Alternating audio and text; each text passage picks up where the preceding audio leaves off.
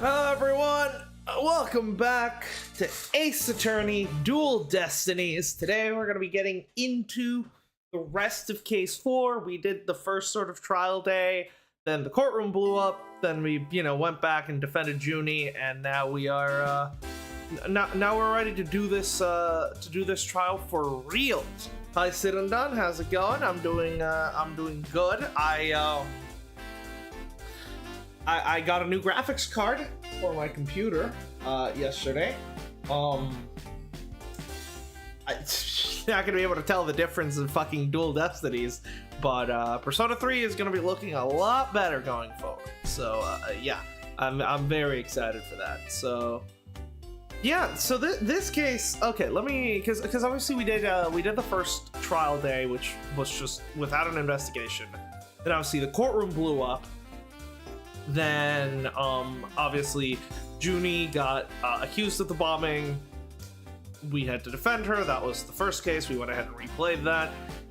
Ted tonates. So it seems like Candace Arm, who was one of the two people who witnessed the crime here, or who found the bodies in Cosmic Turnabout. She caught Ted Tonate trying to steal the bomb that was supposed to blow up the lounge. So then Ted Tonate killed her and stuffed her body inside of the, the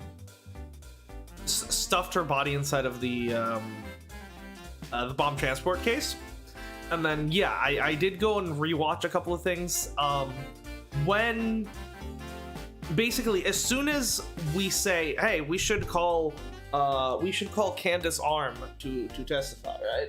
As soon as we decide, let's call Candace Arm to testify, Ted Tonate stands up and is like, there's a bomb, right? Because obviously the whole reason was just that he realized if we go look for Candace Arm, we're gonna find out that she's gone missing, and then we're gonna find out that he killed her, yada yada yada.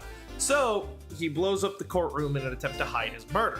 However, it seems, at least for now, though I don't know, I don't know if this will continue to be the case. It seems for now that the courtroom bombing and the murder of Candace Arm had actually nothing to do with the murder of Clay Terran, right? Because I think it was literally, at least from what it seemed in Turnabout Countdown, I think it was.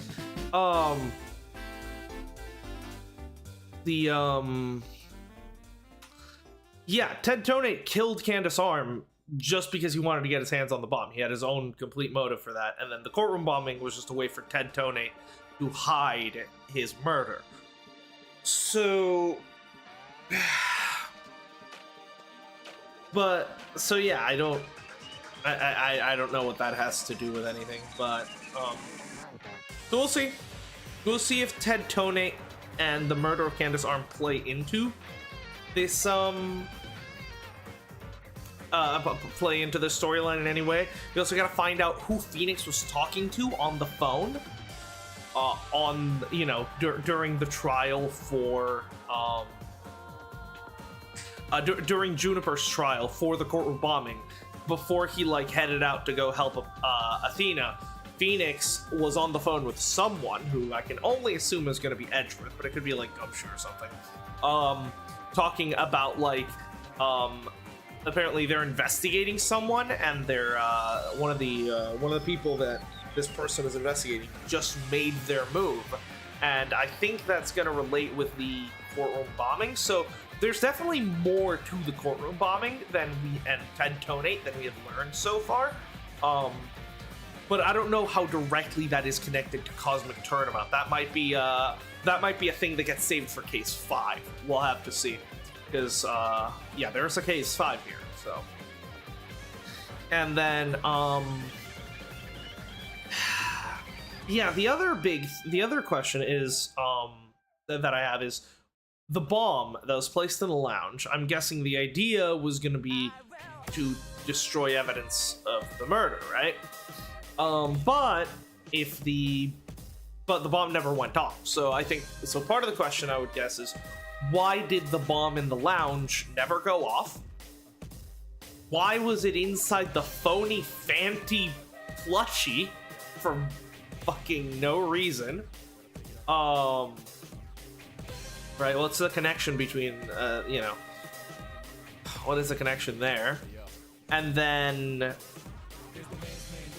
right, there was something at the end of Turnabout Countdown about, like, the detonator of the bomb having gone missing. So, yeah. The detonator of the bomb disappeared, and we don't know what happened to it. So that's a loose thread. We got a couple of plot threads that we need to figure out, but I don't know if we'll be figuring those all out in this case, or if this will carry over into the 5th case. But I'm very excited to see. So let's just hop right into it.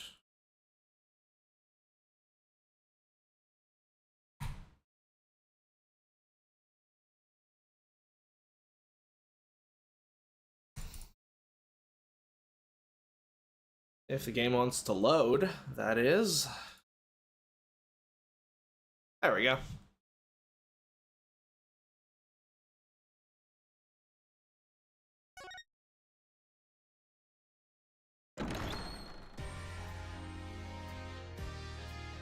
Alright, cool. Yep, here we go. Cosmic Turnabout. Investigation Day 1.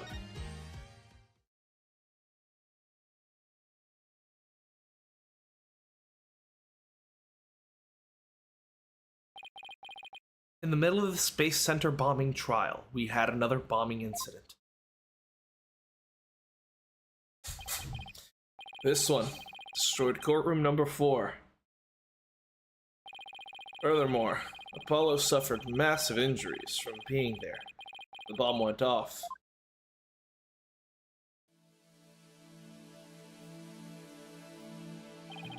Unfortunately, Juniper Woods was fingered as the courtroom bomber.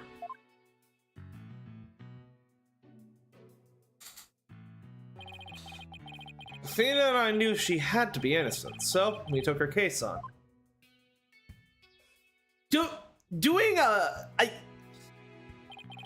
We managed to clear Miss Woods' name.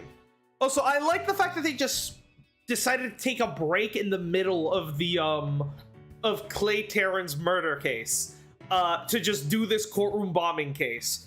And then only to continue afterwards. Like, I don't know, I feel like you should complete the current case and then move on to the bombing case, but hey, that's just me. I don't know the wisdom of the Japanifornian courts. Yep, see you in a bit. But Apollo sustained further injuries when he was attacked by Ted Tonate. Yeah, Apollo did not catch a break. So he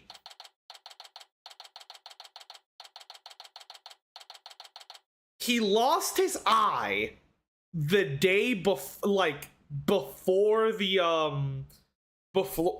the Clay Tarrant case, and we still don't know how he lost his eye. He then got he got fucking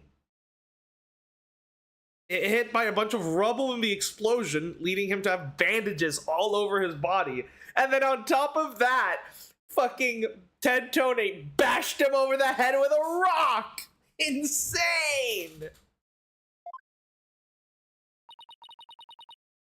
Apollo's a tough guy, but this is taking his toll on him. Yeah, poor guy. Being attacked by Tonate like that on top of all his other injuries. And looks like we're back to playing as Phoenix. Apollo is resting at the nearby Hickfield Clinic. I've had some experience with that place myself. What an awful turn of events.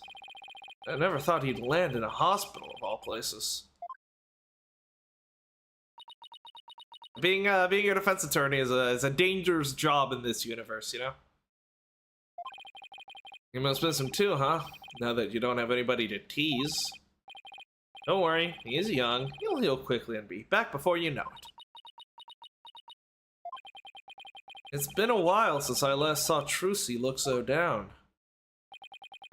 We won the court case, yet nobody feels much like celebrating.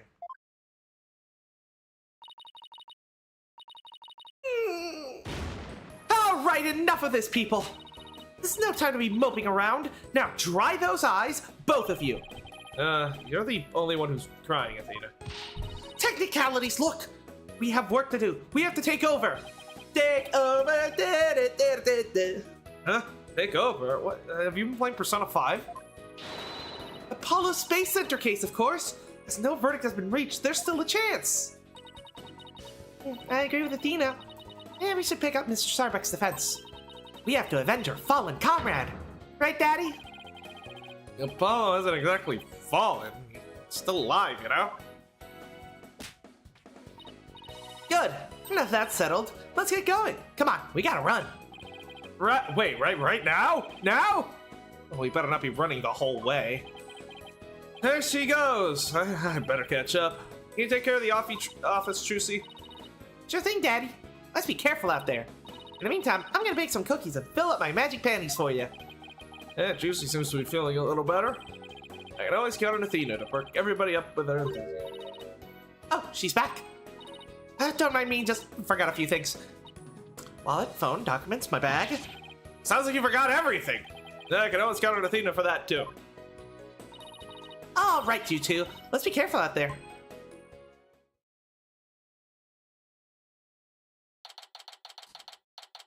Number 19, Detention Center Visitors Room. So, our client is Solomon Starbuck. He's so famous, even I've heard of him. That's right. He's a super famous astronaut. Works at the Cosmos Space Center. He was actually up in outer space 7 years ago. I seem to know quite a bit about him. I'm well excited to meet the man.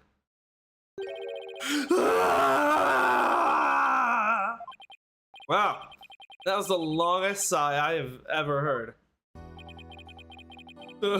Apollo told me all about you. You're Phoenix, right? Apollo's mentor, right? Yeah, that's right.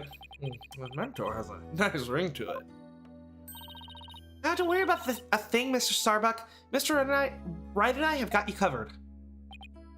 And you're the new kid that Apollo told me about. Wait, don't I know you from somewhere? You mean other than your trial? I don't think so. I guess so. My mistake. Yeah, yeah, so there's possibly some kind of history with Starbuck and Athena, maybe related to that case Athena was part of when she was a child, where she witnessed a murder, I'm guessing. My memory isn't what it used to be. My mind and body are kaput. Same goes for my life. I mean, I'm so astronomically unlucky that I had a bomb go off in the middle of my trial. Trying to defend me would be like trying to enter the stratosphere without a spacecraft. Yikes! He's seriously gotta stop depressing himself. Cheer up, Mr. Starbuck. Besides, that thing you said about entering the stratosphere? That just means we'd shine like shooting stars, right? Like shooting stars, huh? You know, you're right. What did I think of that? After all, that's what we were all put on this earth to do, to shine like stars. I guess I shouldn't mention the fact that shooting stars burn out in the flash. Oh yeah, here we go! 3, 2, 1! To the stratosphere and beyond! Yeah, I feel alive now. You can go ahead and ask me whatever you want. Is that really all it takes? He's an easy man to motivate, you know? Before that, I just want to pop by the Anything Agency. Dr. Trucy. You went to visit Apollo in the hospital, right? How was he? They seem to be doing well. He's doing his Courts of Steel exercise in his room. I guess he's pretty gung-ho to get back to work. Was he shouting stuff like objection and I'm fine?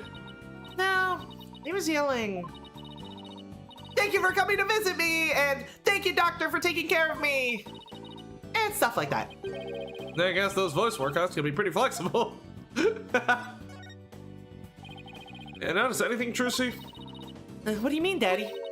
Is your attorney's badge somehow different? Oh. Did you bend it out of shape or something? It's not easy to bend something so small out of shape, you know. Then did you change your hairstyle? Or maybe it's your suit? I don't know. You look like you always do to me, Daddy. That really wasn't what I was asking. Okay.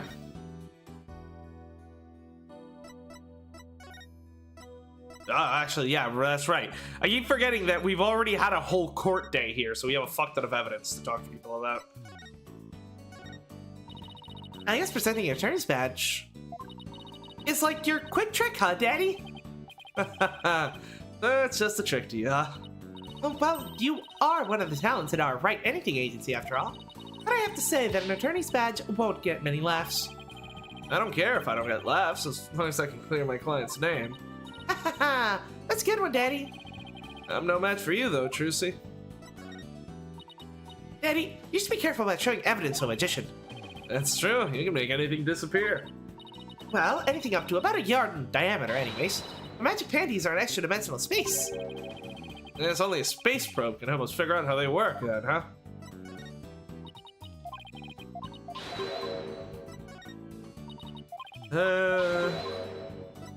I doubt Trucy is going to respond to any of the evidence, but we might as well.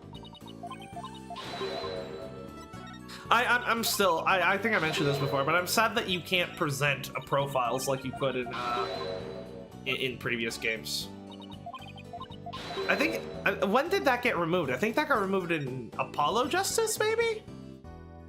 I know it wasn't the case in, it wasn't the case in the first game. It was in Justice for All, but I don't remember about Trials and Tribulations or AJ.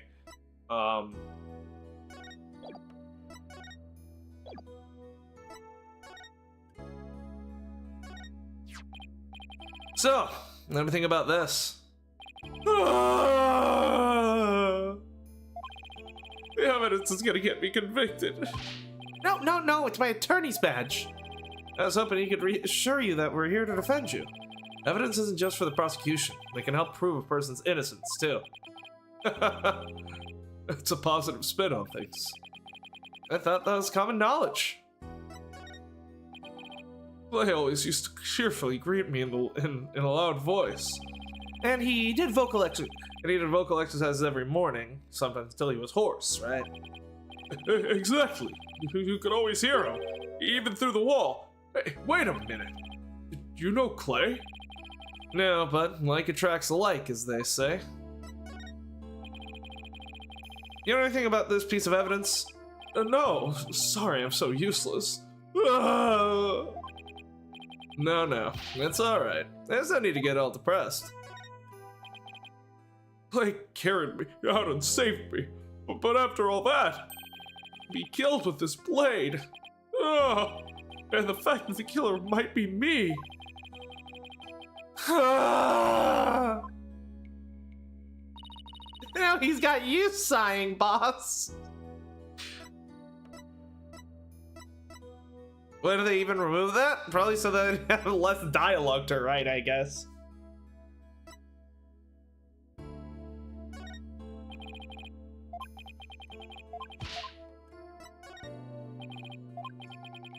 Mission report.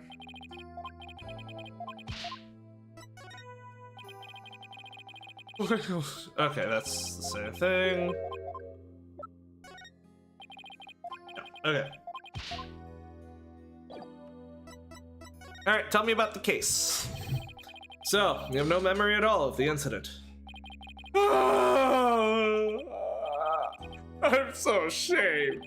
My memory of the time is as black and clouded as a dark nebula. Still, it's strange you don't remember a thing. Are you sure you didn't take one of those anti-anxiety pills like they said at the trial? I'm pretty sure he was drugged. You got it all wrong. I told him during the investigation too. I don't know anything about any drugs. I never took any medication. I swear. It is true. I developed the fear of space because of what happened 7 years ago. And I was taking medication secretly every now and then when my anxiety got bad. Having a fear of space is not something an astronaut can brag about, you know? Oh, so the so-called Hat 1 miracle. That must have been a terrifying experience. I'm still an astronaut at heart, come what may. I would never take drugs that might impede my performance just before launch. That is true.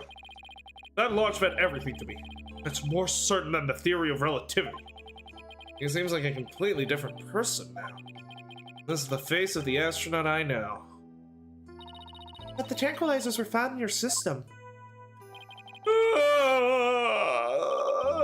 Yeah, that's the thing, but I don't know why. I'm done for. If you didn't take them, then maybe somebody slipped them to you. By the way, in every game, Phoenix copies the mannerisms of the other side a lot, like how he sidelights Starbuck right now, which he normally doesn't. Well, I don't know if that's necessarily that, because like Starbuck even had fucking Blackquill sighing at one point in the trial. I think Starbuck is just particularly contagious with his sighs. Like the only example I can think of is like Phoenix with the coffee mug at the end of Bridge to the Turnabout. That's what I thought. It must have been the real culprit. My medication was in my locker. Anybody could have gotten their hands on it. And maybe the real culprit also planted the detonator switch in your pocket?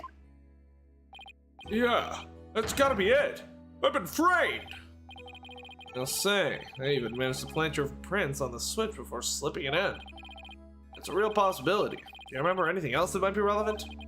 Anything at all, no matter how small. Like, about the murder weapon, for example. Well, that knife. I think you get for one of the Space Center's utility kits. Utility kits? Yes, the staff who work on machinery a lot are given these special toolkits to use. All the technicians have them, so I doubt you could prove whose knife it is. That's useful to know. Yeah, tell me about your traumatic experience. He does it many times. That's just one example. As I recall, your last trip into space was 7 years ago, right? That's right. It was a pretty rough experience.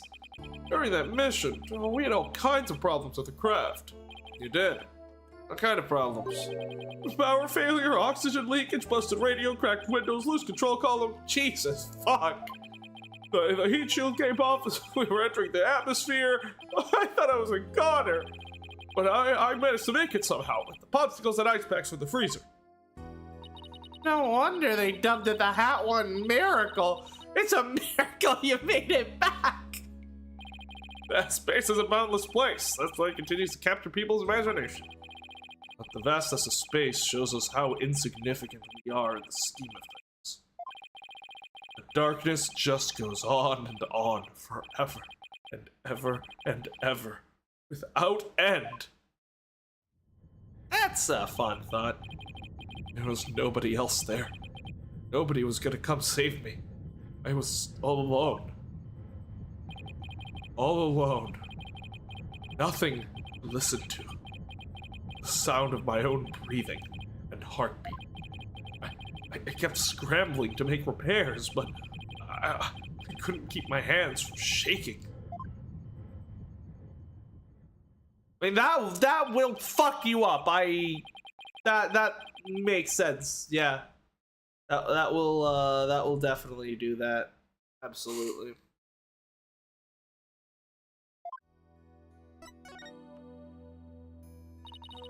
With the experience you had, weren't you dreading this mission? What? No way. Of course not. Even I know. No, I want to go into space so bad I can barely stand it. I want to shake off Earth's gravity and escape velocity and swing around weightless. But you have to admit it was pretty harrowing. Weren't you even a tiny bit afraid? Yeah, Athena also has her experience with traumatic experiences. I was afraid. Of course I was. Still am. But space is man's final frontier. An unknown world. Cosmic truth is out there waiting for us somewhere. The cosmic truth, huh? I guess there are people looking for the truth in every walk of life. No matter how afraid I am, I'm sure I can manage. If I give in to my fear, I'll never find the truth. As long as I don't give up, I can keep up the fight. One thing's for sure, Mrs. Starbuck's passion for space is undeniably the real deal. Oh, shit, that was a misclick.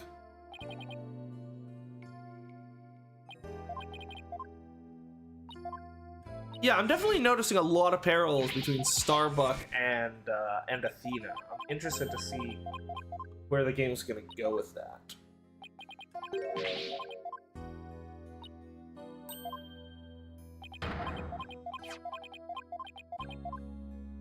Okay, tell me about Clay. The victim, Clay Tarrant. He was kind of like your protege, wasn't he? Well, it wasn't a big exaggerated deal like Master and Apprentice or anything like that. But Clay did think of me as his mentor. Mentor and the protege. What a combination that must have been.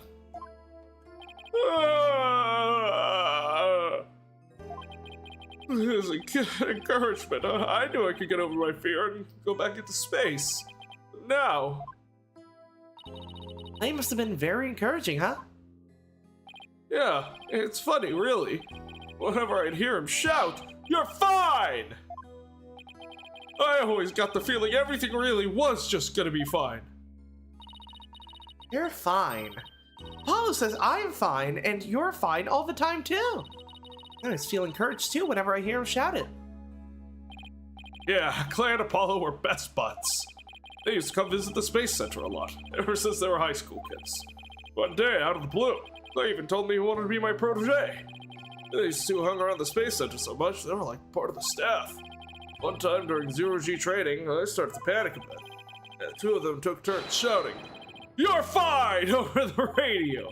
It was a simple thing, but it was exactly what I needed to hear. So, I'm fine and you're fine were like Apollo and Clay's secret phrases, huh? I wish I could ask Apollo more about Clay and their relationship now. Well, we can go visit the clinic. Yeah, speaking of Clay, how do you suppose he climbed down the ladder with you over his shoulder? Sorry. I can't even begin to imagine. They actually did climb down that ladder, so a way has to exist. From the freedom of space to the walls of a cell. That prosecutor said the dark night isn't half bad through barred windows. Oh, you're fine, Solomon Starbuck. Solomon Soul Starbuck is fine. Everything's gonna be alright. And Athena Sykes is fine. Come on, Mr. Wright, you too. I really have to. Phoenix Wright is fine. I can't hear you. Phoenix Wright is fine. I'll get you back in space yet, Mr. Starbuck. Believe in your own innocence and have faith in us. Paula believed in you wholeheartedly. That's good enough for me. I believe in you too. Thank you. Thank you, both of you. I'll put my faith in you. And vow to make it back into space. All I need first is a not guilty verdict. It feels nice to reassure ourselves every now and again that we're all fine. Okay, Mr. Wright. Let's get our investigation off the Space Center started. Pronto. Good idea. Let's go. Okay. Can't go to the, Ooh, this place is cool.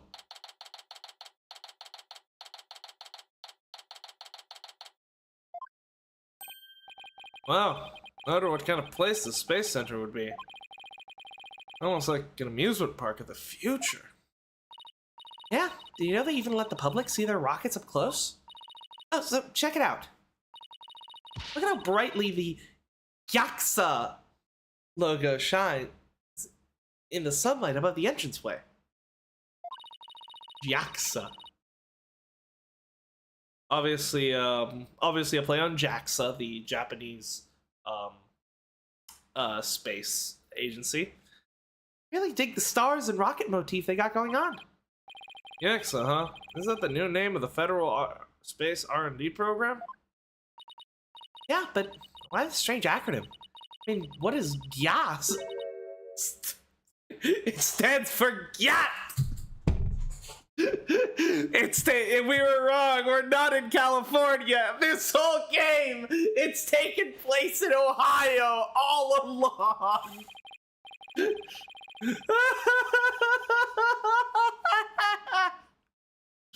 If it were like that, the whole thing would be something like Galaxy Exploration Agency. Which, if you ask me, I'd abbreviate it to GAXA, even Gaia. I guess so. Oh, I know.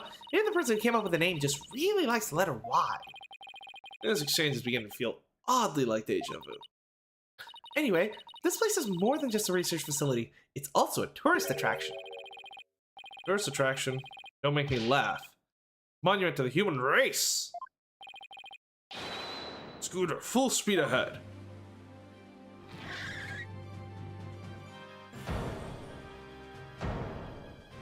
Oh, is this the director of the space center on a fucking Segway? Yikes, who's this geezer? What does he want? Look upon me, and look well! Behold the great power of space science! Pardon, but you are... My glorious name is Yuri Cosmos. I am the director of Cosmos Space Center, the center of the cosmos. Boss, that's pretty ground-inducing. If this person is Space Center's director, then that means... Ah, so you were one of the first to discover Clay's body, weren't you? him and Candace Arm. And who was the first to find the victim? Actually, there were two of them. The Space Center Director, Yuri Cosmos, and Detective Candace Arm. That is correct. I was honored to be the very first man in all of space and time to discover the body. But this talk of the incident, are you by any chance the Space Police? You can't take the word space onto just any old thing, you know? We're Mr. Starbuck's lawyers. They're here to investigate the case. Oh, and we're Earth lawyers, by the way. Ah, I see. I've heard about you. In that case, and by my esteemed privilege, I grant you permission to investigate. I trust you're appropriately grateful. Now go ahead, have at it. Alright. I can already tell he's going to be nothing but trouble. Don't let him hear you say that, or you'll see what trouble really is. Let's just be professional and ask him about when he found the body, okay? Look at how fucking long his beard is.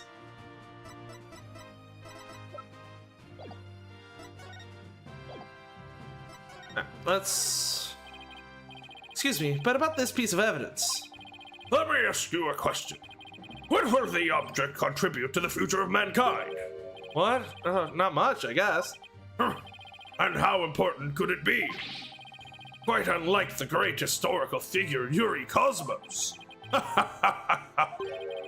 If he's more self-absorbed, he'll turn to his very own black hole. What a shame, truly. Clay was so young. He was an outstanding man who could have contributed greatly to the future of mankind. He was an exceptional man, wasn't he? If he had gone into space, my reputation would have grown even loftier. Why did he have to die before he went into space? Someone needs to teach him he's not the literal center of the cosmos. Yeah, I've been thinking that maybe... So, this guy was like my first guess for who could have killed Clay, just because obviously him and Candace were the ones that supposedly discovered the body. So it would probably have to be one of them to like arrange the crime scene. And obviously we know it probably isn't Candace because she's dead. Which leaves this guy, but I don't know, he's just not giving me evil vibes, I suppose. I used to find this character annoying back then, but I like him, find him a bit funny. He's charming. Excuse me, but about this piece of it. Okay.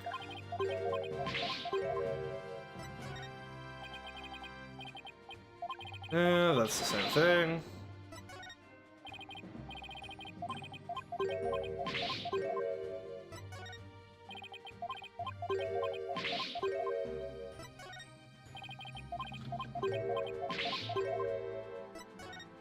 He doesn't seem to have much to say. Okay, let's just ask him some direct questions then. Yuri Cosmos. So, as director, what do you do here at the Space Center specifically? Defend peace across the galaxy and promote space development in this country. No matter what obstacles stand in our way, we keep going for the sake of mankind. I believe I used the word specifically in my question. Attention all personnel, to your break stations, prepare for break. Oh, I get it. You just wander around and tell people what to do in a self-important manner. That is exactly right, because I'm an important man. My manner is important. Mr. Wright, this man doesn't get sarcasm. Well, there's bound to be some people like that in the boundlessness of space. What's that? You want to know what it is that makes me important specifically? Very well, I will tell you. I was the central figure of the Hat 1 project. You may proceed to be appropriately impressed. Now go ahead, have at it. That might be more impressive if I knew what he did for. What he did for specifically.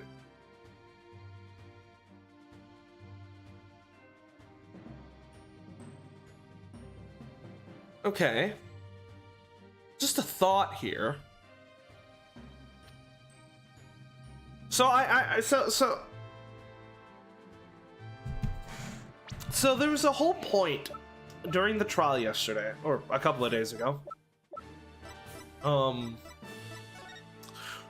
Right, there was this whole who is the victim thing, right? Because obviously we had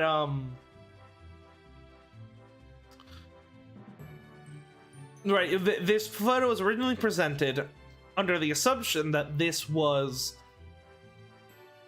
Starbuck carrying Clay. It was later turned out that it was backwards, right? It was actually Clay carrying Starbuck. What if there's another switch, right? What if the target of the murder wasn't Clay?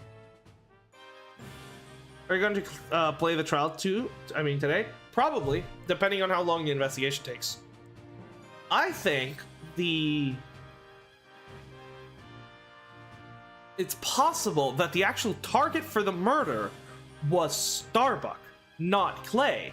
And the killer just got confused because they were both wearing, the killer got confused because they were both wearing their spacesuits. And so he killed the wrong person, maybe. Because that would once again open the possibility for Yuri Cosmos to be the killer, right? Because obviously, from his dialogue so far, I don't think Yuri Cosmos would want Clay dead because he was like the new up-and-coming astronaut that was going to make him even more famous or whatever, right? But he may have had a reason to want Starbuck dead. And that's another reason why I'm suspecting that is because if he was in charge of Hat 1, he could have possibly sabotaged the mission to kill Starbuck and make it look like just a space accident. But Starbuck is so much of a fucking Giga Chad that he was somehow able to make it back home safely, even with a completely sabotaged rocket. So this could have been his backup plan to get rid of Starbuck. But I guess the only issue with that is why would he wait 7 years to do that? I don't know. It were impressive I knew what he did specifically. Could you tell us what you know about the incidents from the other day? Well, but here's the other thing, right? The bomb in the bomb in the lounge was found inside the Phony Fanty plushie, right? That plushie is something related to the legal world, not, the space world, right? It's a campaign to eliminate false evidence and whatever. So I don't know why some guy who doesn't care about like the legal system would own a Phony Fanty plushie, So my only guess regarding Phony Fanty is that someone involved with the case must have been involved with the justice system in some manner, either a police officer or an attorney or a prosecutor or something like that, right? And like so far, the 4 people that we know were involved with the case were Clay Terran. He's probably the most likely person since he was friends with Apollo, so maybe Apollo, maybe he got the plushie because he like thought it, because it reminded him of Apollo, maybe. So Clay Terran is the one I could think of. Starbuck I don't think would have a floating panty plushie. Neither would I think this guy would have one. Candace Arm might, because she was a police investigator. So yeah, it's where that phony Fanty plushie came from is going to be, I think is going to be very important. Hey, tell us what you know about the incidents from the other day. I refuse. What? Explaining is a job for common folk, not the director of the Center of the Cosmos. My testimony, which will go down in space history, will be heard in the courtroom. What? Does that mean you'll be taking the stand tomorrow? That is correct. I will be the most glorious witness in the history of mankind. I'm not sure if he really understands what being a witness is all about. Looks like Director Cosmos is the type that only talks about what he wants to talk about. Then let's at least try to ask him about the things he might be willing to open up about. Yeah, talk to me about Hat 1. The Hat 1 was a rocket that was launched to space 7 years ago, correct? Despite numerous problems, it somehow made its way back home. I suppose it is part of my job to educate ignorant young folk like you. Very well, I will impart on you the complete story of the Hat 1 project. Oh, thank you very much. Hat 1's noble mission was to collect samples from an asteroid. Right, those are the samples that were in the container. Right? And Mr. Starbuck was the pilot for the flight. Eventually, the Hat 1 reached the planned orbit. From where it launched the Hope probe towards the asteroid belt. From there, the Hope probe began its long, lonely journey into the far reaches of space. Then, after a terrifying struggle, the Hat 1 returned safely to Earth. Struggle? The struggle was the incident known as the Hat 1 miracle, correct? Correct. It's truly a miracle. Of course, it's just had to turn the ordeal into a movie. As for the Hope probe, I did eventually arrive safely at its destination. It obtained a few samples from the asteroid and returned to Earth but a few days ago. No, what kind of samples were they? What's in them? The samples are scheduled for analysis in the near future. We haven't had time since they just came back the day before Terran's murder. Uh-huh. Regrettably, we had no time to inspect the samples due to everything that occurred. But this part of our space development program is ahead of other countries by several years. That's quite impressive. Guess this guy isn't just a loudmouth braggart after all. In the golden age of space development, our predecessors were successful in bringing a moon rock back. That is the greatest achievement in the history of this space center. The public fell in love with space and all of its glorious potential. The moon rock, huh? I remember that being big. Our endeavors of the moon rock live on in our work with those asteroid samples. I want to bestow upon new hopes and dreams for your future upon mankind once again. That is my mission, as the man who stands at the center of the cosmos. I hear there's a lot of research into moon rocks and stardust from asteroids these days. I say the results could potentially have a huge impact on all of civilization. It's like we're in a new space race with every other country out there. What? Bite your tongue. It's not for anything so base as money or politics. It's for the brilliant future that awaits mankind, and for my illustrious mission. With the recent budget cuts, my staff tell me finances are tight, but I won't hear it. I guess even a space program has to watch its budget. By the way, you seem awfully knowledgeable about this kind of thing, Athena? Huh? Oh, well, you know, I thought I'd better brush up for the case. Is that so? Well, I'll be on my way. As you can see, I'm very busy. And a very important man. Electric scooter, fire up the main engine, max battle speed, and engage! I love him. Oh my god. That thing is surprisingly fast. I guess we better get going, too. You bet. Let's make it so.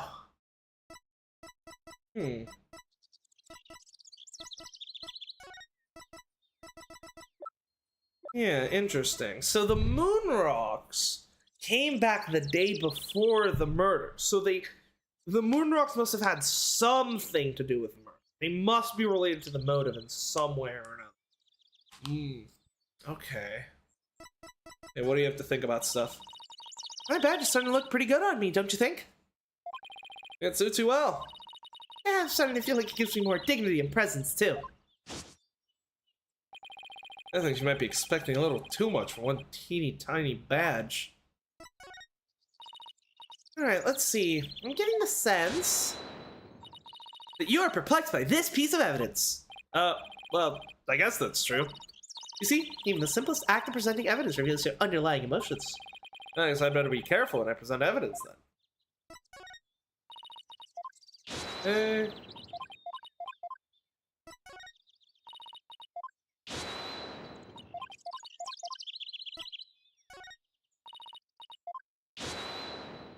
You don't got anything to say. Okay. I don't know. I really feel like we should be playing as Athena for this case. I mean, I've mentioned this before. I think playing as Phoenix was a complete mistake that should not have happened. You should have, like, I like the whole like multiple protagonist thing. I think it just should have just swapped back and forth between Athena and Apollo. You know? Because it's gonna be very sad if like we only got to play as Athena in Turnabout Academy and that's it. Especially with like her whole like storyline and like her whole like trying to overcome her PTSD and like I don't know, it just wouldn't feel right for Phoenix to have this big climactic confrontation with Prosecutor Blackquill when he's like never like had any relationship with him, whereas Athena has, you know, been his like rival for a while now, you know. Well, Athena and Apollo. So we'll see how it goes though. What to do? Athena Sykes is fine. Huh? What was that all about? I thought I better get fired up twice as much to make up for Apollo being gone. For starters, I thought I'd imitate him. So you were doing a voice workout, huh? Yep, you have to put your voice up from the pit of your stomach. Hold it! That's a contradiction in the witness statement! You're really serious about this. Objection! You are lying. The true culprit is the judge. What? Then who's gonna hand down the verdict? Oh, I didn't think of that. That would be a hell of a plot twist. Well, what do you think we should do next? Oh, that's right. What is it, Athena? I just remembered I forgot to go running today. I was so taken up with what happened to Apollo, it slipped my mind. That wasn't what I was asking. Did we ask everything to Trucy? I don't remember. Yeah, we did. Okay, cool. Alright, let's go to the boarding lounge. This is where the murder was, this is where the body was found. The fuck is that thing? So this is where Mr. Taryn was murdered. Yeah, this is the lounge. Let's see that diagram. The police made again. Right now we're in the middle of we're in the main building here on the right side, on the 3rd floor. Clay and Mr. Starbuck fled from the launch pad 1 after the explosion. You there! No admittance without express permission. We're Mr. Starbuck's lawyers. We've come to investigate. Sorry, nobody gets in without permission. Not even the police superintendent. Can't have Detective Fulbright getting mad at me. Oh, Detective Fulbright is here, huh? Yes, he's in Launchpad 1 corridor. Go get clearance from him, and then we'll talk. Leave it to me. I'm great at getting intel out of Detective Fulbright. You are. Now, let's see. What trick should I use on him today? I don't know if I should be grateful or afraid. So, to get the Launchpad 1 corridor, you just have to go through that door with the blue rocket on it, I think. Wait, what door? That looks awfully familiar. Yeah, that's the one that we've talked about, the one with the, Good eye there, boss. Ooh.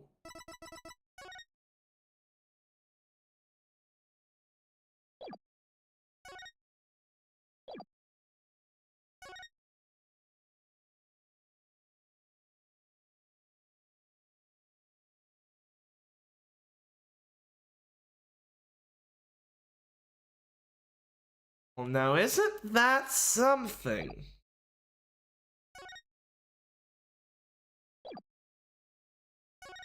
That's not the same door.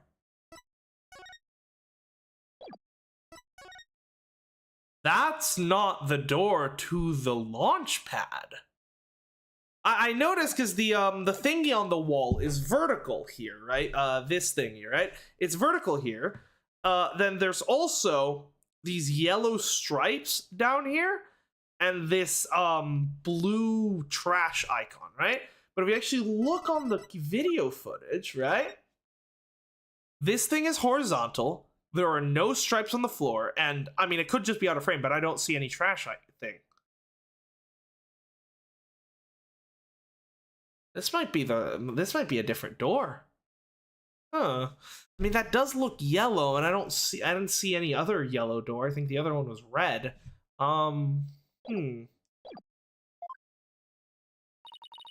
Is the door claimed Mr. Starbuck used during their escape from the launch pad? Is it? It looks different. Yeah, that explains it. The fingerprint system has been deactivated, so I think we can just pass through. Now come on, let's go! Ah, we're not allowed to investigate here yet. That's disappointing. Bobby! Even in space, safety first. Oh my... Well, that place is completely destroyed. Holy shit. This is it, huh? There's the corridor two of them used for their escape. Yep, that's the only thing connecting Launchpad 1 to the main building. I see police tape down on the other end. I guess we won't be looking at the launch pad. I don't think there's much to look at. But then that also means, yeah, I don't think anyone could have survived that explosion if they were in the launch pad area. Like, I think they must have already been in the corridor when the explosion happened. Because if they were anywhere in here, I'm pretty sure they would be dead right now. Which then also explains how the body was able to get down. How Clay was able to get Starbuck down. He used the elevator before the explosion took place. You know? That seems to be, I think, the easiest possibility. After the explosion, this whole corridor must have been filled up with smoke. But good thing they had oxygen tanks. And the launch pad itself is probably a sea of flames. Must have been pretty scary for them. Now, where could Detective Fulbright be? Hey, I think that's him over there. Ah, what should I do? Which path is the path of justice? He seems to be lost. That's funny. This corridor's a straight shot. Huh? Ah, it's you lawyer people! Welcome to the Space Center! Enjoying a relaxing day off, are you? Here for a little rocket sightseeing? We're here to investigate the scene, same as you. Do you have any info to share? Boss, if he acts at all reluctant to give us information, we hit him with the whatever shall we do act. I'm sure he'll fall for it. Got it? Are we trying to catch the unruly family dog here or something? Info on the case, huh? Alright, I'll gladly share some with you. Huh? What just happened? Detectives and lawyers seeking truth and justice side by side. I like it. Just take whatever you want from me. Yeah, info bandits. I'm in a generous mood today. I love him so much. I don't know, there's something weird about Detective Fulbright today. Well, we need information, so let's run with it. If you say so.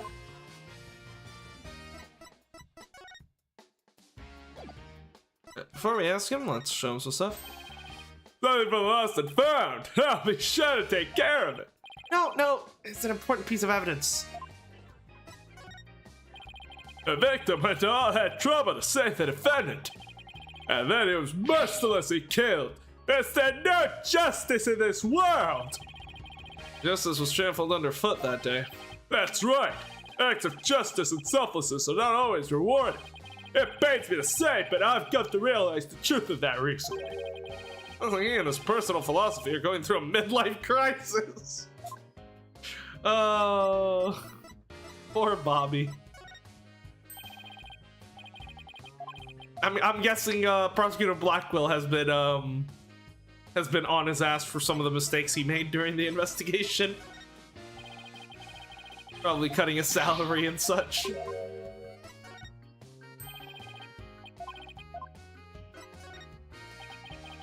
When the explosion occurred, everyone was on the verge of panic. But the important thing is that no one from the general public was hurt.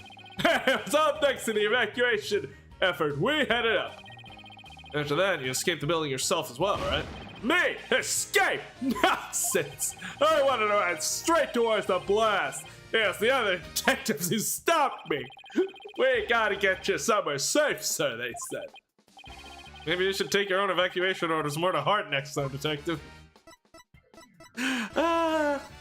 Yeah, I guess another thing that I just don't know is why was Bobby Fulbright and Candace Arm here at the Space Center on the day of the murder? Like, what were they doing?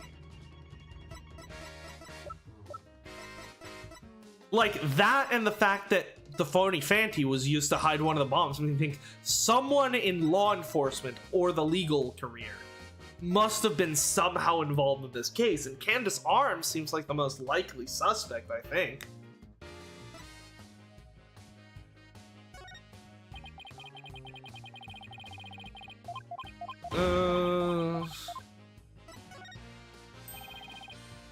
Yeah, take the whole fucking door to the lost and found.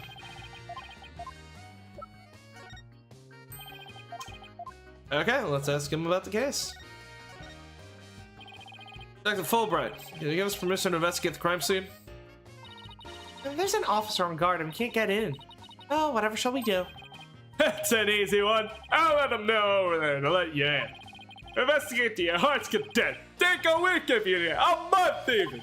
Shall I even have some snacks delivered, or one of my men keeps a mean neck rub? No, that's okay, but thanks. Definitely not the Fulbright I know. I mean, do you know Fulbright? What?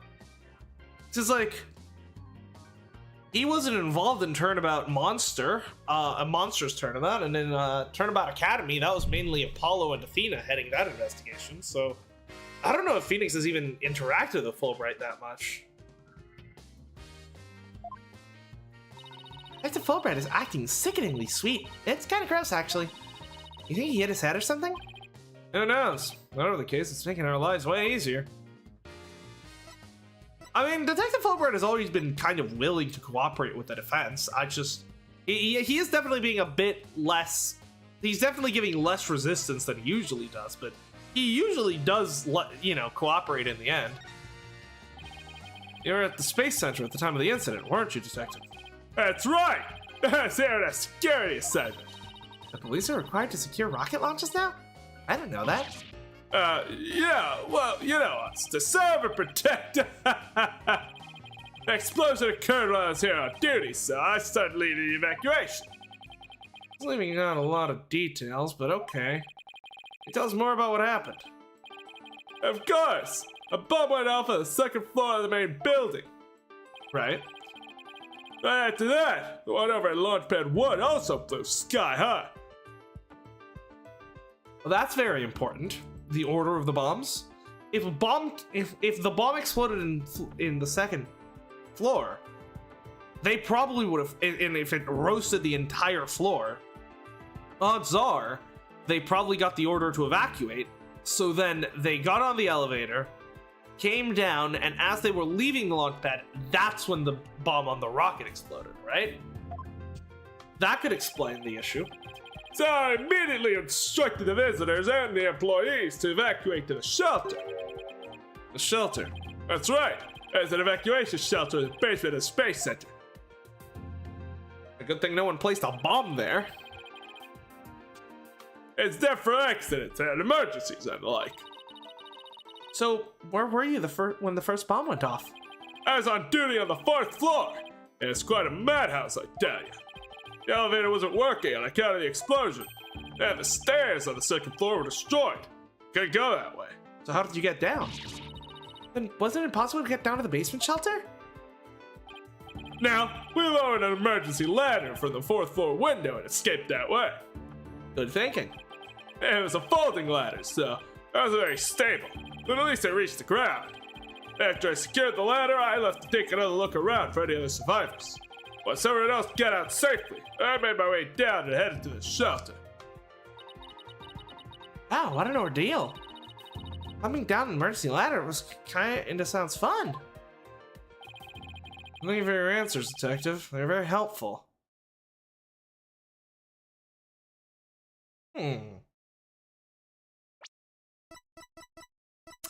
He said the second floor ladder was destroyed, which would make sense. But then that means anyone on floors 3, 4, 5, or 6 would have had access to the lounge, right? Not just like, yeah, Yuri and Candace Arm were the ones that you know, went to check on the lounge and found the bodies, but while the evacuation was going on, in that chaos, no one would notice someone from floor 4, you know, slipping down to floor 3, committing a murder, then slipping back in the devastation. He could even pretend to be like, have been trapped somewhere, and when Bobby comes and finds them, you know?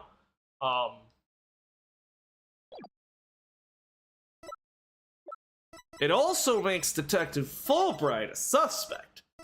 I don't know how likely that is, but if he went back to check for survivors after leading the evacuation, he definitely had an opportunity to head down to the lounge. So, if need be, I mean, I'd feel bad about it, but we could always try to pin the blame on Detective Fulbright to get ourselves an extra court day if necessary.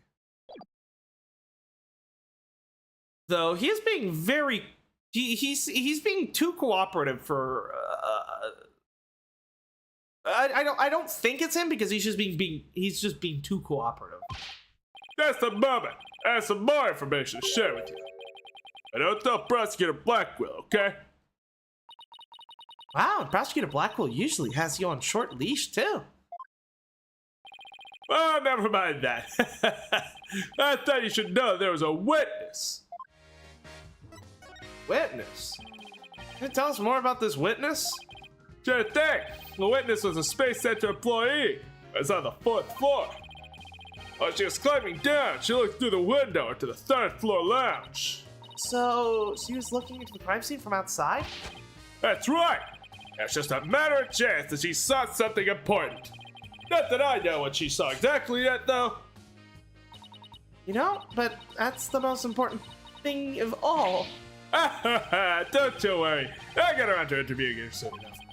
She should still be somewhere in the Space Center. Might even run into her. 4th floor employee, huh? Alright, thanks for your info, Detective. Gee, you sure are being cooperative, Detective?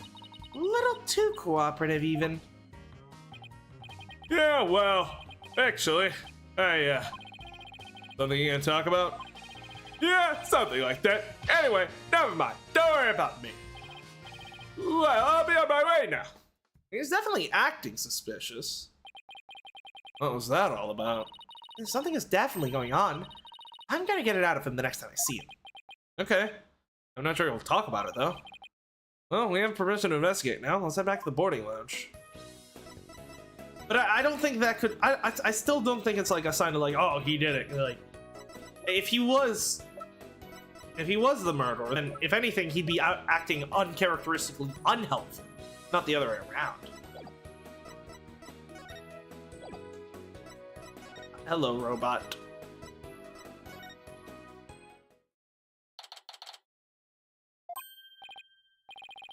You two. Detective Fulbright has granted you permission to investigate. He also said I should bring you some snacks. Give you a neck rub too, if you'd like. Oh, that's alright, but thank you for the offer. Well, time to roll up our sleeves and start investigating. Yeah, let's see. Where's the diagram again? This lounge is on the 3rd floor of the main building. According to Apollo, this is where he believes a third party killed his friend.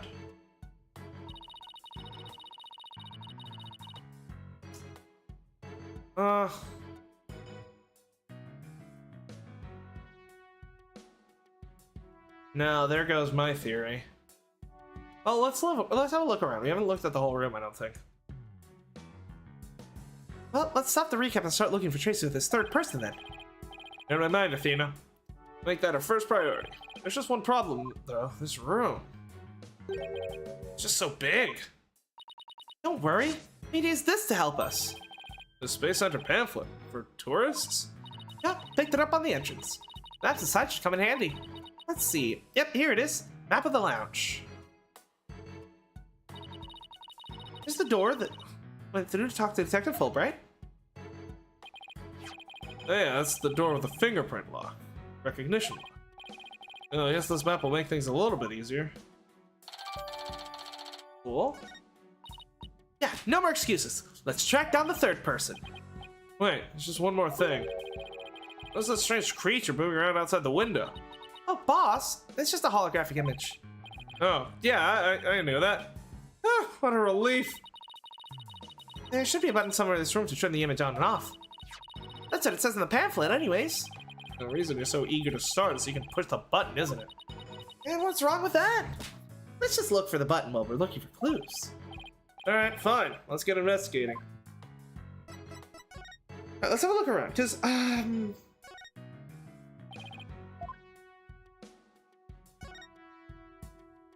okay, so there's that door, which, it is yellow. It doesn't have any stripes, but it's clearly not the door in the photo. Because the door in the photo has, the door in the photo has the panel on the left side, and it has that thing on the wall. That door is clearly different. And then, I don't know, that door just doesn't seem right to me. I mean, there is the camera, but I wonder if there might be a different door somewhere. Because that thing was was turned around and couldn't see the one thing, like, that could just be a thing that, like, turns under certain conditions. I'm sure we'll find that out soon. But it's just the lack of the yellow line seems kind of an issue, you know?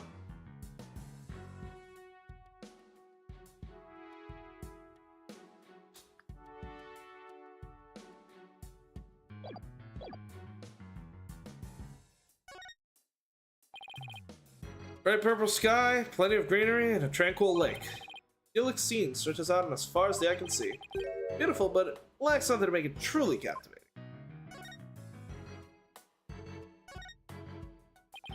First glance, it looks like a peaceful landscape. And then there's that creature. Did the Hope probe go to some planet? Maybe this is what its surface looked like. I don't know, I think it would have made the news if they discovered a creature like that. It did make quite a bit of news, though, when the probe came back. Yeah, but Hope Probe didn't even go to a planet, it went to an asteroid. Big rock kind of thing. Even aliens can't live there.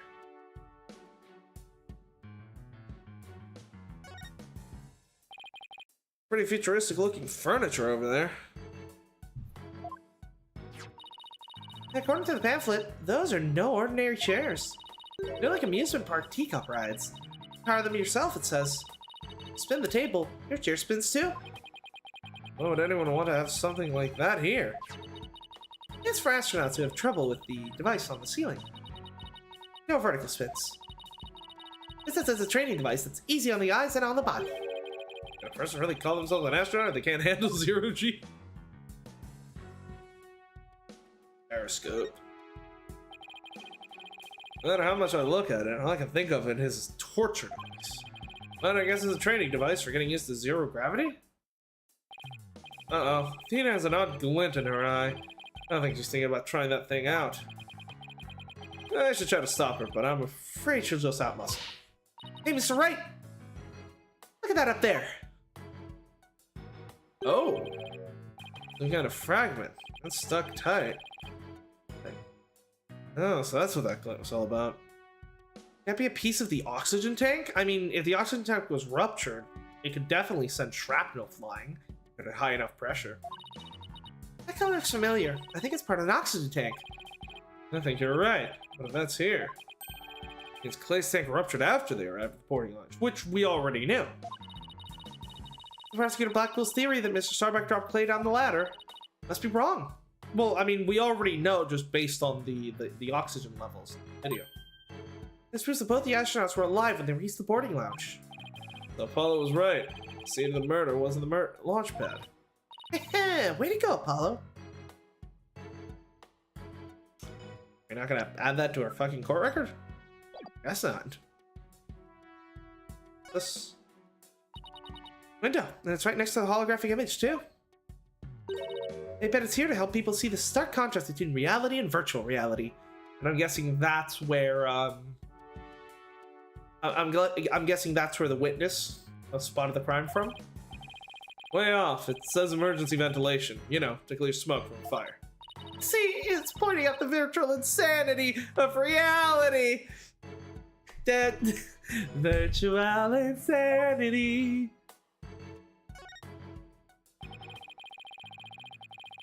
Looks like there are 3 doors that lead in and out of this room. Well, let's check. Drum roll, please. Ta-da! The Space Center pamphlet. We're here at this place that says Boarding Lounge 1. Right, there are multiple boarding lounges, though. I'd be interested to check out this boarding lounge, too. There are 3 doors. Let's call them Lefty, Righty, and Downy. You know, we usually say west, east, and south in cases like this, you know? Details, details. Anyways, take a look at the west door. That's the door the rocket icon leads to Launchpad 1. I know because it says so here on the map. Launchpad 1 corridor. That's where we were with the detective. Saw the smoke after the explosion. Right, next up, right side of the map, or east in your world. That's the door with the satellite dish icon. Signify communication, aka the control room.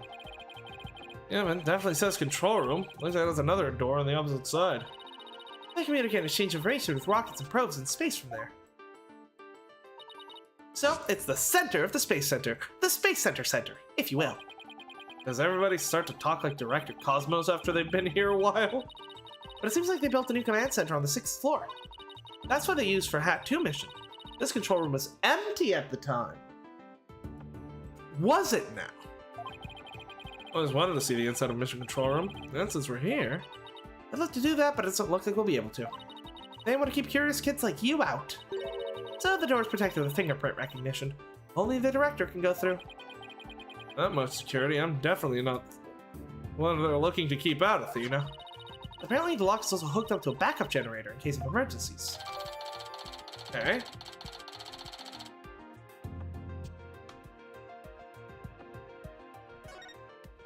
Okay, what about the last door? Slower door. Oh, excuse me, I mean south door, at least to the elevators. This is the door we came through when we entered this room, right? Yep, and of course there's no fingerprint recognition device. It's open to anyone. But the elevators weren't working at the time due to the explosion. Yeah, where's the staircases? Well, that's about it for the 3 musketeers of the boarding lounge. Thanks. I understand the layout of the lounge. Should help us understand the case. That's why I thought we'd better have a grasp where all the doors go. Yeah. So Cosmos is the only one that could get through this door. Interesting.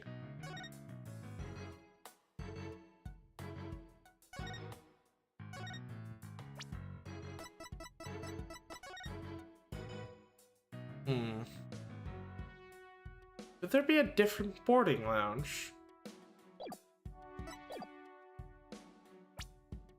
Let's see. Let me take a look at this corridor. It is! Look at that! That's a 1 on the floor there, likely corresponding with lounge number 1. Right, launchpad 1.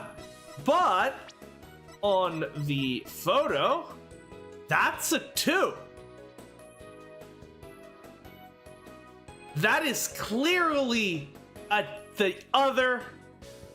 That's clearly the other lounge. Nice. Okay, cool. So investigating this area is fucking worthless. Great to know. All right, let's waste some time.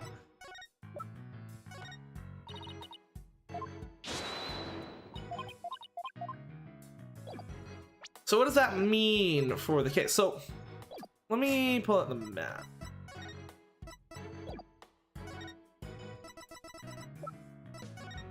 So we know the explosion took place in Launchpad 1. But in the video, we actually see the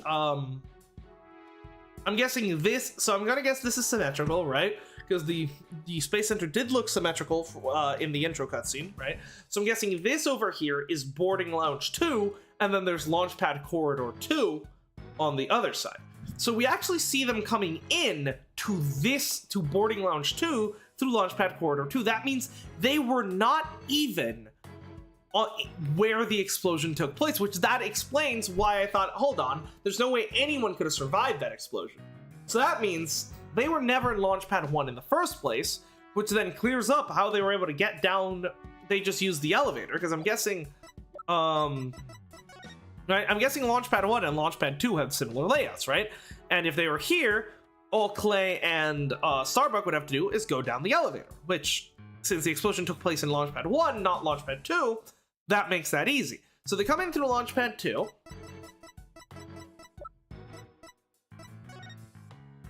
And end up here.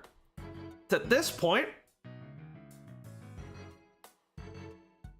that someone comes in, kills Clay, and moves the bodies to Boarding Lounge 1 to make it look like they were in Launchpad 1.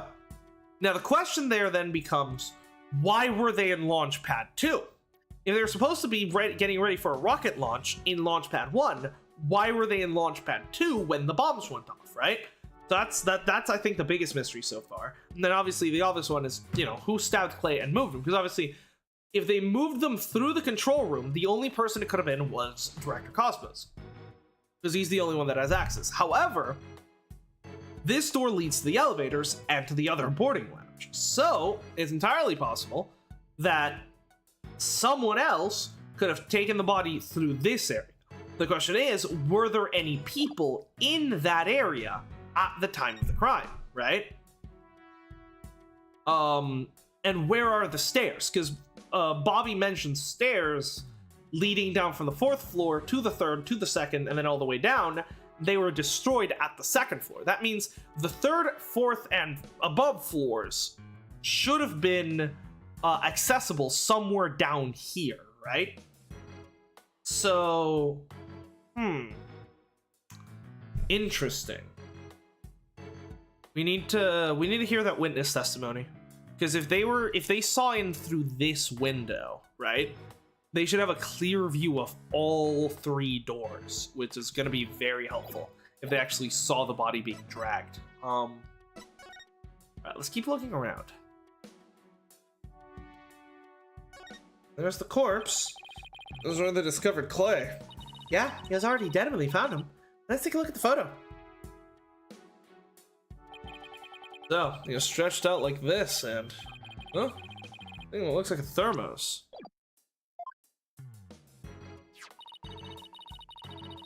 That's the thing Prosecutor Blackwell mentioned when he was in court with Apollo. He said that it contains an asteroid sample. Oh, right. Director Cosmos mentioned something about that too, didn't he? They were brought back only 5 days ago by the probe the Hat 1 launched. I wonder what they look like. Do you think they'll let us see? Let's think about that after we've solved the case, okay? Yeah, I think the asteroid rocks definitely have something to do with motive. Oh, but we'll have to see what. These are apparently oxygen capsules. They're for recovery after training sessions. I wonder if they should change your voice. Testing, testing, 1, 2, 3. Huh, it didn't do a thing. It's not helium, Athena. It's oxygen. You breathe it all the time. Is that a mirror? Oh, a mirror! How thoughtful of them to put one here. Thoughtful? So the ladies can fix their makeup. One's appearance is just as important in space as it is on Earth, you know? You never know when you're gonna run into some other life forms, after all. Not anybody who thinks like that would ever become an astronaut in the first place. Jesus Christ.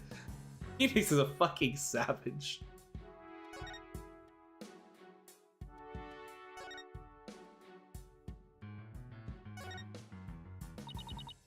Let's see. This door is... where's that pamphlet? Here we are. This is the door to the corridor that leads to Launchpad 1. I threw it earlier when we went to talk to Detective Fulbright. So I guess the security lock must be disengaged now, right? They say the corridor was filled with smoke at the time of the bombing. This thing beside the door, this would be the fingerprint recognition device. Which reminds me, I think Prosecutor Blackwell talked about it in the trial. The notion of a third party in Launchpad 1 is absolutely absurd. Just to enter the area from the lounge, one must pass through a door guarded by a fingerprint recognition device, and allow me to state up front there are precious few with the clearance to do so. What about Launchpad 2, though? Then does this mean the bomber's prints were verified by the system? The number of authorized personnel must be really small. Voila! Fingerprint powder! I brought it up just in case something like this came up. I found it at the office. I've been just itching for a chance to use it. Oh, way to think ahead. Let's test for fingerprint recognition device and see what we can find. You got it. Now let's fix some here and a little over there and... Oh, do we not get to do the mini game? That's disappointing. Let's see what we have here. Oh, we got something. Oh, it's only a single set of prints. Isn't that a good thing? Sure wish we could figure out who those prints are. Though I doubt we'll be so lucky as to get the culprit's prints on the first try. Well, I'm willing to bet Detective Fulbright has some fingerprint data. Right. And there's the security footage of this door, too. Wrong. No, it's not this door, Phoenix. Yeah, here it is. Came up in court the other day. Yeah, I wish we could see part of the footage just after this bit. Oh, because that would be right before the murder, wouldn't it? Let's ask the detective. The mood he's in, he'll probably show it to us right away. Yeah, he's almost too good of a mood today. Let's go see if we can find him again once we're done with his room. Okay. I don't know what this big knob is for. Looks like the knob for a stove. Well, it's the same shape, but I think that's where the similarities end. I mean, it's behind a glass pane. What kind of stove would require a knob security like this? Well, the knob is straight up and down, so if it was for stove, burner would be off. Right. It goes for stove. Well, I wonder what it's really for. So you can turn the knob that's not a stove. How about a rocket engine? You have to start the engine here, the rocket would take off before you could get in. And I guess all we can say for now is that it's a mystery knob. So this is a fingerprint recognition device. You just put your hand on it, and on this hand mark. I guess what you can try. Now, line my hand up with the outline. Don't, Athena, this thing is related to the case. Get your prints all over that. Next thing you know, you'll be named a suspect. How can you be so cruel to a little girl like me? I'm not buying those tears, Missy. Okay, that looks like some kind of trash chute.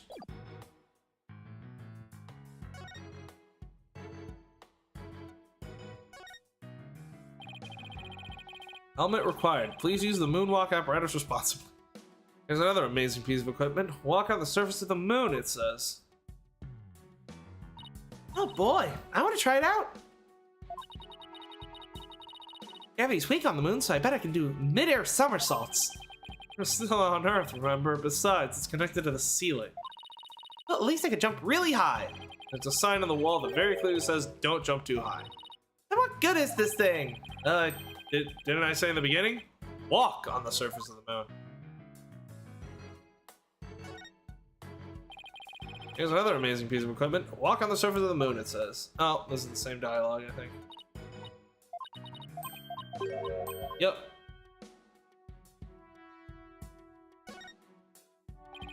What's this? Trapdoor? It's trash chute. The cleaning robots throw the garbage out from here. Robots do the cleaning. What a futuristic world we live in. I just hope they don't revolt like they do in the science fiction movies. No way, all the robots here are very nice. Actually, wasn't there one in the Launchpad 1 corridor? We can go say hi if we want. Hey. Great. Oh, hello there. Hey, I see something shining down there. Let's take this cover off then. What's this? It looks like a metal jelly bean. This was a stabbing case. Why is there a bullet? Well, it clearly looks like that bullet hit something solid. It's completely deformed. Really small bullet. It's only about 2 or 3 millimeters in diameter. Let's see. I'll make it caliber .10? Caliber refers to the diameter of a gun's barrel, right? Yeah, but I've never heard of a .10 caliber gun before. This bullet must be a special kind of gun. What if you tried firing a bullet this small into a regular sized gun? It'd just fall right out. Yeah, must have been a really small gun. Wonder how the bullet ended up here. We're on the bottom left, the south side of the room, according to this map. Which means the shooter must have been standing over here, fired in this direction, probably hit the wall and then fell down to the grate. Are there any marks on the wall? Oh, hold on. My chat broke again. Let me reset it. Welcome, Ahmed. iRobot reference? I mean, there are a lot of movies about robots, you know, killing everyone, so could be any one of them.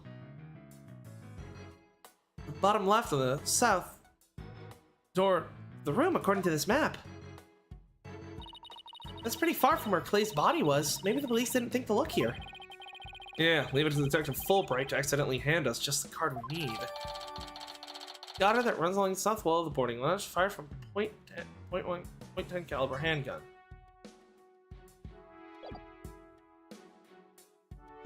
Yeah, I don't see any markings on the wall, so how the fuck did that bullet get there? And who the fuck got shot? No one. This is a stabbing case. This was a security camera that recorded the astronauts making their escape. Plus, this is not even the crime scene. The crime scene is the other lounge. Unless, I guess the bullet could have maybe been used to rupture the air canister?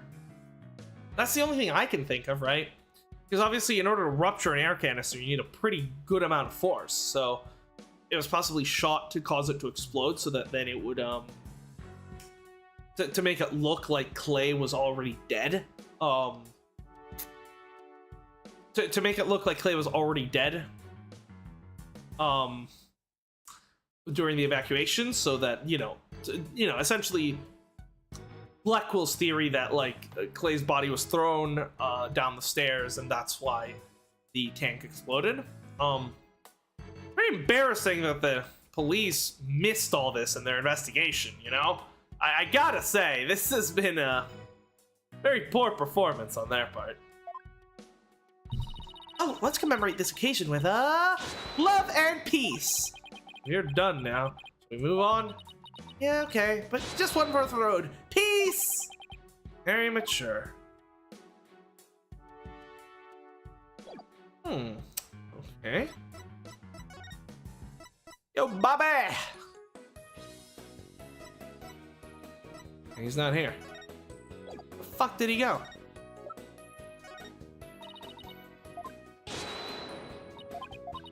Huh. Well, we got everything we can out of the lounge, so let's see if we can find some other people to talk to. At the entrance. Nothing at the agency. Huh? Hold on. Search the crime scene. Present security camera footage to Detective Fulbright. Right.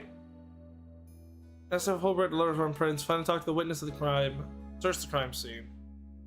Okay, so I guess we're not done with the. Well, it's not the crime scene. This is not where the crime was committed. This is the wrong lounge, but sure.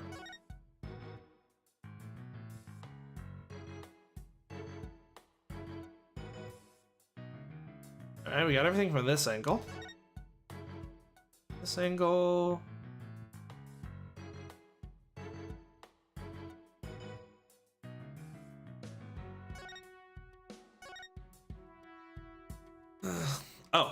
Oh! What's that? I've got a panel with 2 buttons on here. Just push it! That's the invariable principle of buttons. There's such a thing as buttons left unpushed. Ah, that turns that off. Hey, the giant holographic image disappeared. Yeah, the side of the wall seems kind of barren without it. Well, let's see if we can find anything new with the image off. Maybe Back from image off, the screen is completely black, which for some reason makes you think of losing an argument with Prosecutor Blackquill in court. Well, at least it got my brain revved up. You've never faced Blackquill in court. What are you talking about? Some of my best ideas at times like these. Aha! Crack. Hey, Mr. Wright, take a look at this. Looks like a bullet hole. Great find, Athena. So that's where the bullet hit. Interesting.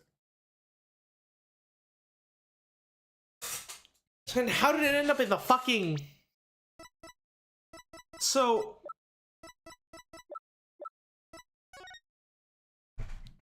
bullet hit here, yet ended up here. Did it get fired and ricochet? I mean, I guess a ricochet is possible. It would need to have been fired, I think, from like rough... Yeah, it would have to have been fired from this area. And it would have ricocheted off here and ended up here. Or maybe someone tried to throw the bullet away, but there was a garbage chute. Why wouldn't they just use the garbage chute? It's pretty big. Whoever fired this shot must have been using a pretty large gun. Oh. I think so. Based on my experience, I'd say it was fired from a regular pistol. Well, whatever size it was, someone fired a gun here, right? Okay. Apparently, it's an important fact. I see a bullet around somewhere. No, the police might have taken it, though. Let's Detective Fulbright about this bullet hole later. Welcome to Space Center guests. Welcome. Hicks, what in the world? My name is Ponko. Ponco. Ponko. Are you sightseeing? Are you lost? Are you looking around? Choose one. I will guide you. It's a robot? I am not a robot. I am Ponko. Psychological observation and navigation companion. Ponco. Ponko. Well, I'm glad we got that cleared up. Oh, Ponko, I've missed you. Huh? You know this thing, Athena? Oh, she shut us around the last time when I came here with Apollo. Oh, you're such a good girl, Ponko. That's a good girl. Oh, thank you. I'm so happy. So very happy. Ah, guide robot. That's pretty cool. My name is Phoenix Wright. Nice to meet you. I don't know you. Huh? Ouch, that hurts. Oh, she has to register people she meets for the first time. Please register him, Ponko. Certainly. Commencing guest registration. Please tell me your name. A nickname is fine, too. His name is Phoenix. Not overly familiar, but I'll allow it. Phoenix, please let me get a good look at your face. Oh, sure. Registering. Facial registration sequence complete. We are now officially friends. Nice to meet you, Phoenix. Huh. This robot is pretty cute. You made a friend, boss. Isn't it great? Phoenix, Athena, allow me to guide you. Right this way. Goody. Let's go, boss. Oh, where?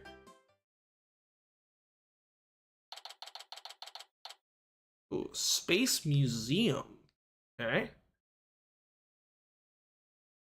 Why is there's a rip on that jacket?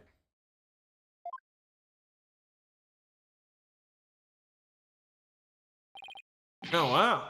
What is this place? Is that rocket real? Welcome. The Space Museum is open to the public every day of the year from 9 a.m. to 7 p.m. Learn about the history of our nation's space development and the Hat 1 project. The rocket is just a replica, but it's the same size as the real one. Space Museum. Oh, here it is on the map. Ah.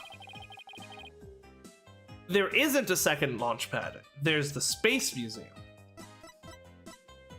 Or I'm guessing this used to be a launch pad that got converted into a museum. Which means, in this video, they were coming from the museum. Right?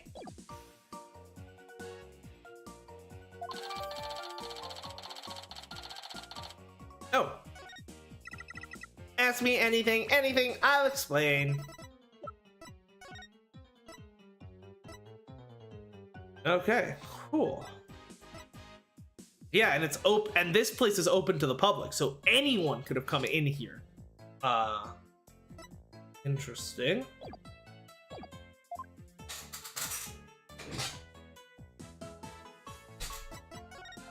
So new locations? No, not yet. We can't go to Launchpad. We can't go to the Space Museum corridor, sadly.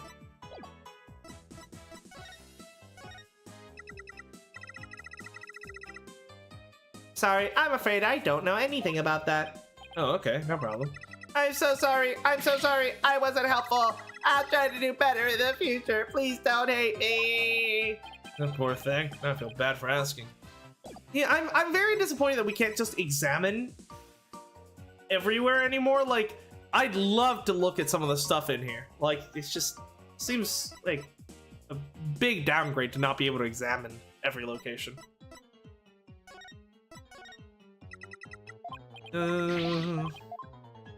How are we gonna get our, you know, how are we gonna get... Oh, shit. This facility is Yuri Cosmo's greatest achievement. Oh, I didn't realize it was the personal achievement of just one man. Director Cosmos taught me to say it like that. It's actually a facility for space development, but don't tell anyone I said that. How could Director Cosmos teach such a pure and innocent robot to lie to him, for him?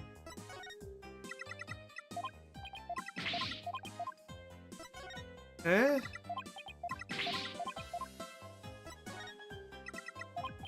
Nothing for that.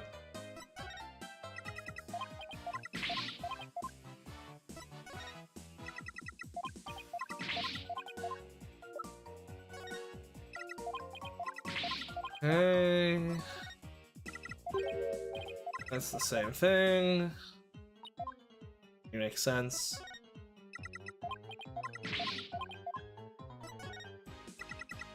Yeah, you don't happen to know anything about bullets, would you? Guess not. Alright. Hat one. Let's go at the place. I can't believe we get to see a rocket this close up. This is a replica of the Hat 1 that was launched 7 years ago. It's exactly like the real Hat 1, inside and out. Its little brother, the Hat 2, was supposed to launch the other day. I wonder if Ponko knows why the launch was cancelled. Over there is an exhibit of its launch 7 years ago. Check it out. Check it out.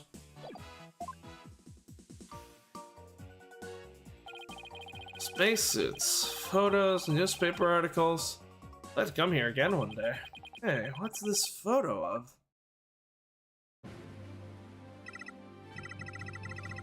Phoenix, that's the staff of the Hat 1 project. Alright, Clay.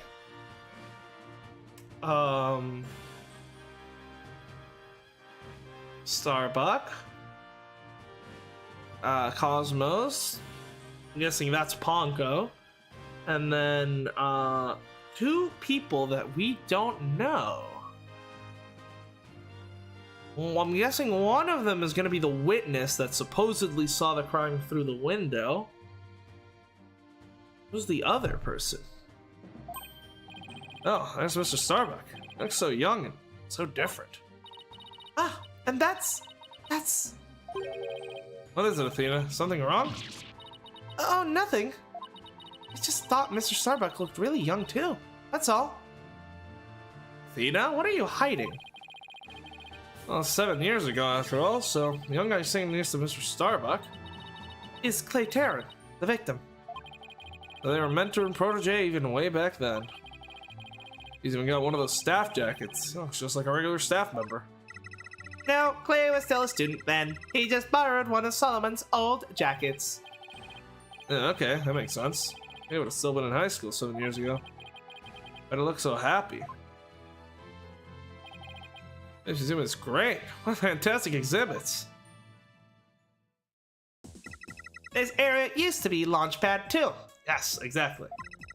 That's why the only entrance is on the 3rd floor. Would it be better if they just made a new ground floor entrance instead? There was talk of it, but they had to scrap their plan because of the budget cuts. Budget cuts! Budget cuts! We want more money! Money! Who would record that kind of information into a guide robot? While it was in space, the Hat 1 launched a probe called Hope.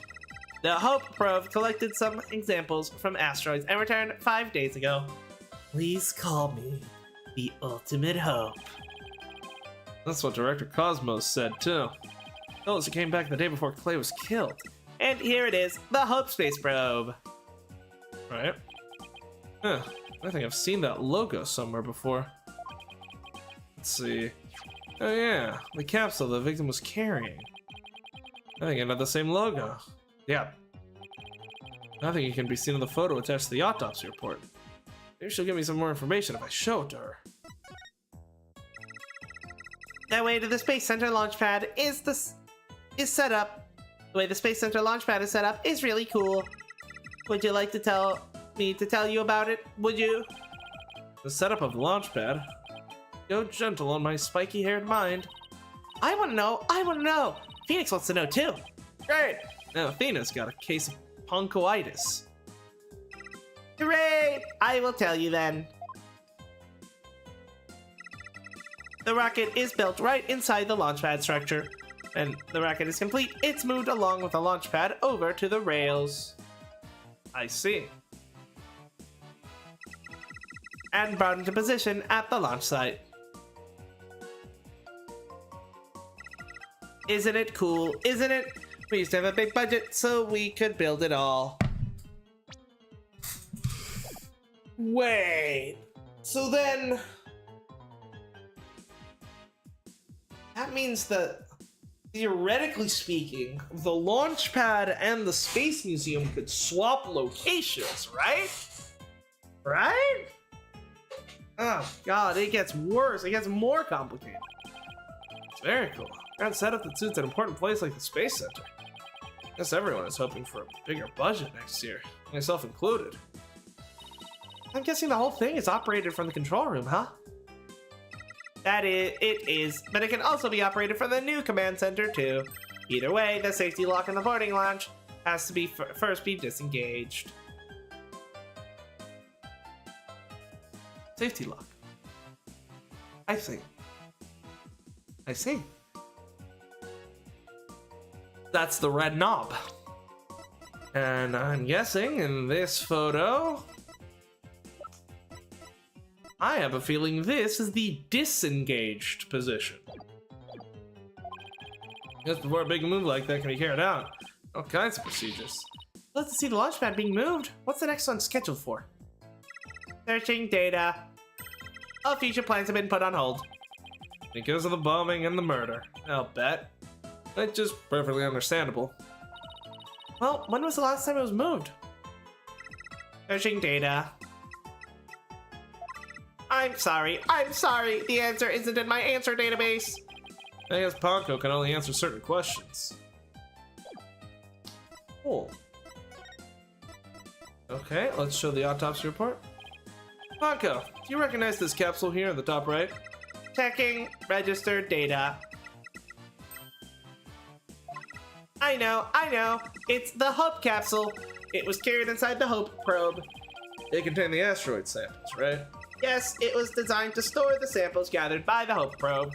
It's been stored in the safe in Launch Pad 1 ever since it returned to Earth. It must not be removed! It must not be removed! Don't worry, Ponko. The people in charge already know what happened. They do? They do? I must ask them later. The capsule is being kept on Launchpad 1, huh? They was trying to carry it to safety after the explosion. The Space Center staff was really excited to finally get the capsules back. It is a pity the incident occurred before they got a chance to check out the contents. Well, the police took it as evidence, so they'll have to wait a little longer. Okay, so... well, we certainly learned a lot about the Space Museum. Thank you, Ponko. You explained everything very well. I love to explain. Thank you for listening. Thank you. You two are like old friends. It's hard to believe you two just met recently. It's because Ponko is so friendly. Now we should investigate. Where should we investigate next? Let's go find Detective Fulbright. You have things to ask him about. Let's see. Security footage of the footprint data, was it? Okay, let's go back to Launchpad 1 corridor. Bye, Ponko. See you later. Come again, and don't forget to visit the gift shop. Poor Ponko. What a Dickensian life we are all forced to lead. So, okay. So my theories are starting to be formulated a bit more concretely now. So, Launchpad 1, the Space Museum, for some reason, were in opposite locations. The explosion happened, the bodies were carried out of the Launchpad 1 was actually here into this lounge, which was captured by security cam. Then, while everyone was down in the shelter, so no one could see if anything happened, they were swapped back around to make it look like they'd been in this configuration the whole time, maybe? That's the only thing I can think of, because like if everyone's down here in the basement, no one would be aware if the launch pads and the Space Museum were rotated. But then again, I don't know if you could even rotate the launch pad if it was fucking exploded. Either way, we know for a fact that this is the door that is seen in the video, just based on the stuff we have, and the fact that I'm guessing that knob is indicates whether the thing is locked or not. So either they were coming out of the Space Museum, or the launch pad and the Space Museum had swapped locations. Either one is a possibility. And then the bullet is just the part that I just don't get. But like, maybe it was used to explode the oxygen tank, but it just got ricocheted. Maybe. Fulbright. Huh. What should I do? Which path is the path of justice? He seems very conflicted about something. There's this Fulbright. He still seems to be lost, even though it's a straight corridor. Let's hope he's still in a cooperative mood as well, then. He doesn't cooperate, then I'll just have to use my powers on him. You mean that lady in distress bit? Hello. Yeah, we didn't get to present much stuff to you, so let's do that first. Oh, right, we did. I forgot. He wasn't very helpful, so I forgot.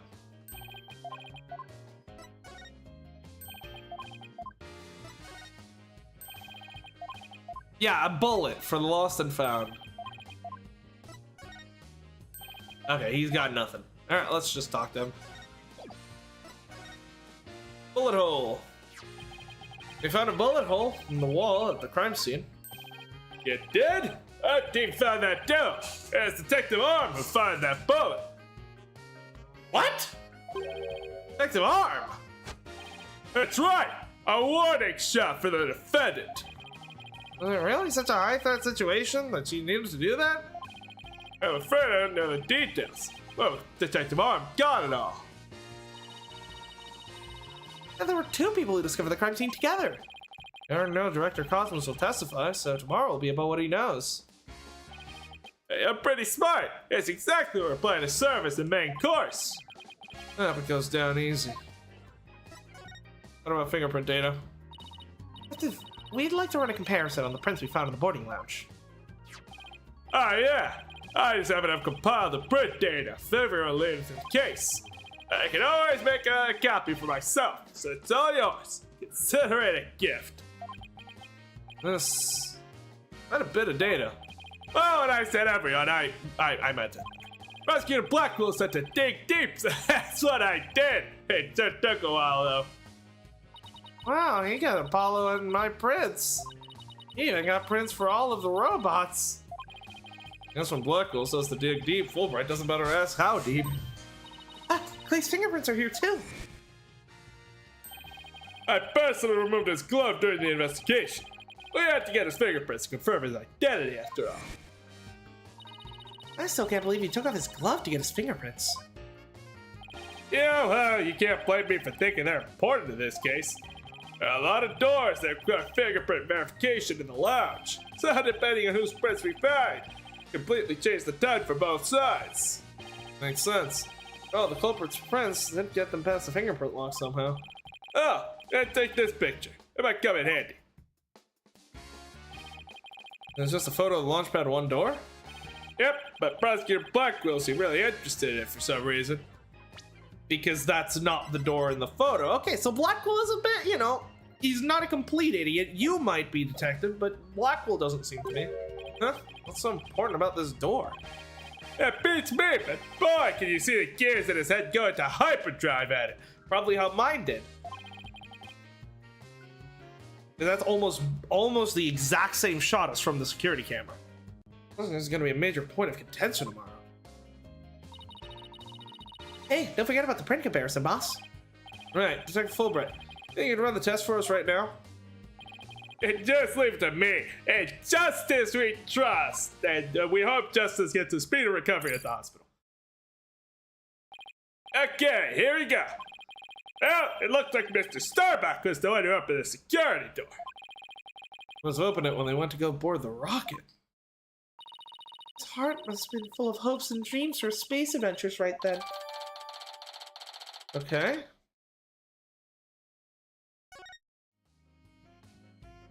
So we know Starbuck went through that door. We don't know when he did. Interesting.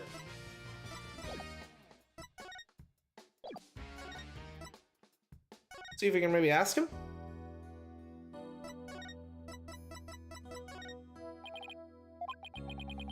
No.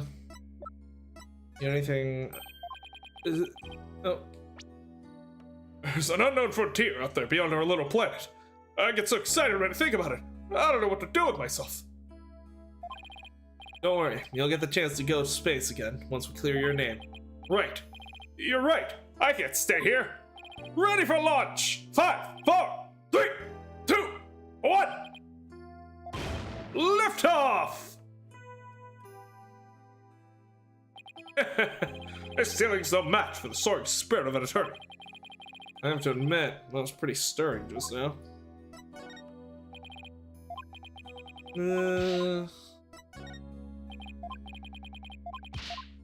Hey, if she fired a warning shot, you'd probably remember the bullet being, you know, getting shot at. Huh. Anything new here? No.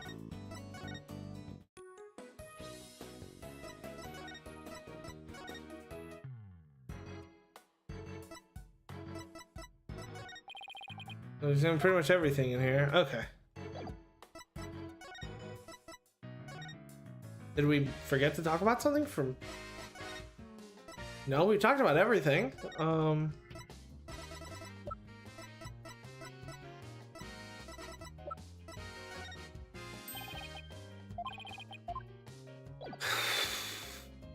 Okay.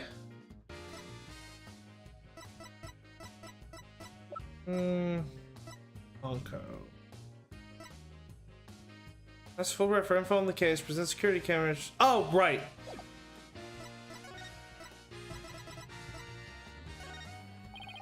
Detective, about the security footage that was taken by the boarding lounge one camera.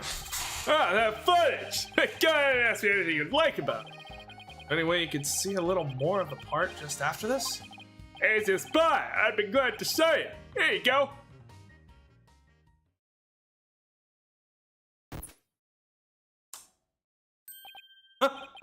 The screen went blank. Yeah, apparently the after effects of the explosion damaged the wires. No, there's no footage after this point. Why don't you just say so from the beginning? Interesting. Something definitely seems to be up with you, Detective. You're unusually cooperative. Well, I just figured if we work together, we'll get that much closer to justice, right? It seems like something's really been bothering you. You don't have an ulterior motive, do you? What? I don't know what you're talking about. I would never do anything like that. Yo! Detective Fulbright, in justice we doubt! You are withholding information from me! It's been a while. Those are definitely psyche locks. Did your mouth just say psych? Is there something I should be psyched about? No, psyche lock. It's a system of locks. on the secret in a person's heart. I can see when people are trying to hide those secrets by using the power of this Magatama. Presenting evidence can break those locks. Know any secrets they're hiding. Mr. Right, how much did they blink you up for that piece of rock? You must have been swindled. I know some lawyers I can introduce you to. I'm more than capable of representing myself, thank you very much. It isn't some kind of fraud. It really works. A friend gave it to me a long time ago. I guess seeing is believing. Allow me to show you. Presenting the Magatama will reveal, shall we? Alright! Psyche locks are back, motherfucker! Take that!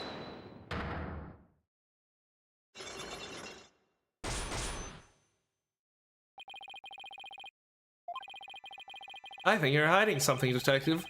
Why don't you just tell us about it? Huh? What the deal? Which path is the path of justice? And Fulbright is really in agony. I bet this is the issue he's torn up about. He's torn up about his love life. I bet I know what's been bothering you. You're troubled by love. What? How did you know?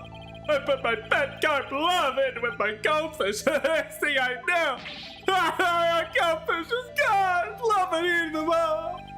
Oh, my poor goldfishes. I love you so.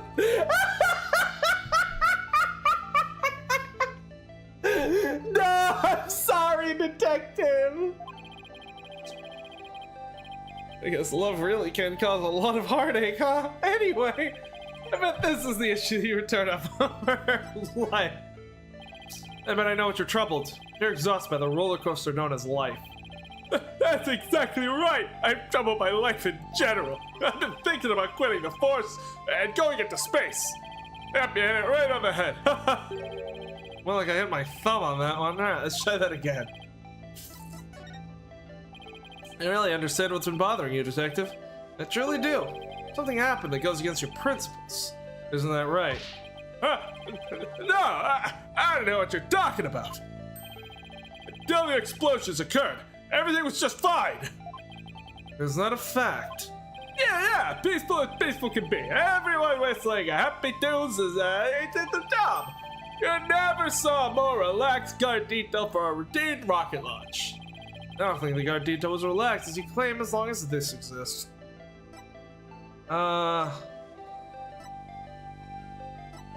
Bombing report, evacuation report. Yeah, right, police. Take that! Before the explosion, what was supposed to happen here was a rocket launch. And yet security was so tight they even brought in special task force. I'd hardly describe that as a relaxed guard detail. Ah! No, hold on just one moment. The entire nation had their eyes on this extremely important rocket launch. That's why I was called in a special security detail. As versatile as you are, I can certainly believe that's true. But I say it's very strange this person reported that detail from the outset.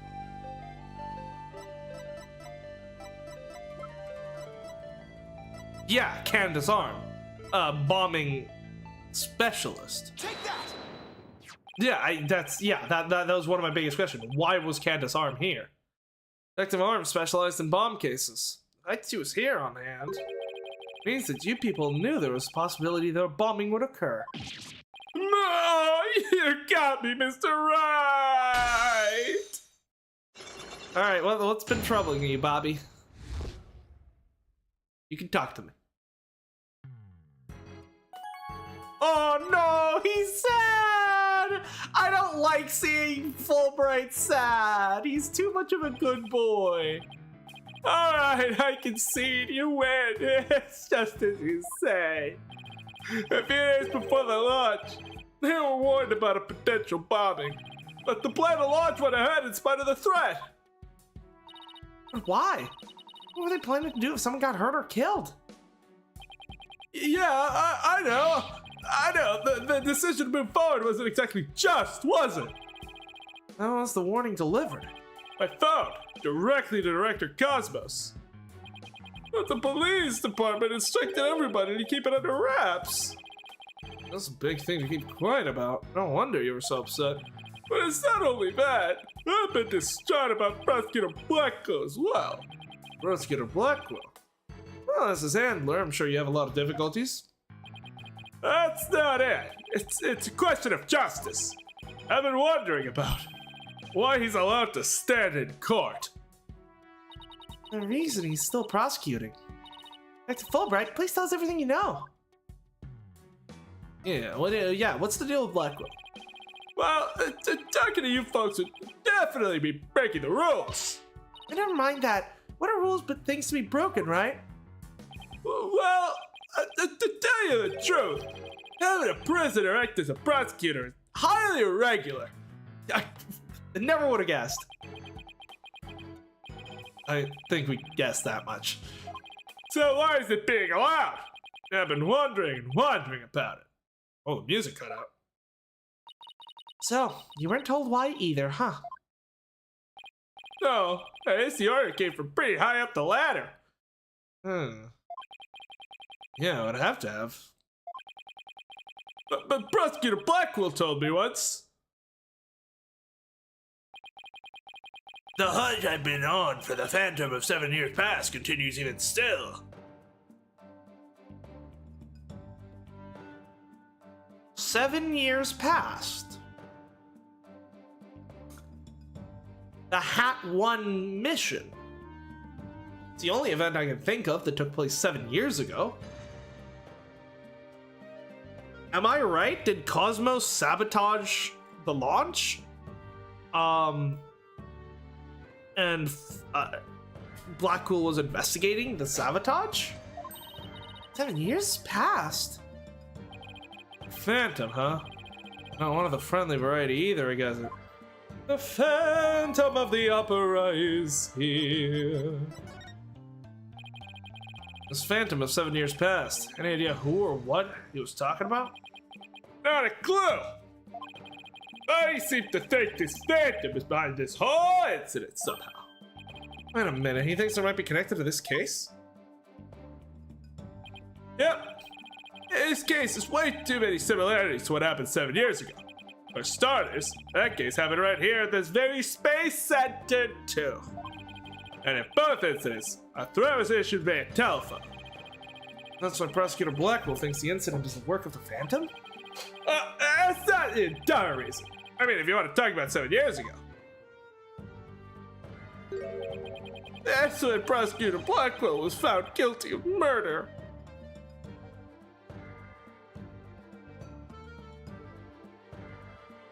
I see. A messy case of the start of the whole dark age of the law. So, you see how this Phantom and Prosecutor Blackwell's conviction might be related. Yeah, I can see why he'd think that.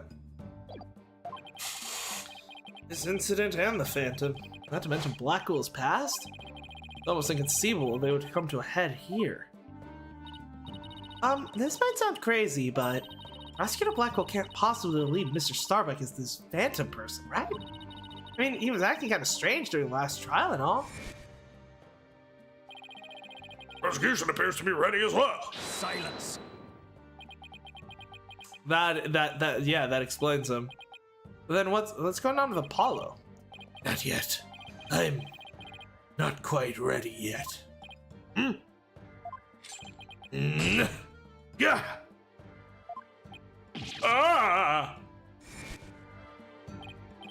Nah, I doubt he thinks Mr. Starbuck is his Phantom. I do get the feeling he thinks the defendant is ties to him. Which is why he's acting so impatient. He's got a personal grudge against Mr. Starbuck. And that's not real justice! Tell him, Fulbright! Tell him! See, this goddamn fucking prosecutors, man. They could never be my goat, Clavier Gavin. I've always trusted in Prosecutor Blackwell's judgment until now. But this time, I'm just overwrought about it all. If he's lost his ability to think rationally, I'm afraid it might lead to a false conviction. I'm not gonna let that happen. I've never seen Detective Fulbright so tormented. This will be why he's been so cooperative. Don't worry, that's exactly what we defense attorneys are looking to prevent. I feel bad for Prosecutor Blackwell, but I'm gonna be rooting for your team this time. Don't tell him I said that. You have to promise me you won't. Detective Fulbright, I guess I was wrong about you. I swore to reform Prosecutor Blackwell and make him a valued member of society again. So I can't just sit by and watch him give in to his emotions and tear the defendant apart. You're the only ones who can stop him in court. You really care about what's best for Prosecutor Blackwell, don't you, Detective? Leave the courtroom to us. It's not like we want a guilty verdict either. I was hoping you'd say that. I'm really grateful to the two of you. Show my thanks, I'll give you another bit of information. It's about the eyewitness. I saw her hanging around the Space Center entrance a little while ago. Really? Let's go find her, Mr. Wright. Thanks, you two. I feel a lot better now that I've been able to get that off my chest. I'm gonna work extra hard to find that perfect piece of evidence for you. In justice we trust. On 3! 1, 2, 3! In justice we trust! Okay, later! Fulbright, my goat! There he goes. Wait, were you supposed to say injustice we trust back there too? Let's go see that witness now. Alright, Space Center entrance it is. Fulbright might actually be the best detective. I'm like, don't get me wrong, I still like Emma and Gumshoe as characters more, but like, in terms of like who's the best detective, it might actually be Fulbright. Because Gumshoe is just useless, and Emma doesn't give a shit about anything. Fulbright might be the GOAT, you know? The witness must be around here somewhere. Hello, hello. Uh-oh. Don't tell me the witness is a robot. Hello, come over here. Hello, hello. Are you sightseeing? Are you lost? Are you... I am Kalanko. Shall guide you. Shall I guide you? Guide you? I don't know why, but this robot's kind of freaking me out. You're not supposed to be wandering around. Ah. Again. I've had it with you, hunk of junk. Yeah! I'm outside. Am I wandering? When did that happen? I don't have the picture, but yeah, she was part of the Hat One photo. Okay, welcome back, hunk of junk. You know how close you came. You didn't snap out of it. I was gonna put you on the curb on trash day. Nothing works better than 42.5 degree karate chop. That's pretty specific. Excuse me, but are you the one who witnessed the murder? Oh, and I'm Phoenix Wright, lead attorney in this case. How do you do? Big shot lawyers, huh? I'm Aura Blackquill. I'm a researcher developing robots here at the Cosmos Space Center. Blackwell? Could she be A sister, I'm guessing. Don't have her profile yet. And this good-for-nothing robot is named Hunk of Junk? My name isn't Hunk of Junk. My name is Clunko. That's mean, Miss Aura. Quit complaining. Your model number is Ponko, too. Yeah, but Miss Aura, everyone calls me Clunko. Quit your squawking already. No, what are you doing? No, don't. There. I bet you won't be talking back now. Yeah, I will obey completely. Yeah, I said better watch my wires. I crossed at this one. Clonko. Aura Blackwell, the researcher who's developing robots at the Space Center. I can't quite put my finger on it, but she seems kind of scary. Okay, so I'm guessing her and Prosecutor Blackwell are... Oh, she's his older sister then. Yeah, 9 years older than him. See. So that explains why Prosecutor Blackwell became involved in the incident 7 years ago that happened at the Space Center, which I'm guessing had something to do with the Hat 1 launch, and Prosecutor Blackwell ended up taking the fall for it. Let's see. So I'm guessing the person that was murdered was the other,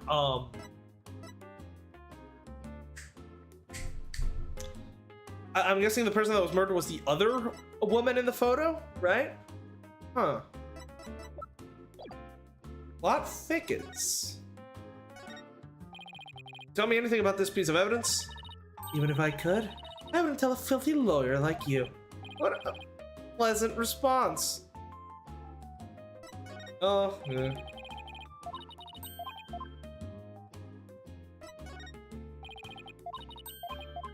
Hey.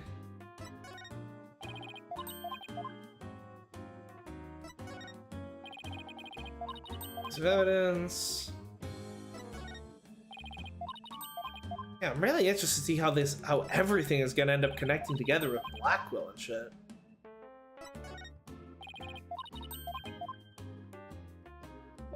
And then the case that Athena was involved in when she was a child, that as well. Because that's gotta connect to something. I can't think of what. Oh. I actually don't have any interest in space. The only thing I'm interested in is in robotics. I love robots. Oh, Miss Aura, I didn't realize you felt that way about me. Ah, ouch, ouch, ouch! The kind of robots I want to make aren't rusty pieces of scrap like you. I want to create giant robots. I've actually been working on a project for a while now. I shudder to think what uses she might put giant robots to. A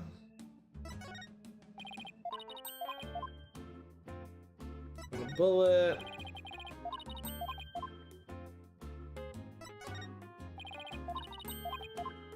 Right, you're useless. Alright. Your last name! Your last name is Blackwell. Do you have a relative in the legal profession? You are correct. Simon Blackwell, who used to be a prosecutor, is... Shut up! Only speak when I order you to speak. Simon is my little brother. You know him? Yeah, we met him in court a few times. Right, Athena?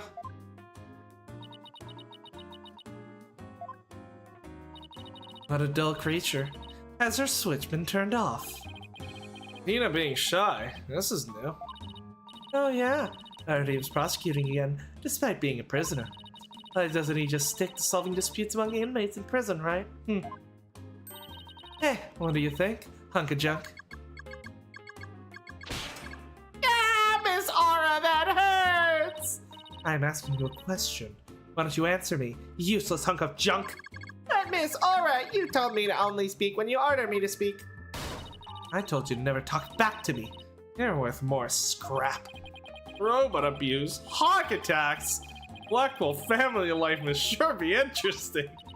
Well, do you have any other questions? Right, of course you do. You're a lawyer. It's not like I'm on Simon's side or anything. I just want to get this over with.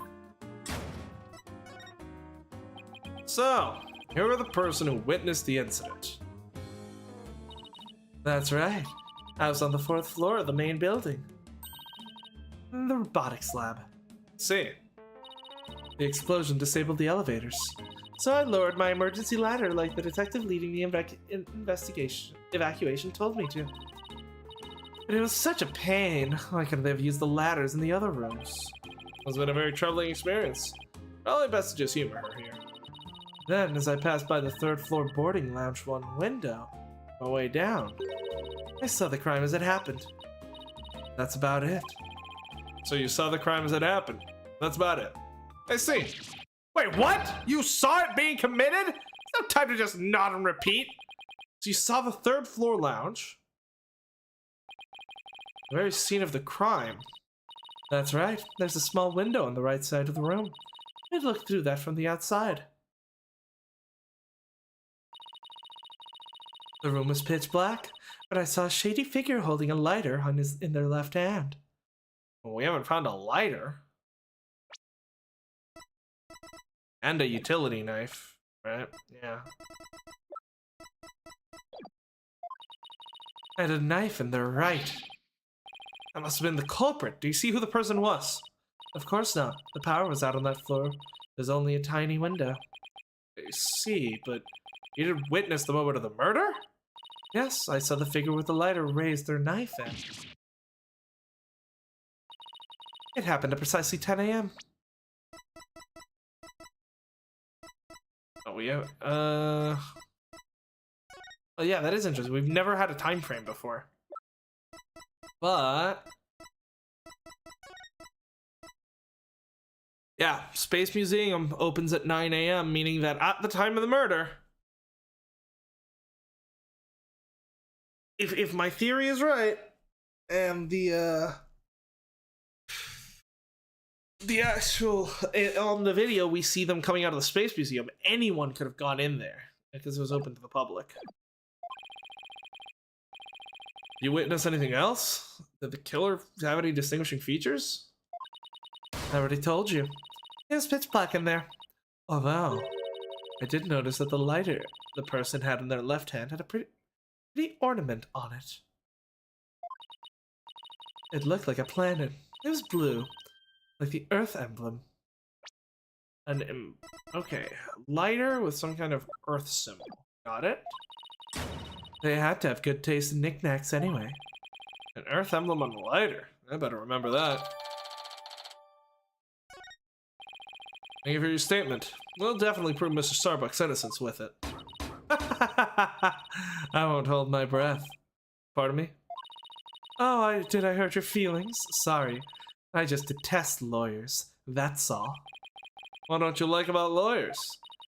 It's just an instinctive dislike. But don't feel bad. I hate prosecutors even more. That didn't make me feel any better, actually. Have we heard this music before? I'm guessing it had something to do with a case in the past. Why do you hate lawyers so much? Little things from my past. The whole legal system is meaningless in the first place. I certainly don't agree. I mean, people are imperfect, they lie, they're influenced by silly emotions. You can expect such imperfect creatures to uphold a reasonable system of law. I like robots much better. Even sad sacks like this one. Hey, you! Look alive there!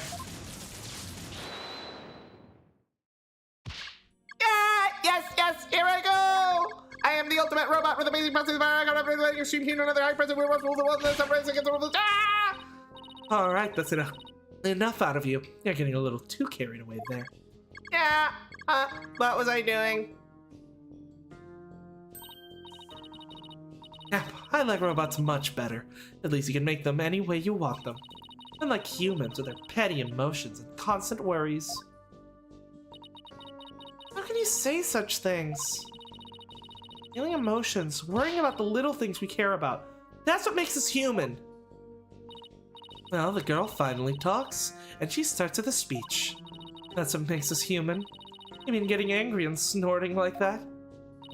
Rational thought. That's what separates humans from animals. Unfortunately, your reasoning capabilities are more akin to that of a clever little monkey. But that's nothing to be ashamed of. It must be nice to have such a simple mind. Can I punch your boss? Get a hold of yourself, Athena. Humans certainly are absurd. I said you were clever, didn't I? Poor thing. Tell me, with people like you in charge, how can I possibly trust the legal system? So she distrusts not only lawyers and prosecutors, but the whole legal system? What in the world happened to this woman to make her so bitter? Even if somebody important to me was killed, I would never wish to see their killer brought to trial, because I'd much rather kill them myself. Can't be serious. The thing you're wearing around your neck. Huh? Oh, this! On Athena's neck? Does she mean widget? Oh, I get it. Well, well. Her Royal Highness has returned at last to her castle. Royal? Okay, so this does tie into Athena in some way. Okay. What? She talking about Athena? By the way, I heard the rumors. Our director is going to be the star witness in court tomorrow, right? Director Cosmos? Yeah, that's right. You poor things. You'd better be careful. That old man is a big liar and a huge braggart. What? He might seem like a bigwig, but the center has all kinds of problems. He has a lot of skeletons in his closet. But it's your problem, so why should I care? What? That's it? No friendly tips? No good luck, guys? Just splendid. I'll leave you to your woes. Come on, Hunter Junk.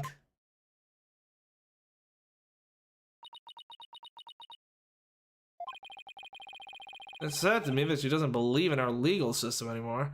I guess, yeah, I didn't notice that that widget looks kind of like the Space Center robots, but what is your connection to this whole thing? You must have had a very bad experience to make her feel that way. You alright, Athena? You seem very down. I can't believe she said all those things! Wow, she's really upset. Has she been trying not to let it show this all the time? I guess it's not all that surprising. You hear about fabricated evidence and false indictments on the news all the time. I mean, the whole dark age of the law nonsense. I'm so sick of hearing about that. Well, all we can do is believe in what we're doing. Yeah, you're right, boss. I agree. Maybe it's time we went back to see Mr. Starbuck. Good idea. We should tell him about the bullet in Miss Blackwell's statement. Miss Blackwell's statement. Alright then, next stop, detention center. I'm not through with you just yet. I need... What? So then, the only thing I can think of is the murder she witnessed, and that she was traumatized by in the past, was the Space Center murder of 7 years ago. But wouldn't she be... She is 18, so she would have been 11 at the time. She looked... I thought she looked younger than 11 in that flashback. She looked like a small child, like maybe 7 or 8.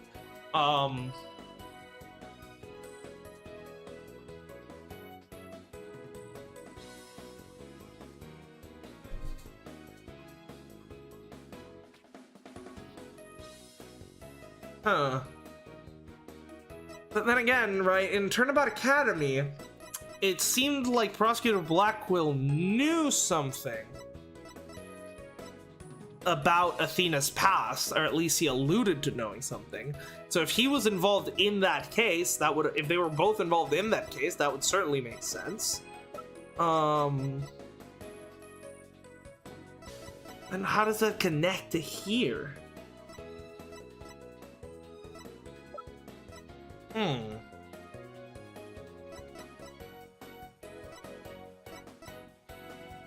I don't know, with how connected this case is to Athena, I actually kind of wish we were playing as her instead of Phoenix, just saying. I wonder who this phantom Prosecutor Blackwell saw 7 years ago is. You don't think he's really after Ghost, do you? Maybe it was the culprit's accomplice? Athena? I give up. She's deep in thought about something. Dr. Fulbright's strong sense of justice really surprised me. And he's even truly concerned about Prosecutor Blackwell, too. I bet it annoys the dickens out of Prosecutor Blackwell, though. I thought he was just parroting the words "injustice we trust," but he really means it. I guess I should be careful to really mean it when I say objection, too. And you sometimes say it for no reason? Okay, you've done that, too. Don't lie to me, Phoenix. Don't lie to yourself.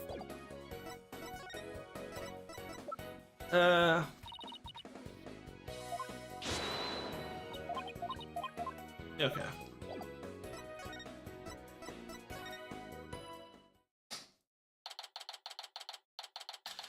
Detention Center visitors room. My lawyers are here. Must be bad news. Hey, not necessarily. Found a new witness. A researcher saw the moment of the murder through the window lounge during her escape. Really? So they're going to let me go? Unfortunately, it was dark and she couldn't identify the person. I should have known my stars never aligned just right, too. Well, we got a lead too, Mr. Starbuck. The murderer had a lighter with an Earth emblem on it. A lighter with an Earth emblem? Oh! Did you remember something?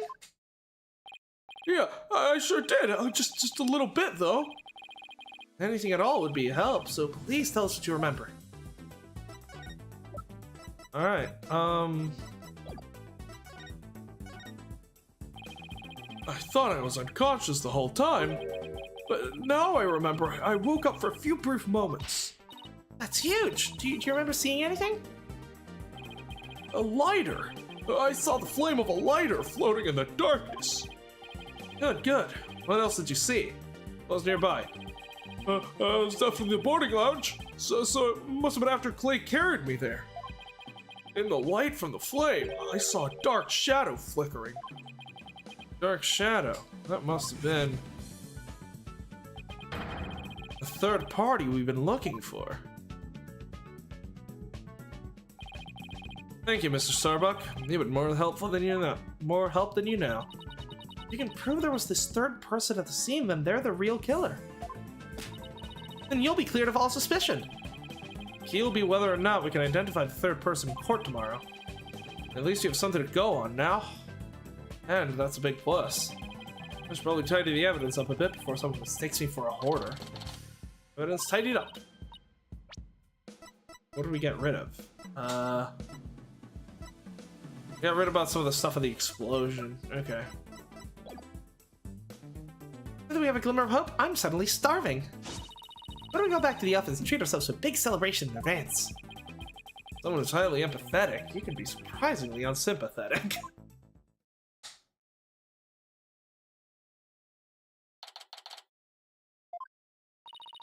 So, you found your strategy for tomorrow's trial, huh? Good for you, Daddy. Well, it's one step forward anyway. Enough to give us a fighting chance in court. As long as we can find out who this third person is. Now let's get something to eat. I'm starving. My vote is for Eldune's noodles.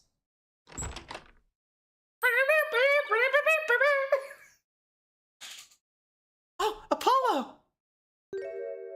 He's up and about. What are you doing here? I don't think the clinic was ready to release you yet.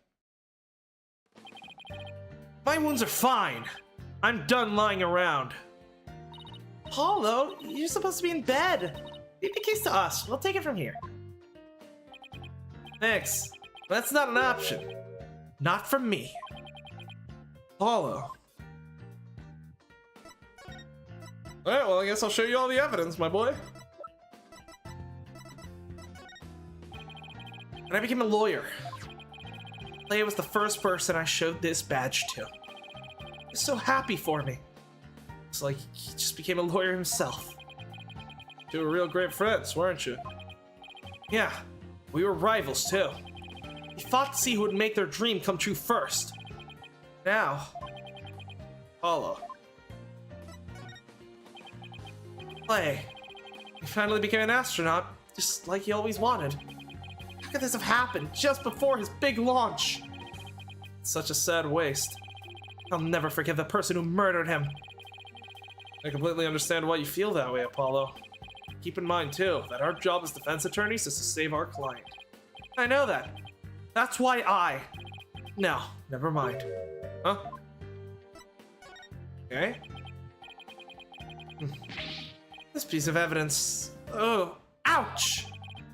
I try to think, my head starts to hurt. You gotta hit really hard. It's your body telling you to take a rest.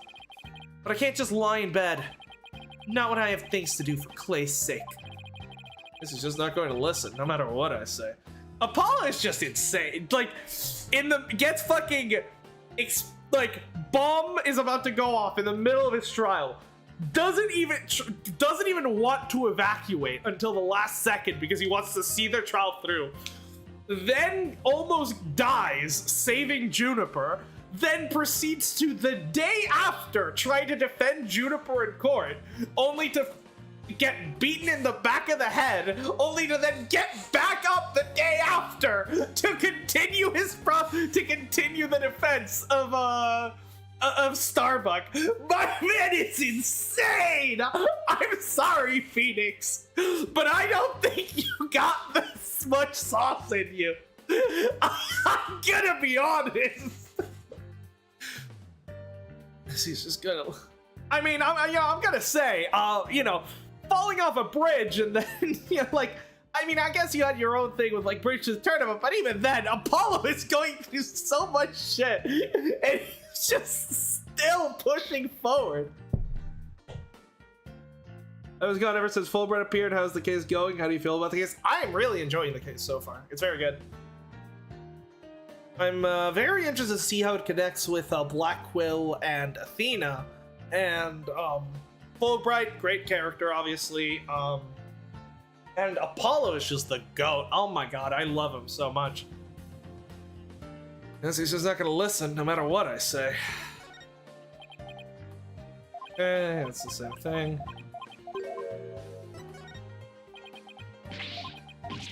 Plus, he just looks so fucking badass with the jacket and the eye patch.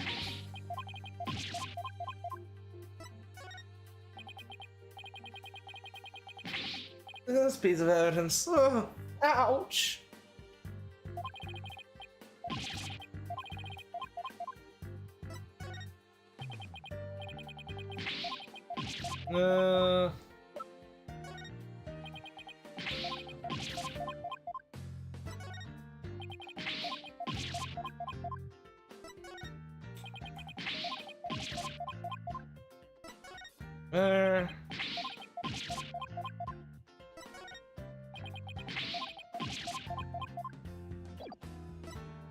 Alright.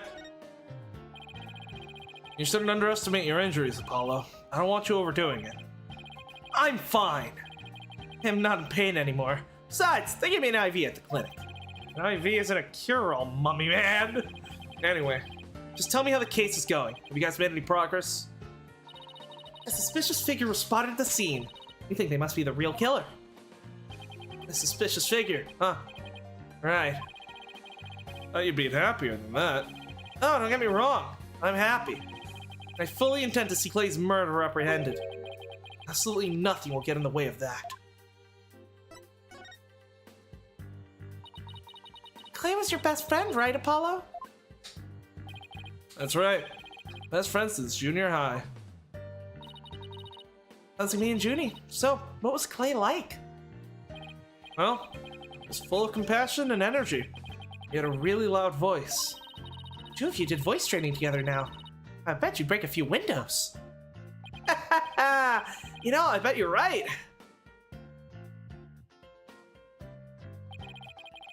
Seems like only yesterday.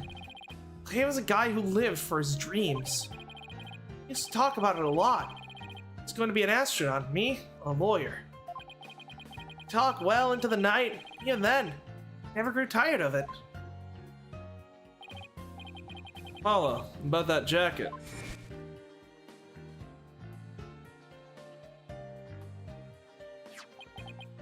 Oh, that's Clay's. I knew it. It's a special jacket that was only issued to members of the Hat Project. He was finally able to get one of his own once he was selected for the Hat 2 mission. He always looked so proud wearing it. Just when his dream was finally coming true. I still can't believe it! Damn it! It's not fair!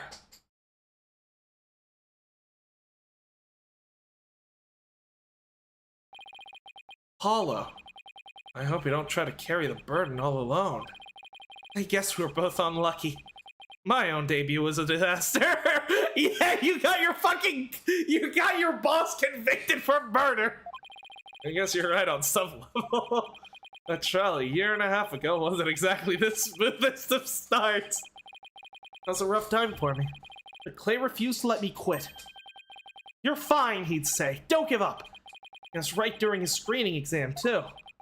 I couldn't have become a full-fledged lawyer without him. That "you're fine" of his is why I'm still standing here today. You're fine, huh? You're fine and I'm fine were like your catchphrases, weren't they? Something like that. Sure brings back memories. We were in junior high. Clay's mom passed away in an accident. He wouldn't show sadness to anyone. Did this accident happen 7 years ago by any chance? Because if everything just keeps fucking tying back to the same fucking thing over and over again, I'm gonna lose my mind. One night, I found him crying all alone in the school courtyard.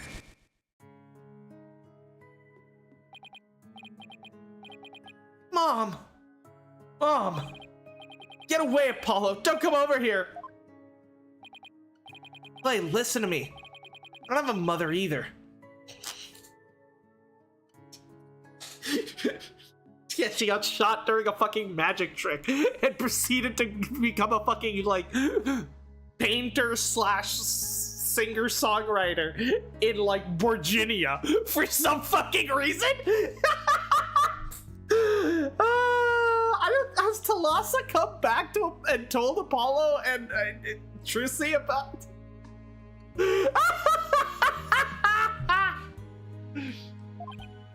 Huh? Oh, look at him!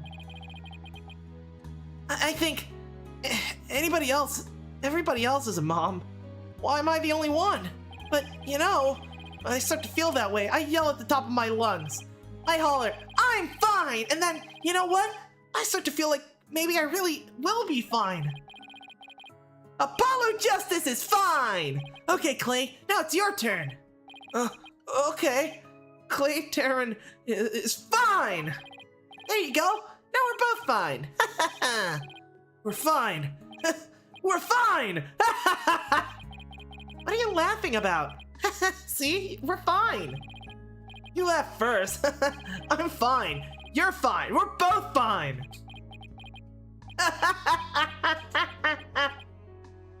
That's adorable. Thanks, Apollo. So I'm glad that we're getting lore on how I'm Apollo Justice and I'm fine came to be.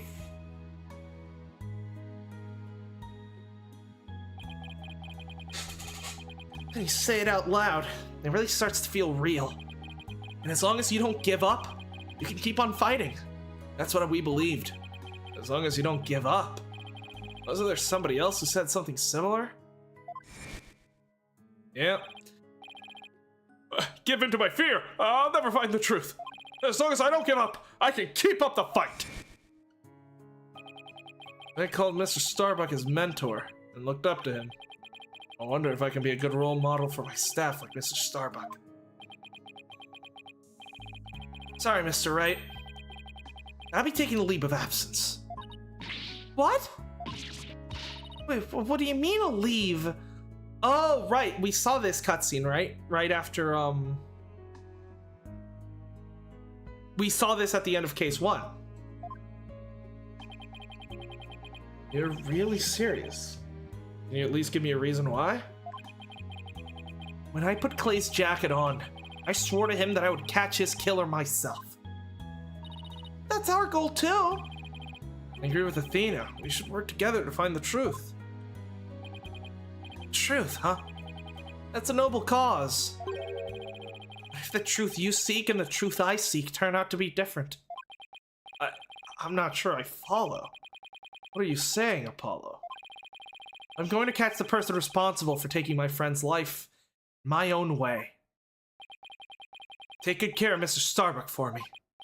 Now, I must be going. Goodbye. He's so fucking cool. Goodbye? Did he just say goodbye?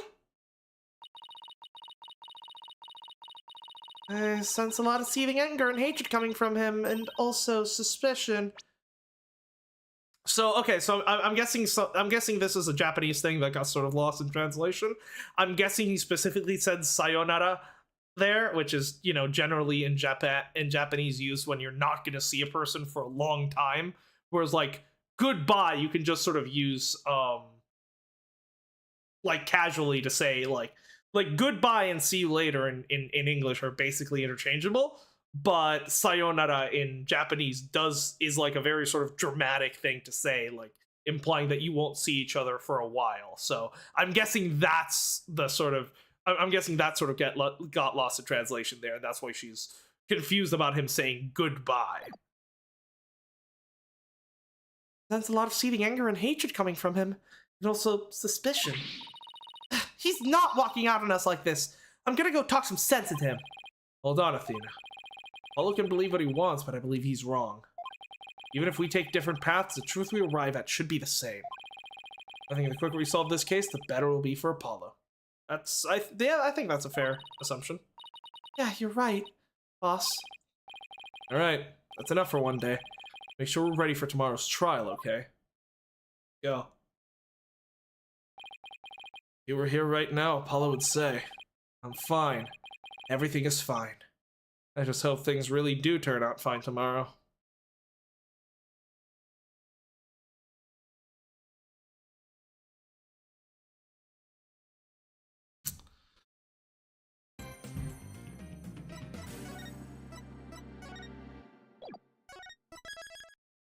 I wonder how Apollo is gonna play into this. But yeah, we've only been here for a couple of hours, so we're gonna take a quick break, and then when we come back, we will go ahead and play through this trial day. Let's go. Yeah, it's interesting. I'm not sure if we'll actually be able to catch the killer today, or if we'll need another investigation day. I think we generally have enough stuff that I think we could, but it will really depend on just what testimony we get, because we don't have conclusive evidence yet, but we have evidence that given the right testimony, we can use to find the killer. But if we don't get the right testimony, it's not going to work out. So we'll have to see. But yeah, we're going to take a quick break, and then we will be right back.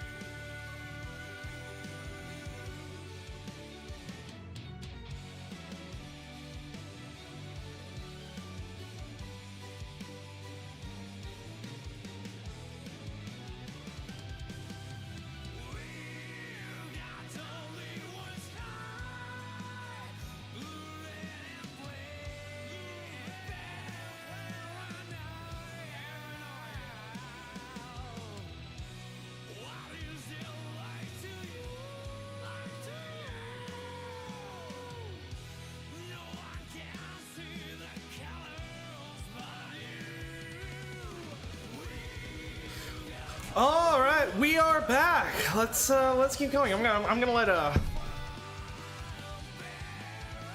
Alone Infection finish playing out because it's just such a good song. So we're just gonna vibe.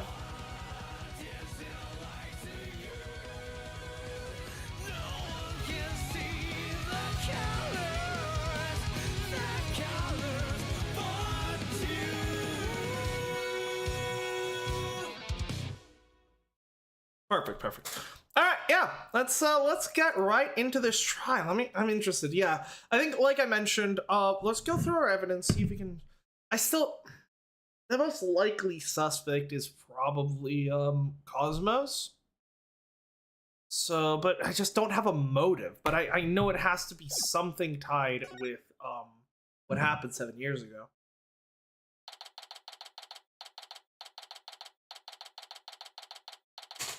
December 20, 10:15 a.m. Courtroom number 5. All right, we're heading right into it. This is the first time Phoenix is. I suppose we should reconvene the trial of Solomon Starbuck or something. Objection! Your Honor, could you please come out from under your bench?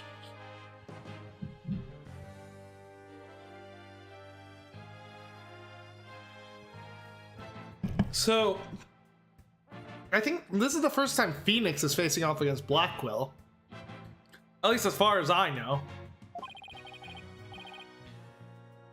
There are no more bombs, I promise. Oh, yes. My apologies. I'm still a little jumpy when it comes to trials involving bombs. I mean, first the courtroom exploded. And then Mr. Tonate self-destructed. I guess that's one way of describing what happened to Tonate. Anyway, it seems Mr. Justice was seriously wounded by Mr. Tonate's actions. So you, Mr. Wright, will be taking up the defense? You have an understanding of what has happened in this trial so far. Again, I really think we should be playing as Athena here, but whatever. Yes, Your Honor. The defense is ready. Very well. The prosecution also ready?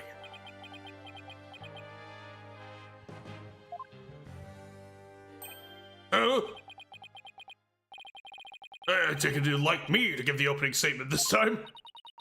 Looks like the judge has become a pretty good mind reader. Well, he's certainly seen more than his fair share of colorful prosecutors. We could say he's something of a veteran of sorts. Let's see, in the previous... Yeah, at least this prosecutor doesn't whip me. In the previous part of the trial, we learned the victim, Clay Terran, escaped from Launchpad 1 carrying the defendant, Solomon Starbuck. That's a 2 on the floor.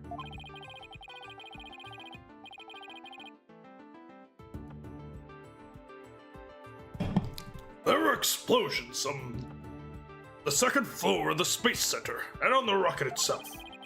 These two astronauts used Launchpad 1 to the corridor to reach the boarding lounge. And how could the victim climb down the ladder if he was carrying the defendant? That was the mystery that needed to be solved. But Mr. Justice proved the victim was killed in the boarding lounge. Prosecutor Blackwell, were you able to discover any facts related to this point? upon further investigation, we discovered an oxygen tank fragment in the lounge. Surprisingly, it would appear that Justice Dono's argument was correct. So that means testimony so the first 2 people on the scene are suspect. There are 2 people who claim to be first on the scene. Can we really trust their statements? Let's see. The 2 people were Detective Candace Arm and Yuri Cosmos, right?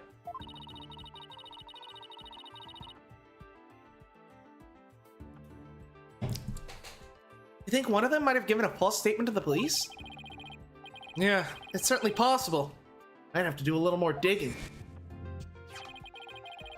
Just as our team was about to cross-examine Detective Arm, a courtroom bombing incident occurred, and the trial was put on hold. That accursed fellow. He killed my witness! He killed Detective Arm! Bro is livid! Bro, you could have at least maybe prosecuted that other trial too. You fucking let Payne do that. He killed my witness, Your Honor! It's not fair! He definitely put the kibosh on anyone asking her about what she saw. Exactly. In other words, the question of who killed the victim in the boarding lounge has once again become the main focus of this trial. It's obvious Prosecutor Blackwell still thinks it was Mr. Starbuck. Albright said that Blackwell has a thing against the astronaut. Yeah, because he's someone related to this phantom. Nevertheless, the defense argues there was a third person in the lounge. That's who killed the victim. Objection! To make such reckless claims in a courtroom takes a bold man. Or a stupid one. There was no third person in the boarding lounge. Or have you gone dotty already? Old man. Objection! We'll see who's the dotard after I trounce you with my years of experience, little boy. Phoenix! You got disbarred by a 17-year-old! I would not be...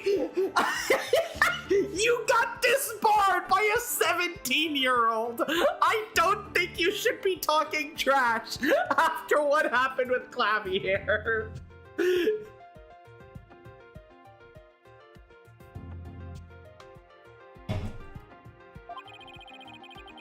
In any case, Mr. Starbuck claims he saw someone leaving the lounge. Furthermore, the Space Center employee was also a suspicious figure at the scene. Also saw a suspicious figure at the scene. They saw a third person? Well, they saw a person. They see my sister has been running her mouth. That's right, I almost forgot that Aura is Prosecutor Blackwell's sister. No matter, she didn't see this mystery person's face clearly. Therefore, there is no evidence to indicate that this person was not the defendant. I guess the possibility of the figure of Mr. Starbuck is still there. In brief, we need to determine if a third person was there or not. To this end, we should hear the testimony of one of the first people on the scene. Director Cosmos, huh?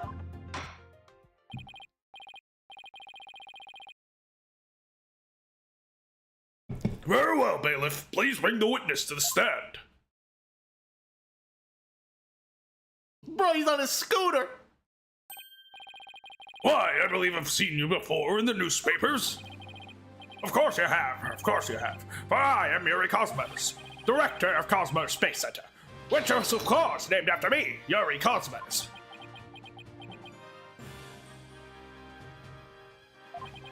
Don't you have anything you wish to ask me?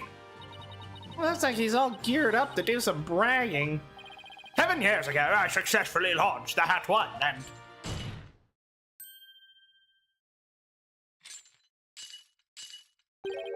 Everyone already knows how brilliant you are. Even I'm trying to hold back my tears at seeing such a great man standing before me. So could you please proceed directly to the very important testimony? I see this fine young lad as a proper appreciation for greatness.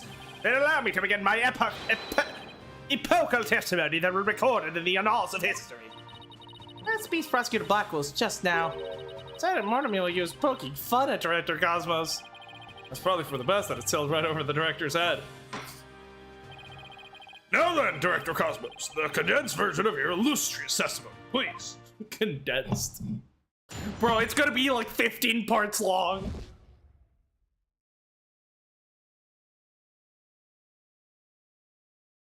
What I saw at the scene.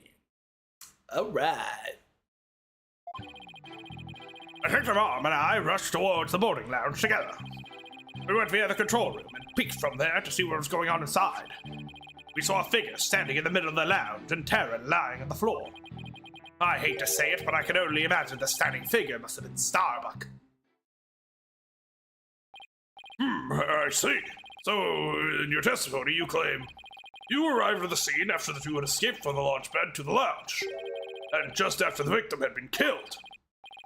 Oh, the horror, the humanity. But what I said is what I saw, and what I saw is what I said.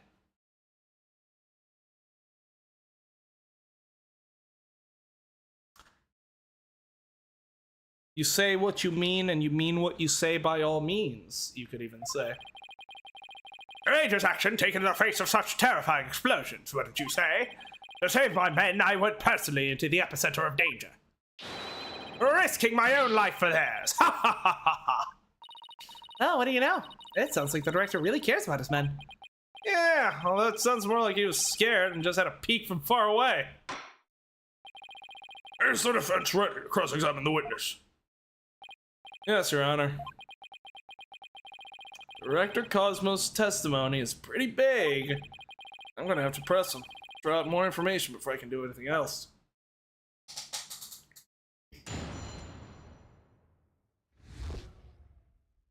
Alright.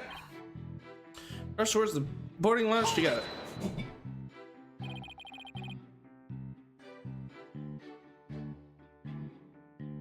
Where were you coming from? 6th floor. They were making sure any stragglers made their way to the 4th floor. It was then we heard about Starbuck and Terran headed to the 3rd floor lounge. Oh my. Galactic scooter here, of course. Why do you keep calling it galactic? Does it have something to do with space? Of course. It's specifically designed to be used on galactic battleships. I see. And taking it works in 0G too? Sadly, no. With the current state of technology as it is, I'm afraid it would just float about and be galactically useless. Well, that's a galactic bummer. I see. So you rushed to the boarding lounge on your space-age goat pogo stick. And when you got to the scene, what did you see? Oh, for fuck's sake. We went via the control room and peeked in there to see what was going on inside. Hold it! Let's see. According to this diagram, you didn't have to go through the control room to get to the boarding lounge. So you could have gone from the southern corridor as well. Yes, but in her haste, the arm rushed ahead of me towards the control room. All I could do is merely follow behind her. I see. So we peeked into the boarding lounge from the control room door and saw a figure standing in the middle of the lounge and Terran lying on the floor. How did you recognize them? Their helmets were on. You couldn't see who the figure was clearly or what they were doing. Sadly, the only thing I could tell was that it was a person, standing motionless. The defendant, no doubt, staring aghast at his deed. No other explanation, is there? I'm so close. Without evidence, I can't prove that person's the third party. I don't relish this, and I hate to say it, but I can only imagine the standing figure must have been Starbuck. Hold it!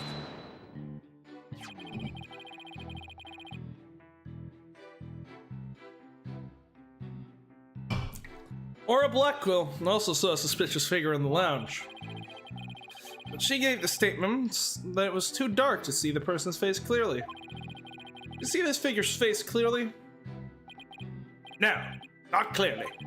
The lighter they were holding illuminated the area around their feet at the time.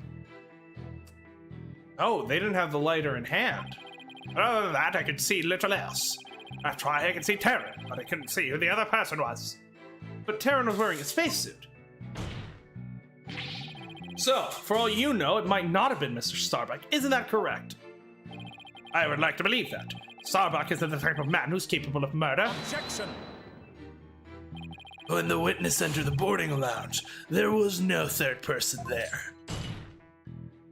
Isn't that correct, Great Space Center Director? Yes, that's right. Only Starbuck and Terran were there by that time. After we peeked in, the lounge suddenly went dark and the figure vanished. You mean they disappeared? That's odd. Objection! The reason the figure appeared to vanish was because it was the defendant. When the witness weren't looking, he fell to the floor and feigned Hold unconsciousness. it! Hold on, Director Cosmos, did you ever take your eyes off of the scene? Just for a brief instant, about as long as it takes for a shooting star to go by. You take your eyes off the scene, and this third person could have escaped during that time. But what escape route could this person have used? He could have gone down the trash chute. The direction opposite of the control room, the southern door to the elevators. There's no security lock on that door, so it wouldn't have been possible to. It would have been possible to escape that way. Objection!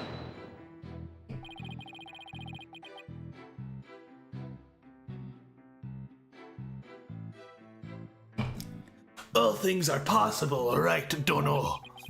The real question is, do you have any proof? Well, If we're just talking possibilities, we could each profess whatever we'd like. An inmate who used to be a university professor and a lunar researcher used to say that there is a kingdom of little green men who live under the surface of the moon. as long as they don't punish us in the name of said moon for what we've done to it. But I say, where's your proof that this quaint kingdom exists? He's calling your theory a work of fiction, boss. And he's right, I don't have any proof yet. Still. Southern door was a possible escape route. Better make a mental note of that. Dr. Cosmos, may I ask you a question? Yes. Why did you look away from the boarding lounge? Ha ha ha! There's actually another tale of bravery behind the answer to that. It was when Detective Arms saw the figure and raised her gun. Being a great humanitarian and protector of mankind, I tried to stop her. What? You're saying Detective Arm raised her gun as soon as she saw the figure? I imagine her instinct as a detective told her that they were the killer. Huh. I don't know about that. Were you able to prevent Detective Arm from firing her gun? I'm afraid I was too late. I was unable to stop her. She identified herself clearly, and then she fired 2 warning shots at a shadowy figure. Oh, 2 warning shots. So I'm guessing one of them hit the screen and left the bullet hole we saw, and the other one wound up in the drain. This information about Detective Arms' action sounds critically important.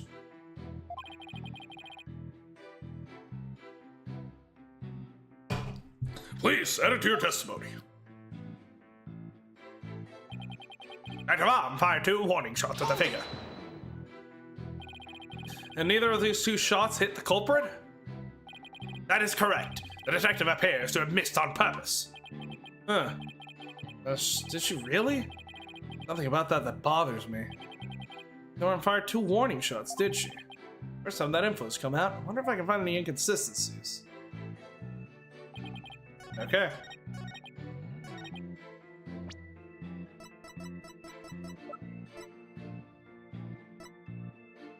Yeah, we only found a single bullet hole. Objection!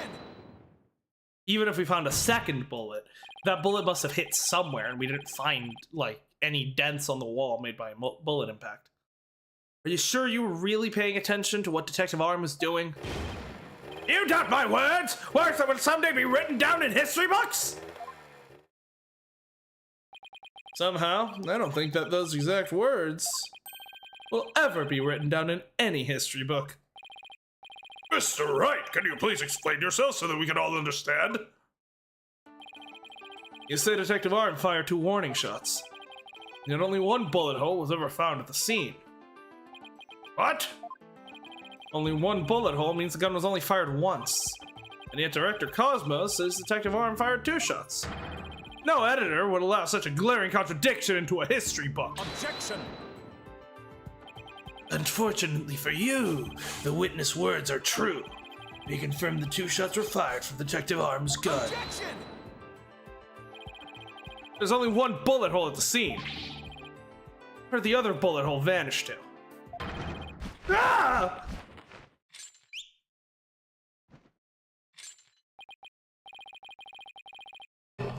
You should know the answer to that already. I should? During the previous trial, a certain oxygen tank was presented as evidence. We've already discussed that it was ruptured in the lounge, have we not? It appears the thing that ruptured it was a bullet. A bullet that was found near the tank, to be precise. This bullet was fired from a .38 caliber gun, the same caliber as the detective's gun.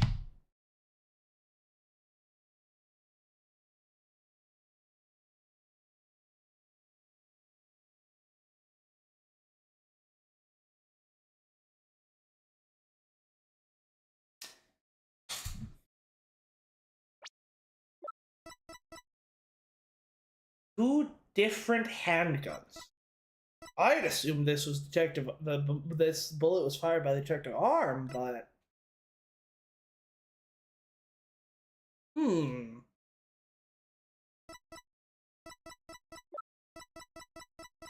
someone else with a gun in there that day.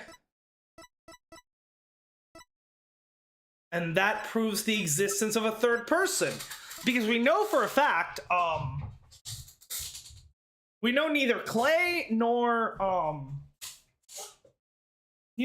Starbuck had guns on them. And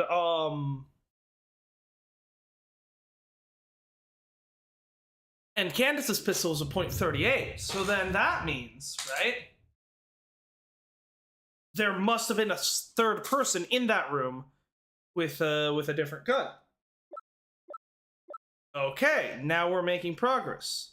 So I think I might stand up here for the rest of the trial. I think that's probably worth doing. Give me a second.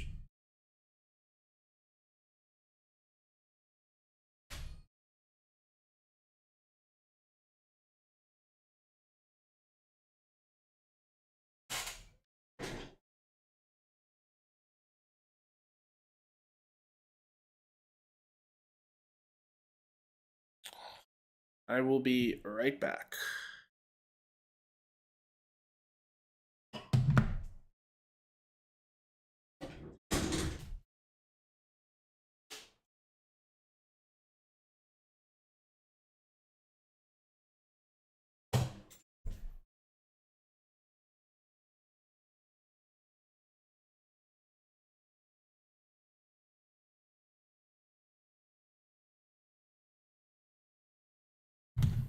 All right, let's do this. I think we can go a little bit higher, actually. There we go. Let's do this.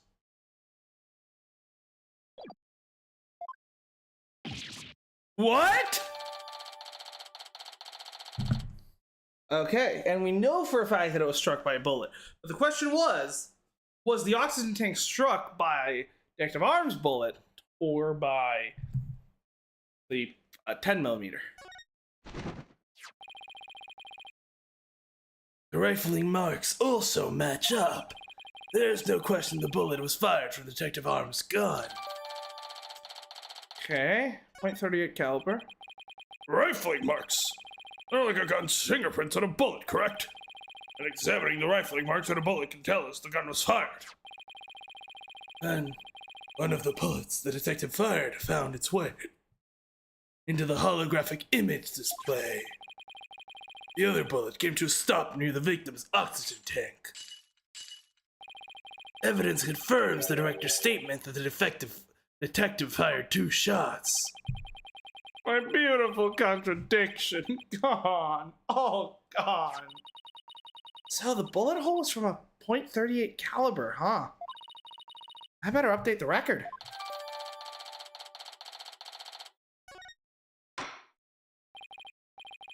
Very good. Now, we know the fate of both of the shots Detective Arm fired. Mr. Wright, does that clear up all your questions? No, not in the slightest. Detective Arm fired 2 warning shots. One hit the holographic display and the other hit the oxygen tank. Does that really clear up everything about what happened at the scene? No, it does not. No, Your Honor, it doesn't. Detective Arm fired 2 warning shots from a .38 caliber gun? That doesn't explain the existence of a certain piece of evidence found at the scene. A piece that points to the existence of a third person.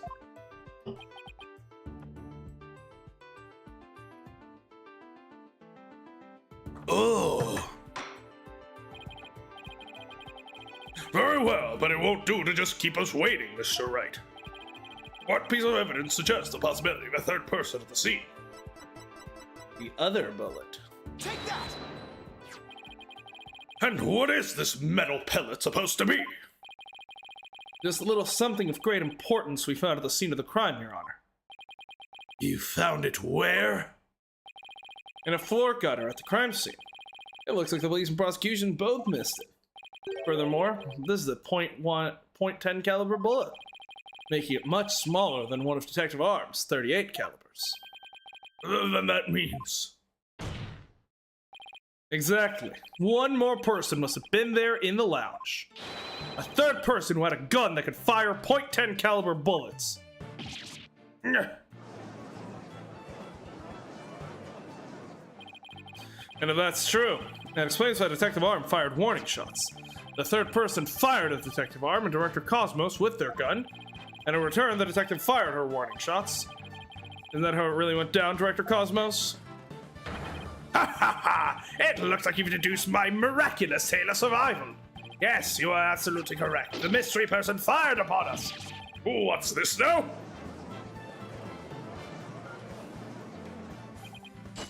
What? You never breathed a word of any of this to me before. Ha ha ha! Well, all great men have a secret or two, don't you know?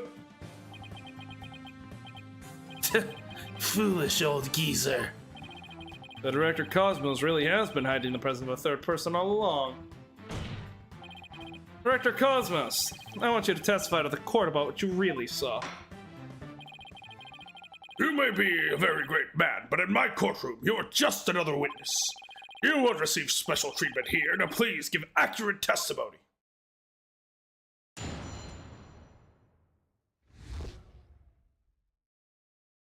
But I really saw at the scene. Detective Arm and I rushed to the control room together. In the lounge, we saw a figure standing in the middle of the room and tearing on the floor. We were still in the control room to the east when the figure fired at us. Given there was no third person in the lounge when the witness entered it, does this mean the person who fired the gun had to have been the defendant? Not necessarily. It's still possible it was someone else. Most likely, as soon as Detective Arm and Director Cosmos discovered this person, they escaped through the southern door, the one that didn't have a security lock. Objection! Double-edged swords are a tricky lot. Mishandle one, and it is you who is cut down. Huh? Your reasoning could apply a space boy with a killer as well. Think about it. After being discovered, he could have fired the .10 caliber gun. Detective Arm would have responded by firing 2 warning shots. All he had to do was feign unconsciousness to invent the possibility of a third person. Then where did the gun go, Professor Black Idiot? Objection! But Mr. Starbuck didn't have a gun in his possession when he was found by the police. Nor a gun had been found at the crime scene. Its absence can only be explained if there was a third party who took it with them. Objection! Recall the existence of a trash chute in the boarding lounge. The defendant could have simply thrown the gun down the chute. Then it would have been found in the garbage dump. Objection! But you can't deny the possibility of a third person leaving with the weapon. Objection! It's still up to you to prove that possibility. And I trust you haven't forgotten my little piece of decisive evidence. What evidence? Why, the detonator switch was found in Mr. Starbuck's pocket, naturally. The most compelling evidence of all that tells us he is the culprit. So he threw the gun away in the chute, but not the detonator? Are you stupid? Ah, I did forget about that. Didn't the detonator go missing during the during Juniper's trial? Look, your boldness. How deliciously obvious it is that they lack the evidence to rival mine. Ah, he sliced our third-person theory to ribbons and served it to us, just like that. Yes, well, I have a question of my own, actually. That bullet that the mysterious figure shot, what did it hit exactly? It hit me. So does that mean you're a ghost?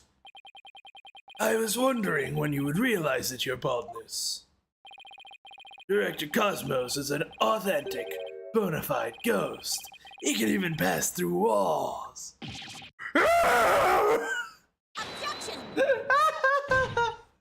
Prosecutor Blackquill, shame on you for teasing this nice old gentleman. Your baldness, it was all in jest. Please show yourself again. Oh, are you sure? In that case, how did you manage to survive being shot, Director Cosmos? Ha ha ha! I'm glad you asked. It was a miracle befitting of a great history-making figure such as myself. The bullet hit my glorious Medal of Honor, whereby it ricocheted, thus saving my life. What? That is pretty impressive. That's unbelievable. I have to check this out. How about look at that? That's one extra Gexa star. The odds are literally astronomical. And I guess it really was a miracle. It's beginning to really feel like Cosmos is watching out for Director Cosmos.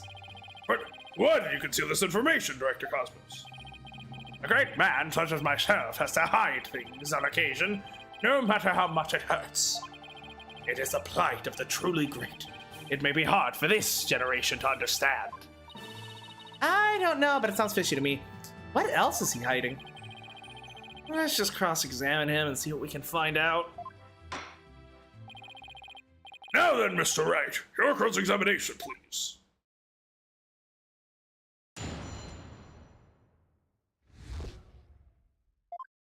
Okay. Director Bob and I rushed to the control room together. A figure in the middle of the ground, tearing on the floor. In the control room to the east, and a figure fired at us. Hold it! Heard all about that part. Why'd you have new information? Well, let me see. If you have an hour or two, I can tell you all about the Hat One Miracle! Hold it! I already know about that too. There was something else related to this incident. I see. You want to know about the incidents? Well then, let me tell you about the incident that made me the man I am today. The many incidents. Yes, in your time, I will tell you all about the upbringing of this great man. Hold it! You told us all about that already. What we need now is your testimony. Error. Did I really already tell you all about my upbringing? I don't recall doing so. God damn it. Director Cosmos, perhaps you could save your boastful tales for later. If I must. Well, I peeked through the control room door and... in the lounge, I saw a figure standing in the middle of the room and tearing on the floor. Hold it! It was so dark. You couldn't see this figure's face, isn't that right? Yes, the room was as deep and dark as outer space itself. Speaking of outer space, during the Hat One launch several years ago. If it's about that Hat One miracle again, you can saw it off and tell it to a stray mutt. Ha ha ha! An excellent idea! No reason why the animal world shouldn't hear about my greatness. And so they shall. But first, your testimony. What happened next? Well, he's an idiot. Control room to the east when the figure fired at us. Yeah, okay, that makes sense. Okay, so the director comes in the control room to the east. He was there and shot by someone with a .10 caliber gun. Bullet hit his metal, so he was able to escape with his life. Yeah, but then how would the bullet end up in the but the bullet ended up down here. It wouldn't make sense for the bullet to ricochet all the way back there. It would make a lot more sense for Director Cosmos to have come in through this door. He's a very lucky man. No wonder people think he's great. Yeah, I'm pretty lucky myself, so if he's a great man, then I'm king of all at Cosmos.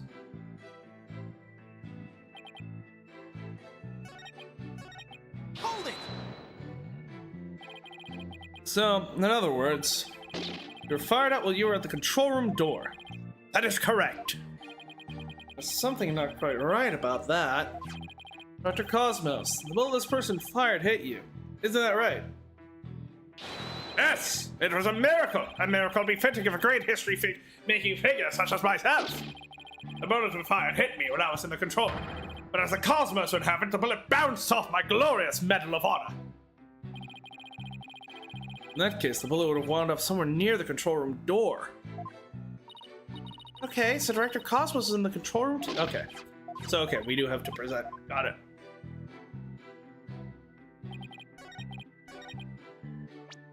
Now, the question is, do I present... Yeah, I think I present the bullet, because it specifically mentions the location. Objection! Yep. Director Cosmos, I believe you're telling this great court a glorious lie. A great man like me tell a lie. Have you ever heard of such a thing in all of history? But, okay, so the implication here is that he came in through the south door, him and Candace. But if that's what happened, where did the killer go? The killer could not have gone through the command room, because only he himself can access the command room, right? And he couldn't have gone back to the launch pad because there's no exit through there and it was on fire. So where did the killer run off to then? Did they actually jump down the trash chute like I thought? My accusation is based on the position of the people who are in the lounge. According to your testimony, you and Detective Arm were near the control room door. The mystery figure was standing in the middle of the boarding lounge. That's as you say, the figure fired a gun at you from this position. The bullet would have traveled in this direction. However, we found the .10 caliber bullet here. Oh! The trajectory and where the bullet was actually found contradict each other. Director Cosmos, where were you really when you were being shot at? Yeah! Ladies and gentlemen, I present to you the human merry-go-round. Objection! Don't tell me you've forgotten already. Didn't the witness himself just tell you? The bullet hit his metal. Of this, there is no mistake. Objection! But in that case, the bullet should have been found near the east side of the room. Are you trying to say that you can explain this inconsistency? Of course. I didn't think so. What? Oh, great Director Cosmos. Yes? Is there something you'd like me to expand upon? You were in fact not in the control room. To the east, were you? You were looking into the lounge from the door to the south. Is that not right? Rah! What are you getting at? Oh, this hurts our case, though. Yeah, Blackwell's figured it out. If he was in... If Arm and Cosmos came in from the south door, there was no way for the killer to escape to. Meaning that there couldn't have been a third person in that room. Which hurts our case, so... Use your own brain. Your head must have some use other than housing that bird's nest. Bird's nest? Why's everyone pick on my hair? Director Cosmos and the detective witnessed the scene from the southern door. The killer fired at them there, and that is why the bullet was found in the south. Ah, that makes sense, actually. Also, the witness being of a southern door is rather favorable for the prosecution. Ah! I've got a bad feeling about this. How about it, Director? If you don't tell the truth this time. Thanks, his handcuffs! You will be rust upon my sword. I relish the chance to cut down a great man. Alright, I'll tell you the truth. Just put your sword away! You were correct. The great Yuri Cosmos was looking into the room from the southern door. What? That's the complete opposite of all the testimony he's given so far. And now you have lost your possibility that a third person is in the room. I have? How? There's no escape route. The director and the detective were near the southern door, meaning the killer couldn't have escaped through there. The western door required print recognition. The corridor to the beyond was filled with smoke. The only escape route left was the eastern control room door. The only way to get through there was Director Cosmos' fingerprints.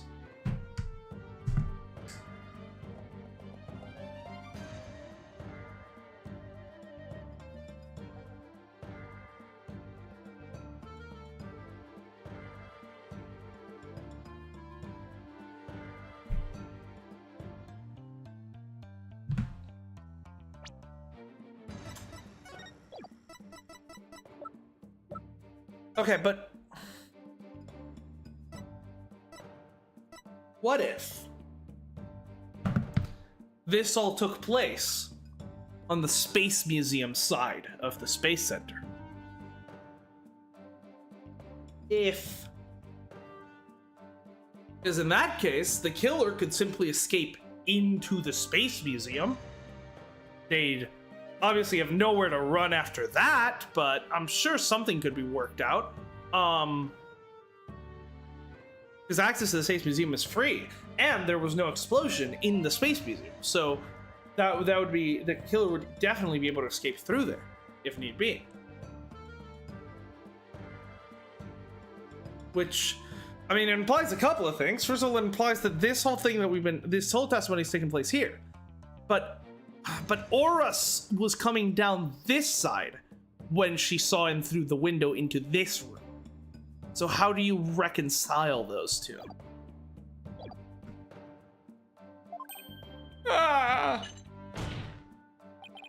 In short, there would be no escape for any third person, had there been one.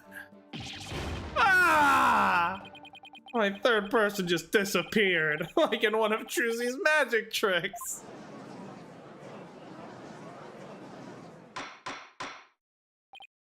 Order in the court. Director Cosmos, why did you tell such an outrageous lie? You were covering for the defendant. Isn't that right? Yes, it was all for the love of my men. I said I was in the eastern control room. It would mean the culprit could have escaped through the southern door. It would have meant that there could have been a third person. All I wanted to do was protect Starbuck. I said I was in the control room to invent an escape route for a third person. What a convoluted lie. Is he really covering for the defendant?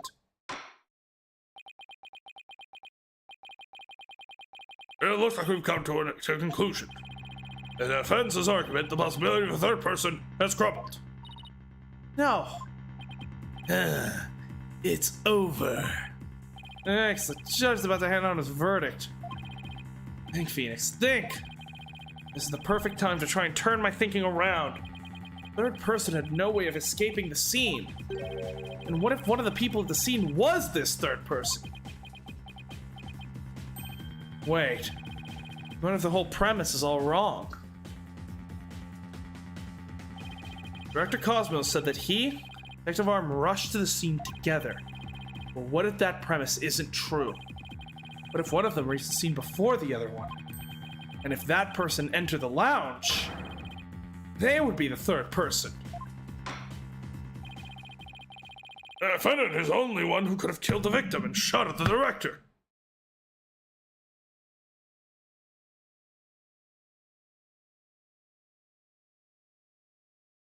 Okay, Phoenix, I'm really struggling with your logic here. So, okay, so then that gives two possibilities. Either the third person was Candace Arm, or the third person was Yuri Cosmos. The third person was Candace Arm, then how did that doesn't make sense? She had the wrong gun on her. If the third person was Cosmos, what? Did he run in ahead, get in there, kill what's his face, Then Candace shows up. They shoot at each other. Then he runs away. And runs through the command room. Then comes back on the other side and is like, "Hi, Detective Arm. I'm Yuri Cosmos. I just caught up with you. What happened here?" Like, what? Because how does this... Because, like, obviously we don't have Candace Arm's testimony. That's true. But, like, I don't know. If Candace Arm had shot at fucking Yuri Cosmos, I feel like she would have probably talked about that to the police. There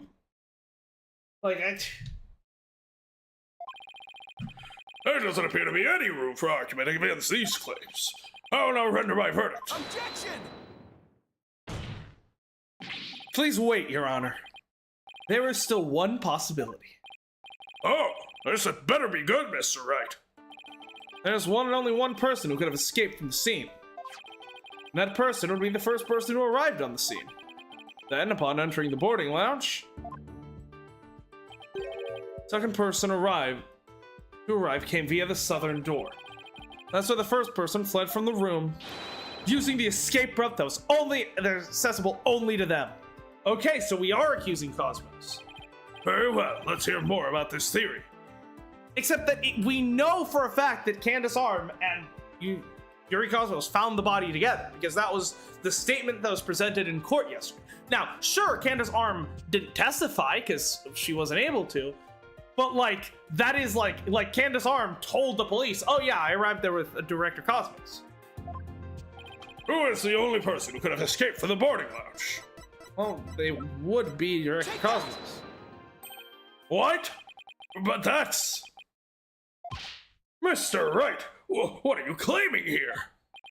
Of all the people who were at the scene, the only the witness could have escaped. The director is the only one who has authority to open the control room door, after all. But what that means... Exactly. The true identity of the third person is our current witness, Director Yuri Cosmos. Rah! What? What?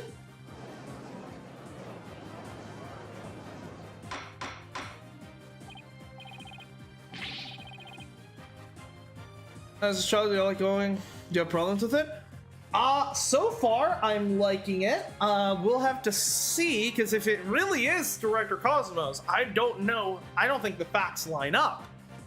But so I think there's still more to this case, but we'll see. I say, Mr. Wright, will you explain yourself in more detail? I assert that Director Cosmos arrived at the scene before Detective Arm, and entered the boarding lounge alone. Detective Arm arrived after that and saw a suspicious figure who was actually Director Cosmos standing in the lounge.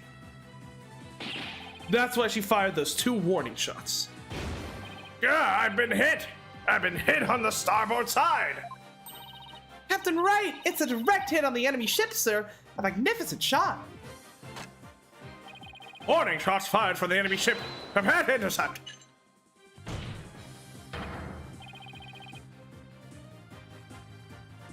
Cosmos, you have told a lie in this court once again. I've been hit! I've been hit on the port side! The enemy has called in reinforcements! Earth to Cosmos Control Center. Requesting permission to ask you to return to reality. The right ship will not go down to anything less than the ultimate weapon of evidence. Objection! But I do have evidence, in fact. You could say that your battleship bears its scar. Yeah. Director Cosmos, the third person Aura Blackwell saw. Third person fired Detective Arm, Director Cosmos with their gun. Turned the director fired her warning shots. Isn't that how it really went down, Director Cosmos? Ha ha! It looks like you've deduced my miraculous tale of survival. Yes, you're absolutely correct. This mysterious person fired upon us. Director Cosmos must have been the one who fired the .10 caliber gun. Detective Arm discovered him in the lounge. It only makes sense that he would have turned and shot at her. Therefore, the evidence on the director's body is of a different kind of relevance than before. Once we compare it against another piece of evidence, the mark that you received from the third party will be all the proof we need. Prove that you were the one in the lounge. Brace for further impact. Comparison against this piece of evidence will prove that you were the one in the lounge. Right, compare the size of the bullet hole with the size of the impact on his star. But again, it seems too small, but we'll see. What would you like to say about that piece of evidence, Mr. Wright? Huh? Oh, I'd like to say that this is not it. Mr. Wright, please only present evidence that you think is it. What? I guess that really wasn't it. I am sure the third person is Director Cosmos.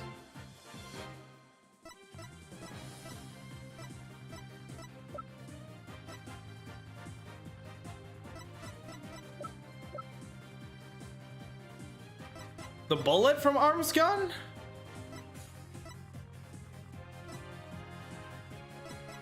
Take that! Yeah. The 38 caliber bullet found on the floor of the scene didn't hit the oxygen tank. It hit Director Cosmos' metal. We have that ricochet mark on the metal analyzed. I'm sure the caliber will match up. If that mark proves to be from a 38 caliber bullet, it will prove that you are the third person we've been looking for. Ah! The bridge is destroyed! Losing altitude! All hands abandon ship! If that's true, then what about the bullet? What about the bullet that hit the oxygen tank? It was the 10 caliber bullet. In other words, it was the bullet fired by Yuri Cosmos. Is that right, Director? No! You've got it all wrong! What? The engines have started again? It's a miracle! I'm not going down yet! Witness, stop this at once and confess the truth! You don't want these history books to say that a great man was a great liar. Then accept your fate and tell the truth. It still doesn't work. Because it's the wrong door. That's not... That is not the door from the video. The murder didn't take place in the lounge at all. Are you giving me orders? Me, the great director of Cosmos Space Center! Ah! Why the Cosmos revolves around me! I love him. He's just spitting! Ah! Somebody get me off this thing!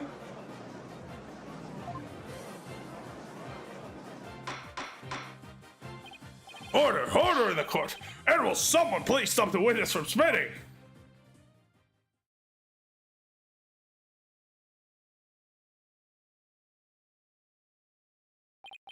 Thank goodness we were able to stop him from spitting off the face of the earth!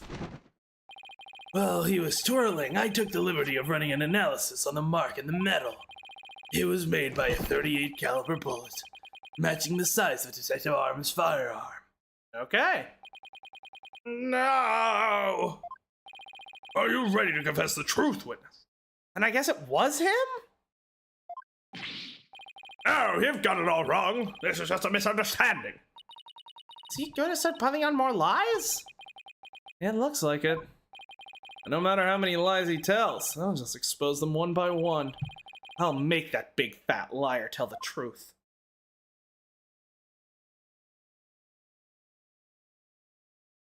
To be continued. That was a short court day.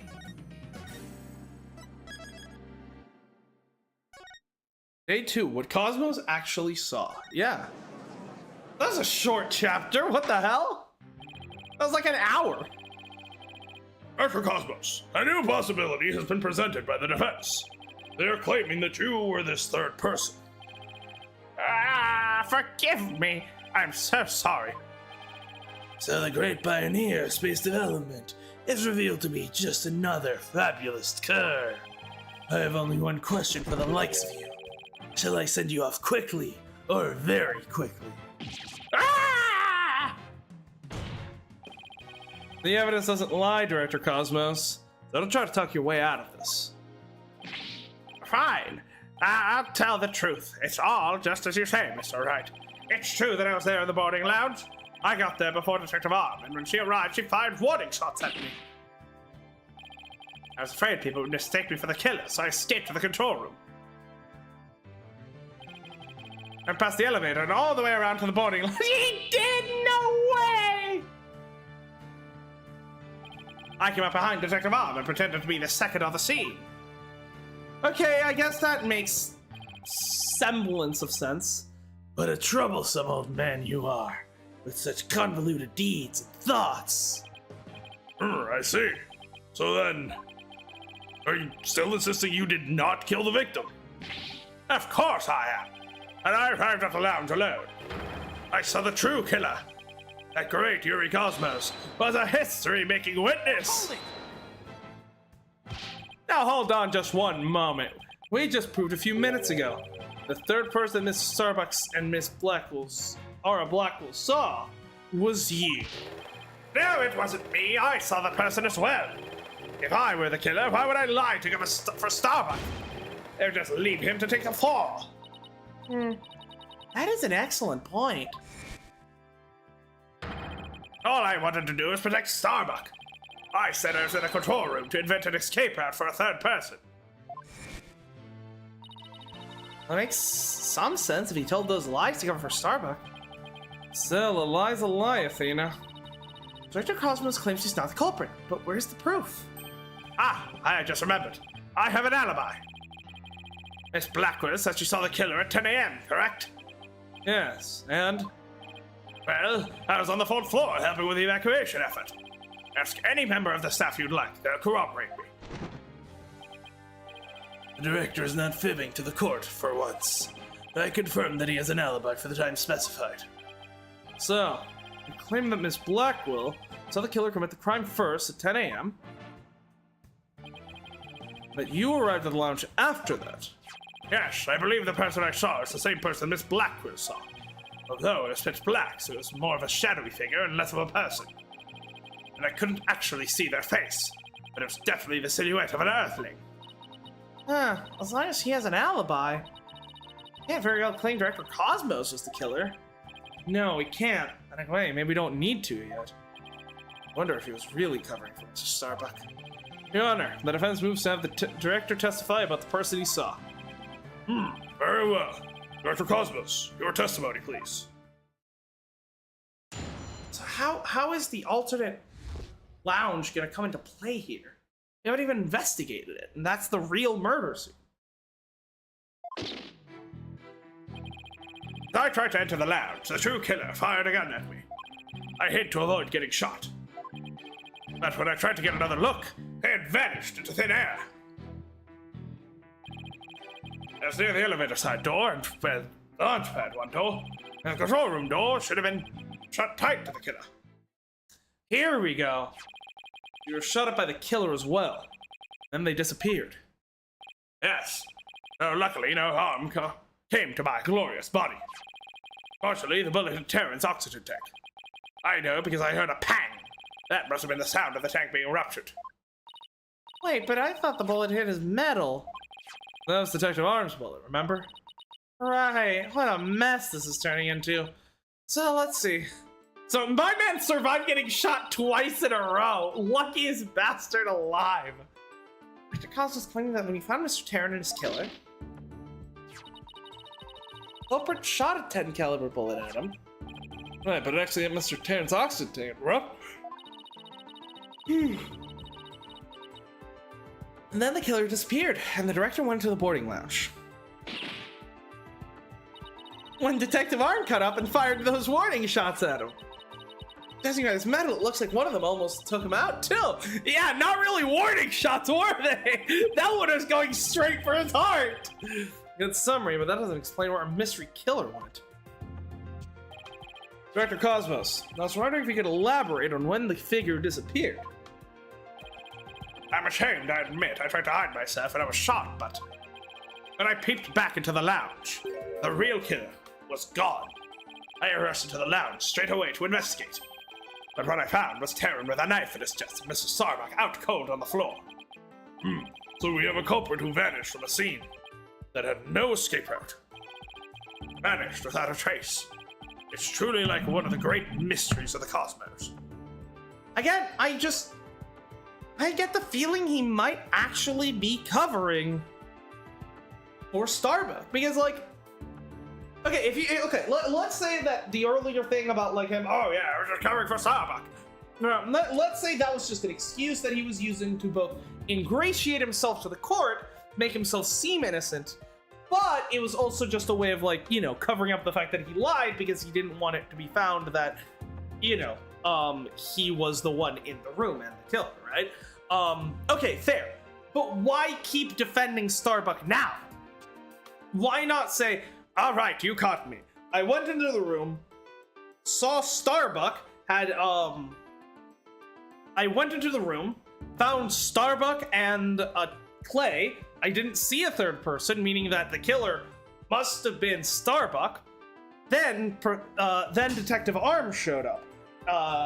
And you know, that's when everything happened. Like, if that would make, that would be a perfectly fine excuse that would explain everything, take the blame off of him, and place the blame primarily on Starbuck. So why is he still going on with this lie? Why is he still insisting that he saw a third person other than Starbuck, right? Like, if he was just pretending to care about Starbuck, in order to ingratiate himself to the court, he has no reason to keep doing that now. So I don't think he's the killer. Silence. A riddle of the ages indeed, but I'd rather know how a fibbing leech such as yourself can be lauded as great. A great man is always misunderstood in his own time, but he must remain true to himself, even if those around him don't understand. Well, that might be the first true statement he's said all day. But how do you suppose this person managed to vanish so suddenly? Because that wasn't the launch pad, that was the museum. Simple, because it was Spaceboy himself. When he's spotted by the director and Aura, he quickly feigned unconsciousness. It would certainly take all the mystery out of the idea of a vanishing culprit. I want to raise an objection, but I don't have any counter evidence. Director Cosmos, when you saw this person, you also see Mr. Starbuck on the floor. No, because it was dark as a black hole in there. I didn't see Starbuck until the other person vanished and I entered the room. That wasn't exactly helpful. I'm prepared to accept your surrender, right, Dono? Can't find any holes in this testimony. I can't give up. Mr. Wright, why did you let me help? Huh? Well, the director was giving his testimony. I detected a cacophony of discord. Which means he's hiding his true feelings from us, huh? This just might help us find out what helped our vanished killer. That'd be great, Athena. Let's see what you can do with him. You got it, boss. I wouldn't want to miss this chance to delve into a great mind. Yuri Cosmos, prepare to hand over the secrets of your heart to me.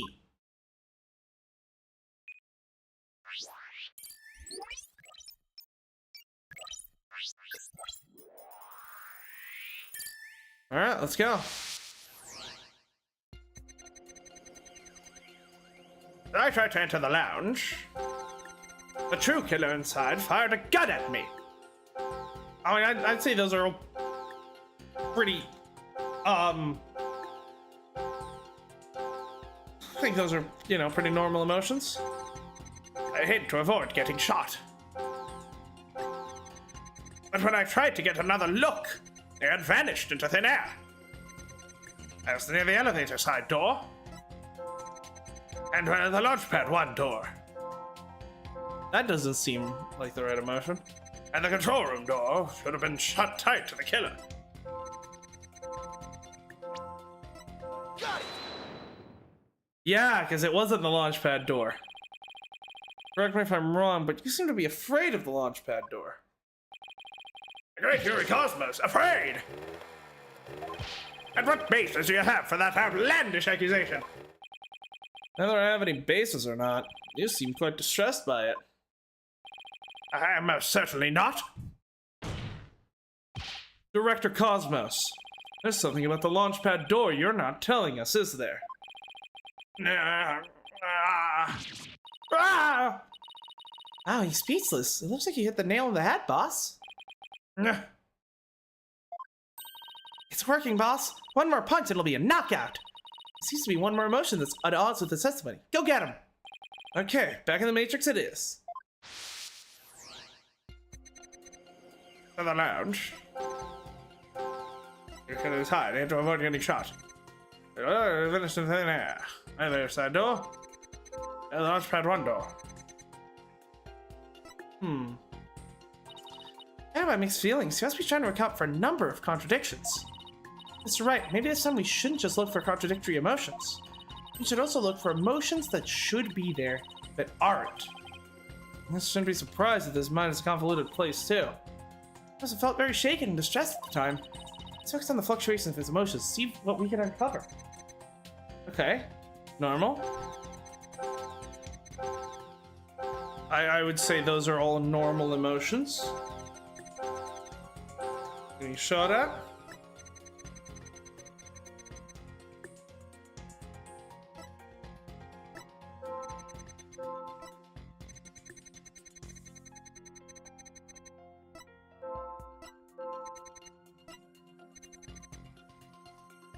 I guess he should be happy that the killer is gone, right? Got it! When you view your emotions alongside your testimony, you find the unexpected emotion. Wait a minute. There's anything strange here. I don't know, but I think we made a mistake, Mr. Wright. I think maybe you're right. Let's take another look. There must be an unexpected emotion here somewhere. Is there the lounge? Lord.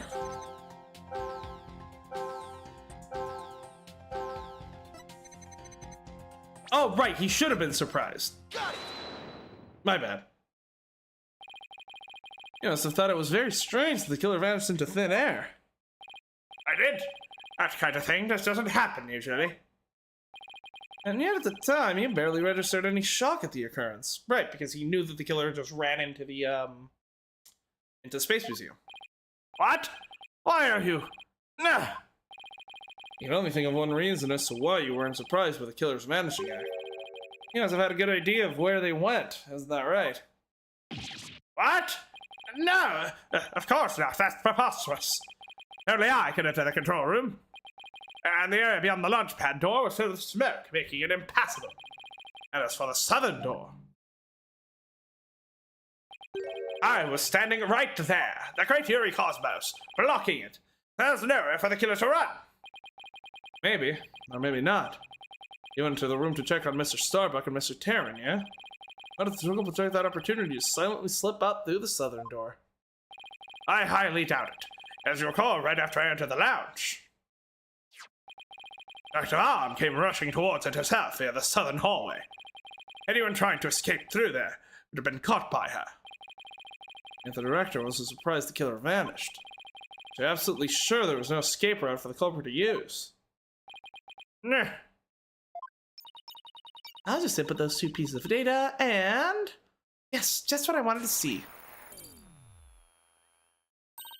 Presto changeo. Less Discord. Let's go on the right track.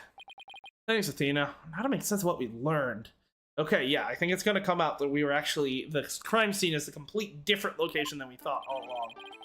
Director Cosmos was surprised the culprit suddenly vanished from the lounge.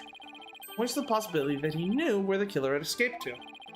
Furthermore, talking about the door to the launch pad made him uneasy. In other words, he's probably hiding something about the launch pad 1 door. We put these two pieces together, and one solution to this puzzle comes to mind. Director Cosmos, the real killer escaped through here. Through the launch pad 1 door? Because it wasn't launch pad 1 door. It was the Space Museum door. Culprit went through the launch pad 1 door to escape, didn't they? Yes, I mean no! A disaster to starboard! We're going to crash into an asteroid! A master tactician, you are not. So, That means Clay and Starbuck. We're in the Space Museum. They come out of the Space Museum. They run into this third person. Clay gets killed. Starbuck runs. Starbuck is obviously knocked out on the ground. Cosmos runs in. The killer escapes into the Space Museum. Then Detective Arms shows up, shoots at Cosmos, and he runs around through the control room to meet back up with him. The question is, why is he trying to hide the fact that the killer ran into the Space Museum? The area beyond the door was filled with smoke, wasn't it? True, but this is still the only logical answer there is. You just figure out what the director is hiding about the Launchpad 1 door. You should be able to iron out the logical inconsistencies. Yeah, but the door requires fingerprint recognition. Only Starbuck, Terran, and I have access. I don't see how the killer could have opened that security lock, do you? That's an easy one. The killer was right there in the boarding lounge, meaning there's a way he could have easily gotten past the security lock. Come to think of it, he did examine the prints on the fingerprint recognition device. Oh, this is another. Oh, right. That he used Clay's hand. But no, but that presents an issue. Right? Clay. Yeah. So that's clearly Clay's right. Clay's left glove was on when he was found, and Clay's right glove was removed by Detective Fulbright. Detective Fulbright himself testified to the fact that he personally removed. He personally removed Clay's right glove himself, meaning that when the killer ran out, Clay still had the glove on, meaning he could not have used Clay's hand to open the fingerprint.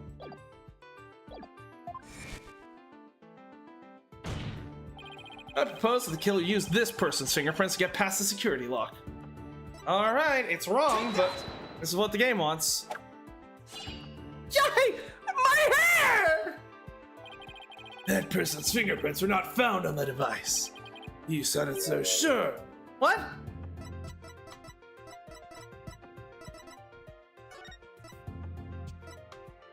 Oh, Starbuck! I got them mixed up. He used Starbucks prints. Okay, that is possible, I suppose. I was thinking my Carl could use a trim. Ah!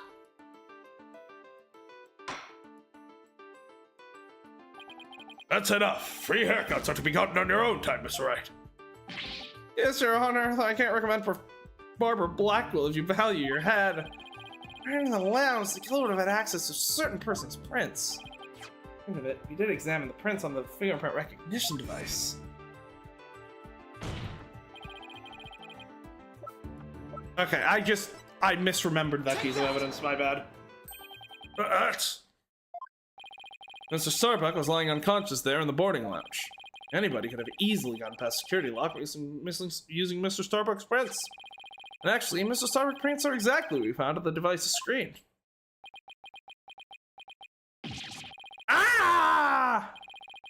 Looks like he does have something to hide about the Launchpad 1 door. I'm betting it's got something to do with the culprit's escape route. I don't have enough information to see the whole picture yet. I do, you're just stupid, Phoenix. You know, something just occurred to me. Would you like to hear it? Huh? Oh, yeah, by all means. There's a security camera in boarding lounge 1, right? The one that recorded the victim and the defendant. What about... Right, the one that recorded the victim and the defendant. What about it, Your Honor? If the true culprit escaped into the Launchpad 1 corridor, then that might have recorded the security footage as well. No, it cut out. Then the mystery would be solved.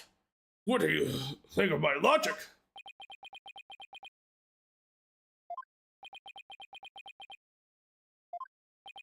He lacks critical information. I hope you didn't strain your faculties too much for that, your baldness. I beg your pardon? Look, if you play the security footage beyond this point. Oh my, the footage cuts off. The camera was running on backup power, but apparently the power cables were damaged, most likely by the after effect of the explosion. There is no footage after this, be it of criminals or space aliens. And I thought it was such a good idea, too. I mean, it was a good idea. Just because your grandchild is watching from the gallery, it does not mean you should try to show off too much. Grandpa Baldness. Prosecutor Blackwell, how did you know about my grandchild? I think his grandchild just learned a little about the harshness of the adult world. Setting aside this issue of grandchildren, I'd like to have the witness continue. Dr. Cosmos, could you tell us more about when you entered the lounge? If I must. I had to avoid getting shot. After the killer vanished, I went into the lounge. And that's when Detective Arm appeared from the elevator side door. And then the detective shot me! You see, the killer could have only escaped the launch pad, right? I think about Detective Cosmos' emotional response, Athena. Actually, my cat is really sick, you know? What? Oh, I'm very sorry to hear that. And on top of that, my dog just doesn't seem to want to play with me. Why are you telling me all this now? Just humor me, okay? Now, when you heard about my cat, then about my dog, what story made you feel sadder? Story about your cat, of course. Only natural. Exactly. That would be the natural reaction. But there's nothing natural about the director's reaction. Think about how each individual reaction changes across the whole testimony will be key. Sounds unnaturally complicated, but that somehow doesn't surprise me. To avoid getting shot, right? To vanish, so into the left, right? Slightly less distressed. Detective Arm appeared. Surprise. Oh yeah, he didn't seem. He's only barely distressed at this. Or no?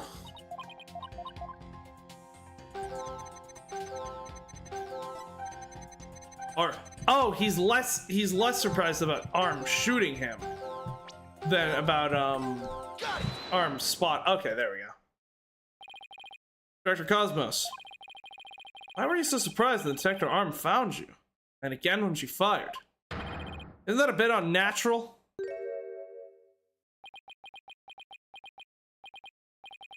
Sadly, even a great man such as myself have ordinary human feelings. Why is he fucking doing the Evangelion pose? Our bodies are bound by the forces of gravity and emotion. Even a great man such as myself experiences surprise on occasion. Yeah, I'm sure you do. But my real point is not the fact that you were surprised. It's rather what you were surprised by. Pardon me? First, you were surprised when Detective Arm found you in the lounge. And just after that, you were of course again surprised when she shot at you. And considering what you were surprised about, a strange phenomenon occurs here. Director Cosmos, what is strange about your surprised reaction is the fact that you were more surprised when Arm came. You were surprised when Detective... Sure, you were surprised when Detective Arm shot at you. But the surprise you felt when she found you in the lounge was much greater. Yeah! The fact that you were more surprised by simply being found than by being shot at suggests to me that you were conflicted about whatever it is you were doing there. Enemy has acquired a new weapon. Commence operation, hide under your desk. Ah! He's such a kooky old man, I love him. Please tell me I finally sunk his battleship. Not quite. Boss, I'm getting less Discord now. That must mean... really is hiding something about that launchpad door. Whatever he's hiding most likely has something to do with the killer's escape. I wonder what it could be.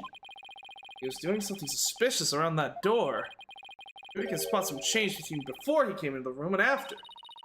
Fulbright gave us a photo taken after the crime. Let's try a comparison.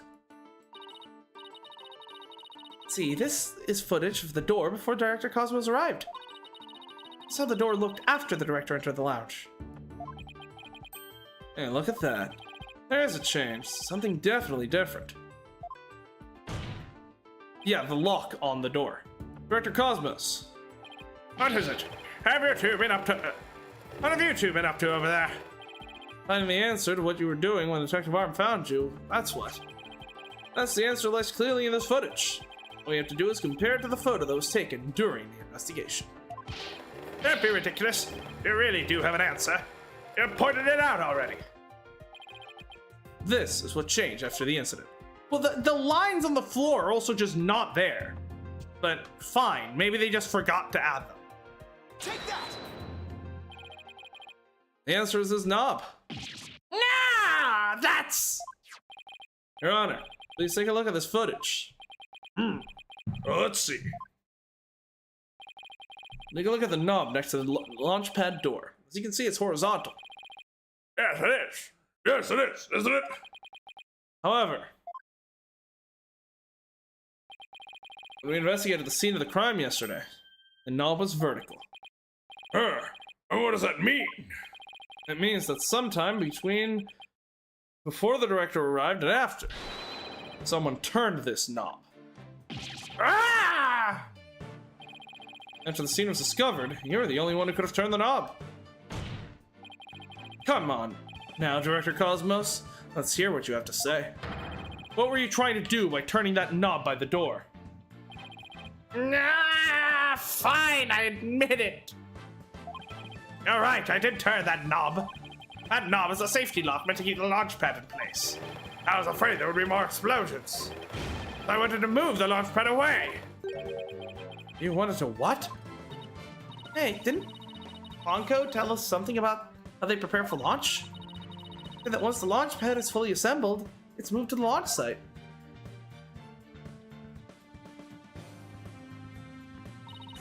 But the safety lock in the boarding lounge has to be disengaged first. Guess that clears up what the knob is for. Oh, did the killer escape into the launch pad 1 corridor? Maybe they were transported along with the launch pad to the launch site.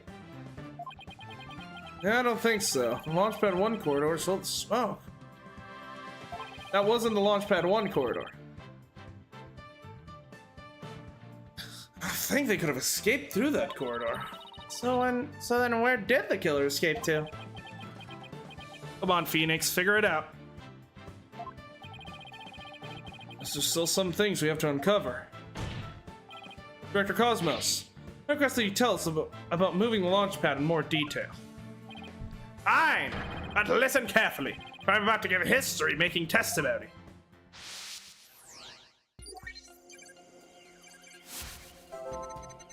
I had no choice but to disengage the safety lock. I feared there might be more explosions. So I had to cut the launch pad loose.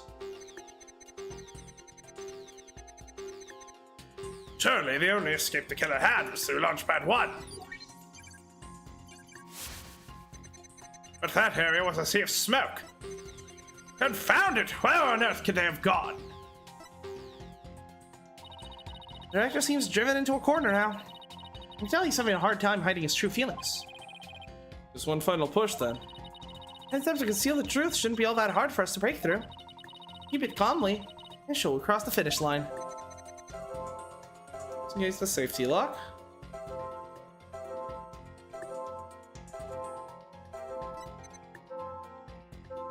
Solutions.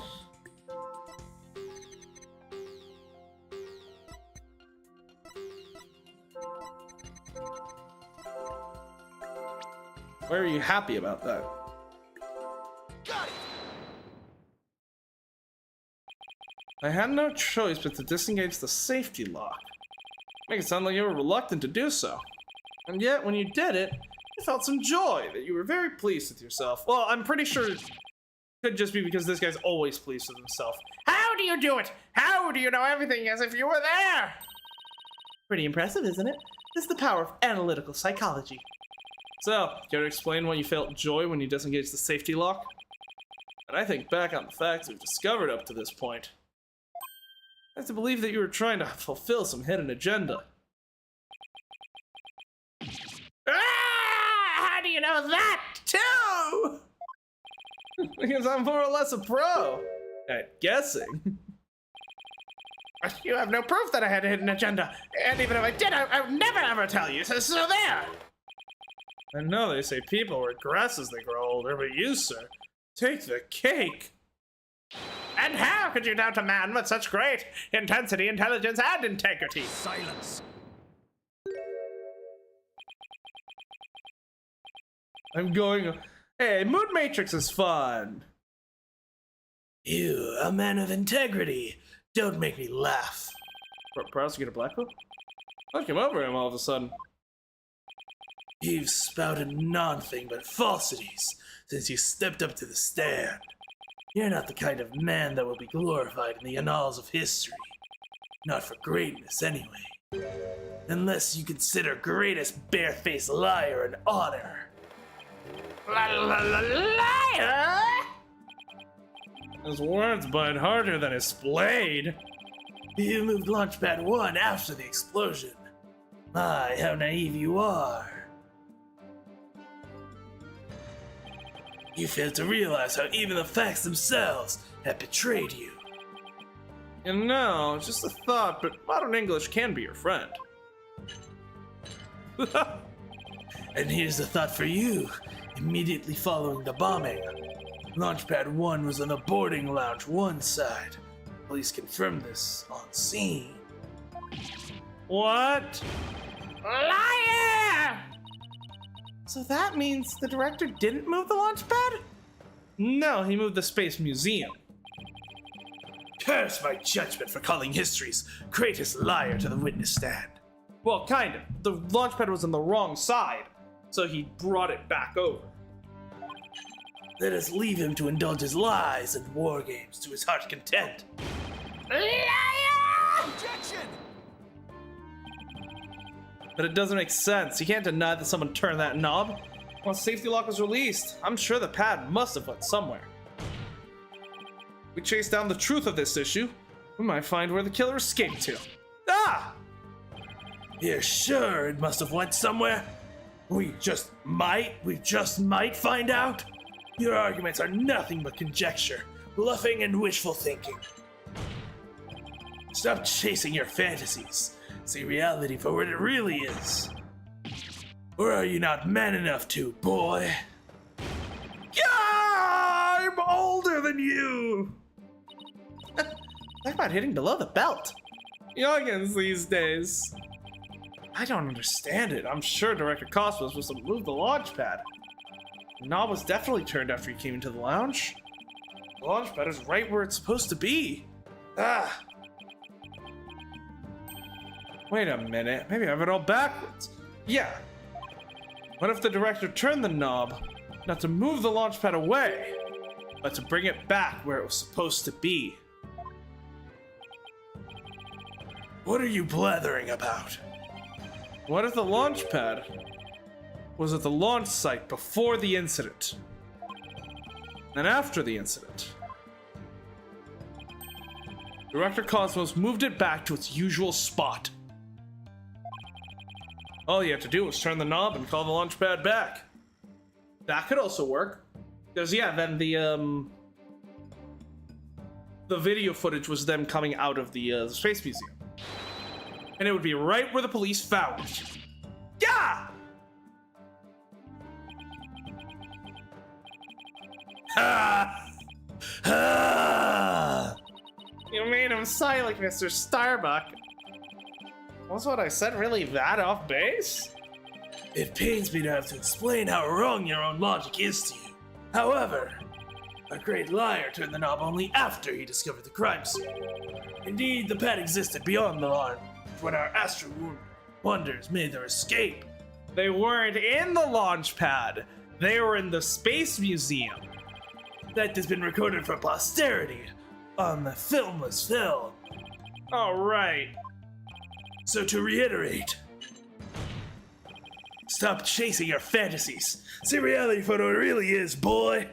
Oh, I've been seeing reality for what it really is for like 3 hours now. It's all of you that are waiting, that I'm just waiting for all of you to catch up.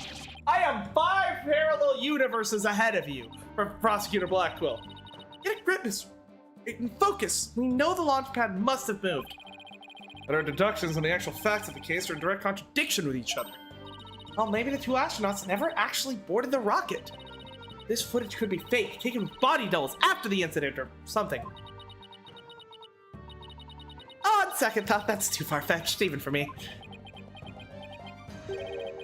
Never actually boarded the rocket. Now we're getting somewhere! Hey, wait a minute. Maybe, just maybe. Yeah, so they come in through the space museum. The murder takes place there in the in lounge 2. The killer moves the bodies to lounge 1 when he gets discovered by Cosmos. The killer gets discovered by Cosmos.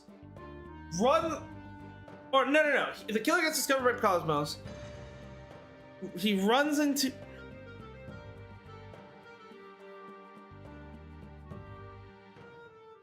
Wait, but then that doesn't make sense.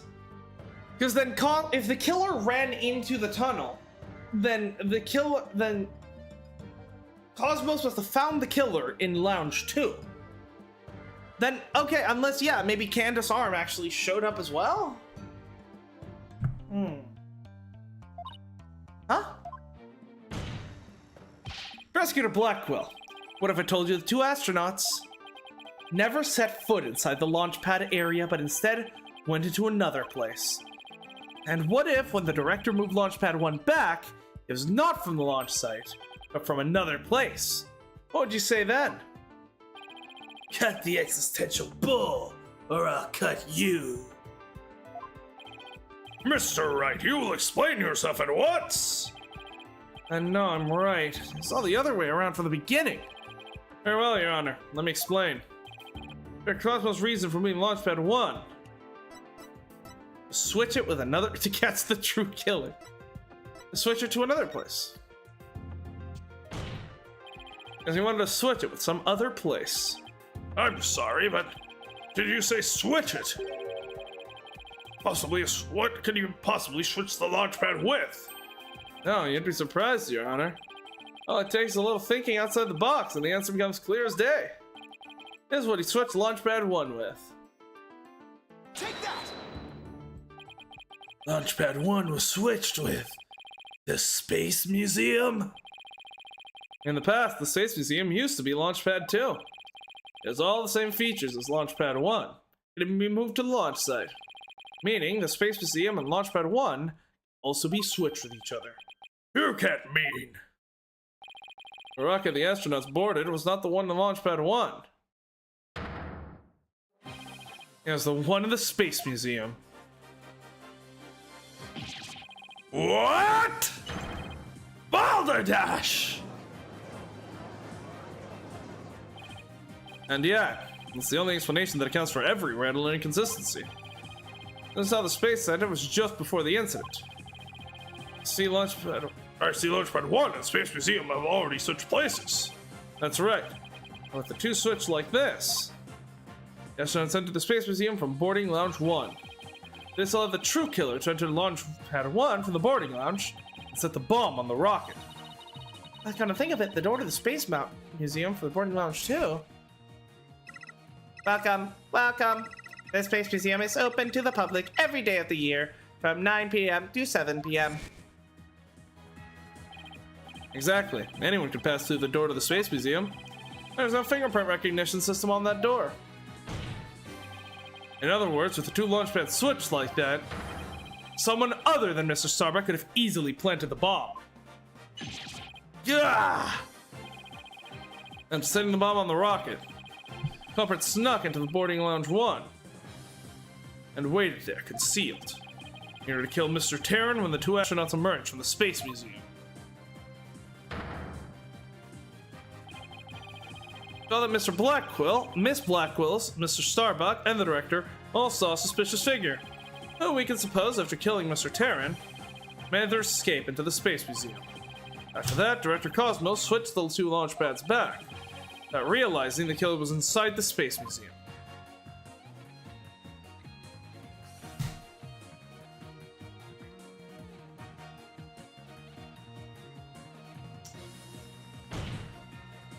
The killer then left the Space Museum and made a clean getaway. Yeah, and I can only imagine then that...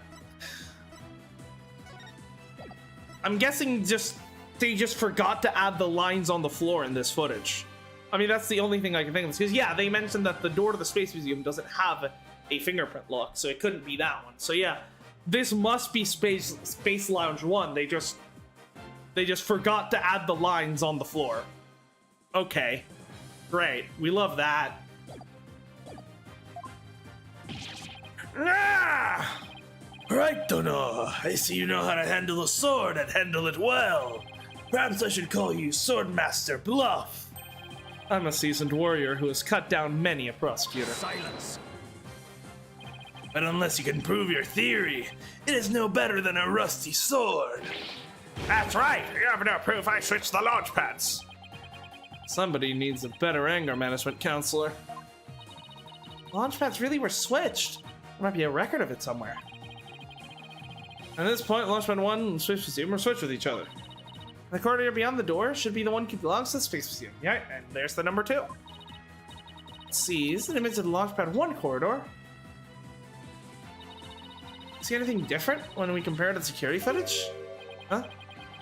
That number on the floor. There we go. Well, what do you know? Looks like we have proof after all, Prosecutor Blackwell.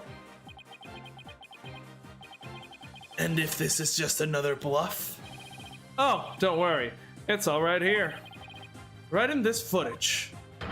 Proof that beyond this door is the corridor to the Space Museum. Very well then. Answer this for me, if you would. What in this footage proves that the corridor belongs to the Space Museum? Number 2 on the floor. Take that! There's a 1 on the floor of the Launchpad corridor. Take a look at the floor of the corridor in the security footage. See the number on the floor behind the astronauts? It doesn't look like a 1, does it? That's because what you see is actually part of a 2. What? Why is it a 2 and not a 1? That's because the corridor you see is the one to the Space Museum. Ah! And so that means the corridor in this footage was not filled with smoke.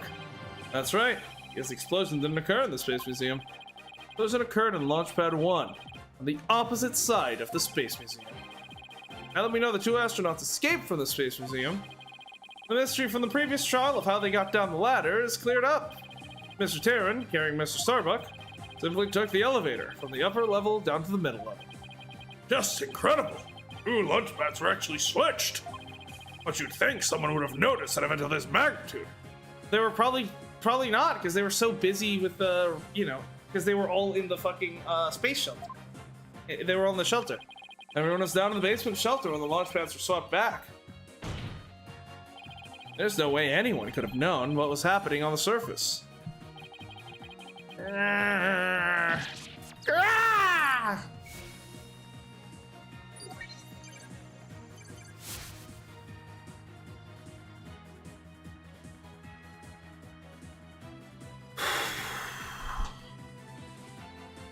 So what?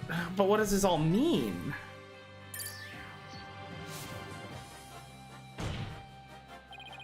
No more lies, Director Cosmos. It's high time you told us the truth.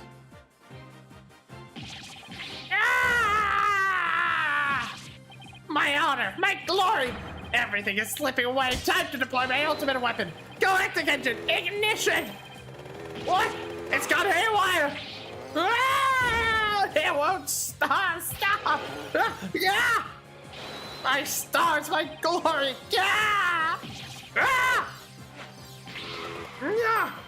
No, not that way! No!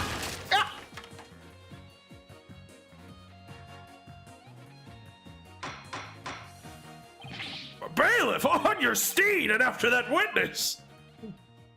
What the fuck is going on in this courtroom?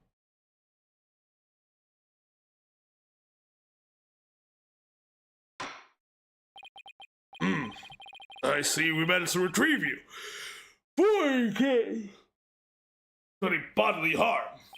Director Cosmos, you admit you switched the launch pads. I admit it's true. I switched Launchpad 1 for the Space Museum. It's good to hear words I can believe for a change. But why? Before you do, Your Honor, two things. First, we don't know if Mr. Terran had prior knowledge of the switch. As for Mr. Starbuck, he was unaware of his surroundings thanks to his medication. Either way, Mr. Terran would have realized the instant he stepped into the Space Museum that it had been switched with the Launchpad 1. So my first question is, if the Space Museum was perfectly fine, why did Mr. Terran feel the need to put on such a dramatic display? As for my second question,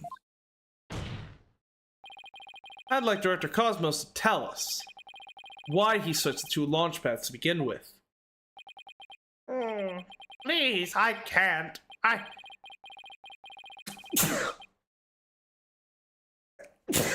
exercise my right to remain silent, but I will say, my hands were tied. I was only doing what I could to keep my men from getting caught in that blast. The director is terrified. He must have one heck of a reason for not wanting to explain why. I'm guessing this is that phantom that Black Quill is after, who threatened to bomb the launch site again. And so he essentially had them go into a different location so that they wouldn't be caught in the explosion. Probably not a good time to try to pry it out of him, huh? Thank you. Excuse me, but would you mind if I picked up my stars? I normally hate over-the-top breakdowns in this series, but this one is very funny because it feels very much in character for him. Without my badge of rank, I'm nothing. I don't see why not. Airlift helped the director retrieve his stars.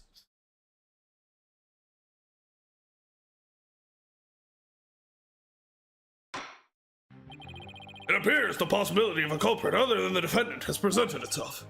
Mr. Starbuck, is there anything you wish to say? I don't get it. Don't get it? What don't you get? Director, why did you do all that? From the very beginning, you never meant for the launch to go ahead, did you? You tricked us! Mr. Starbuck. Starbuck, my boy, I'm sorry. I can't tell you the reason why, but I had to do it to protect the Space Center. Director! Will I ever get the chance to go into space again?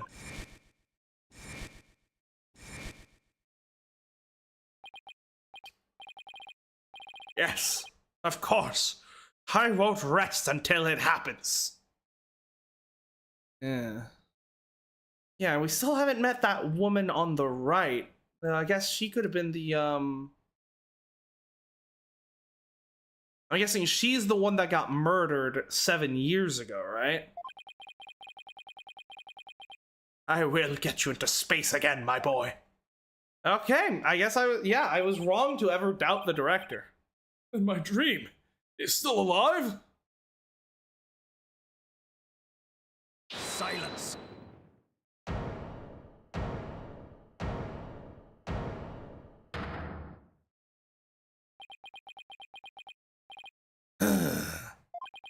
You're not going into space, Starbuck, but prison. I won't have it any other way. Why are you so hung up on him? Yes, I accept the launch pads really were switched. And if there were a third person at the scene, I suppose they could have escaped. But I have yet to see proof of this third person's escape via the Space Museum. Oh, that's a good point. Ah, he's right. I don't have any proof. Starbuck! You will spill everything you know. What? Me? Where did you get those bombs? Tell me now! If you don't, my blade shall feast on your blood. I'm going to die. I want to die in space. I have to do something. Solomon Starbuck! Prepare yourself!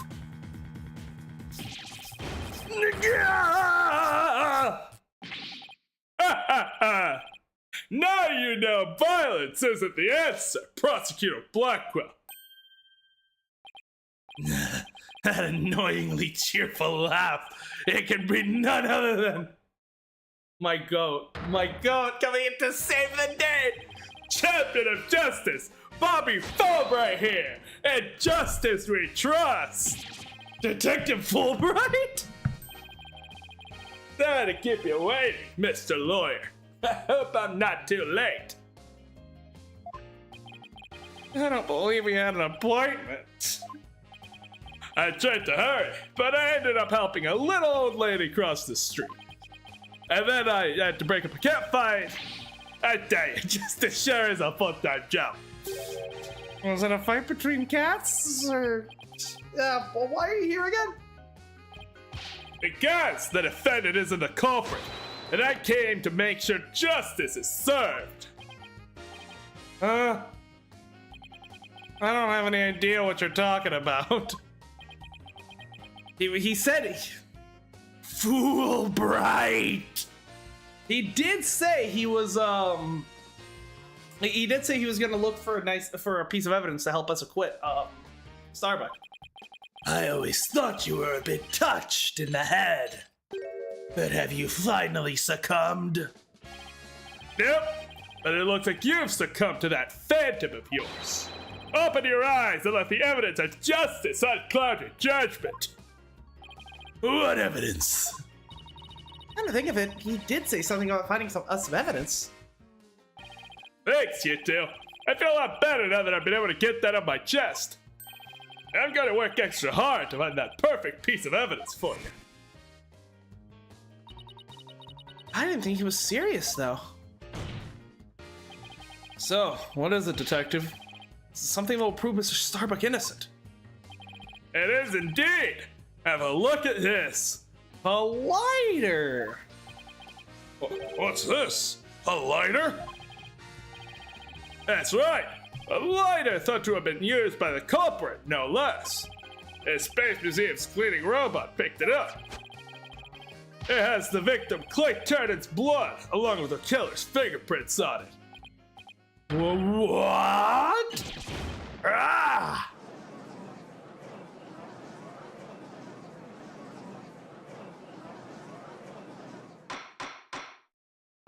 Order! Detective Fulbright, can I assume the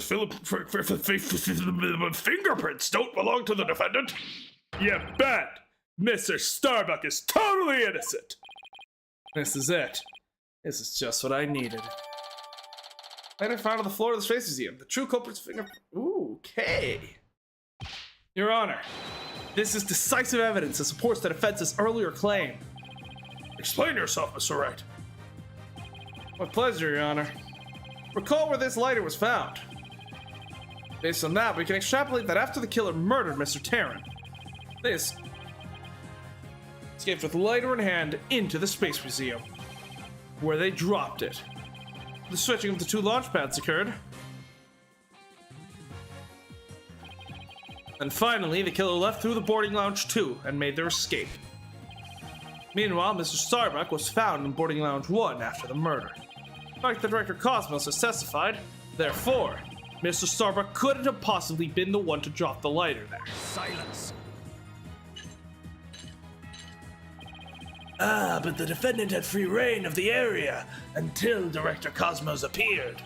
Could he have not dropped the lighter in the Space Museum during that span of time? Objection! You'd like that to be true, wouldn't you? But Director Cosmos testified that right after he saw the mysterious figure with a lighter, he went into the lounge and found the unconscious Mr. Starbuck. In other words, Mr. Starbuck couldn't have had the time to double back to the museum. Now, Prosecutor Blackwell, this lighter could only have been dropped by the real killer. Nah. Most importantly, Mr. Starbuck's fingerprints are nowhere to be found on this lighter. I think you understand what this means, don't you? The piece of evidence unequivocally proves Mr. Starbuck isn't the culprit. Gah!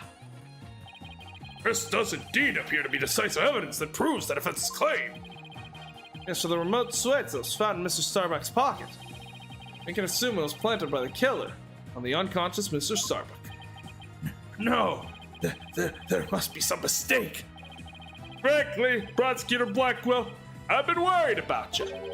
You've been chasing this phantom for 7 whole years. I understand your urgency because tomorrow Silence.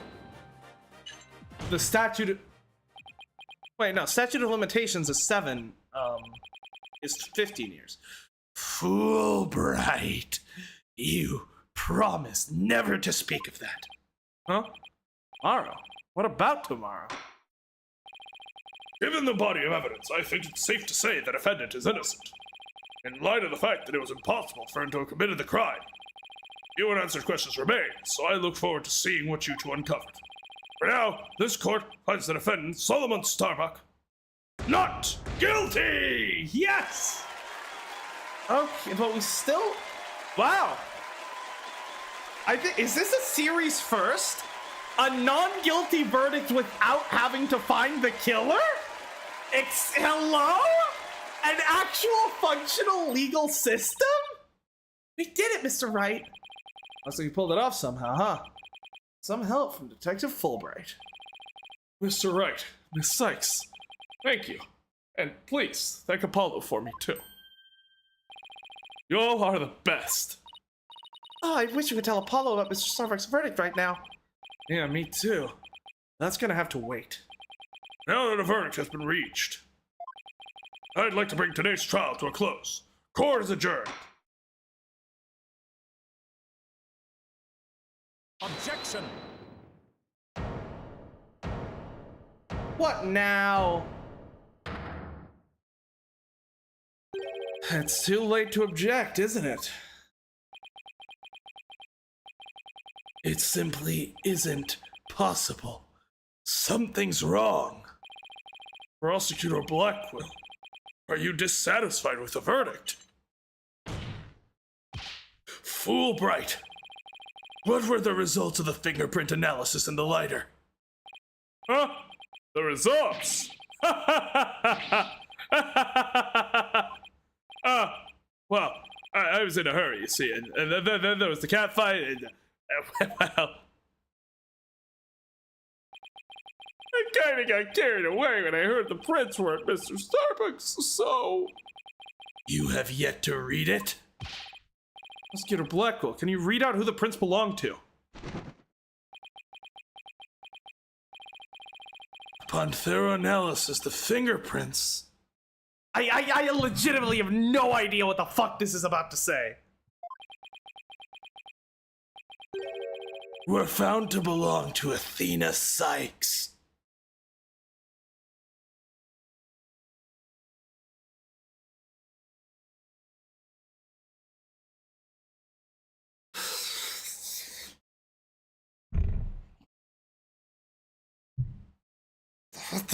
What the fuck?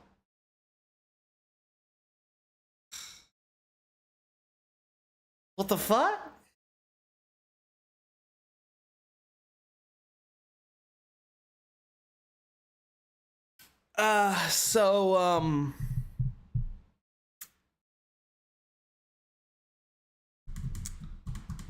That's not good, is it? Look at this lighter. How the fuck? I mean, okay, I know Athena was related to this case 7 years ago at the Space Center, and I know she visited the Space Center. She has visited the Space Center a couple of times with Apollo. That's the only thing I can think the lighter would have gotten her prints on it, right?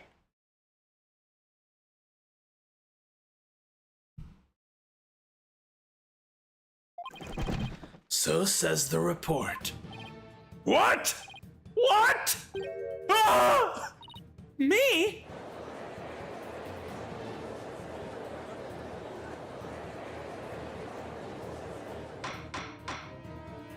Order, I say, order! Miss Sykes, tell me you have an explanation for this. We've just finished proving this lighter could only belong to the killer. So finding your prints on it can only lead us to one grave conclusion. I don't know how they got there, but I know I'm not the culprit.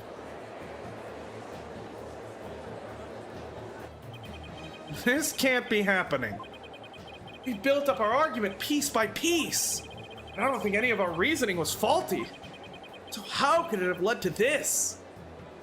The prince must have been faked.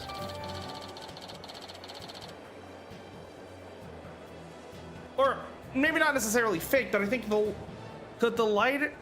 I don't... Well, no, did the killer drop the lighter on purpose to make Athena be the culprit, or... God, what have I done? Please forgive me. I'm sorry. It's not your fault, Detective. You were just doing what you thought was right. Order! Order! Detective Fulbright, stop your crying. What in the world is happening here? It's like the world's gone mad. Order! Order! I will have order!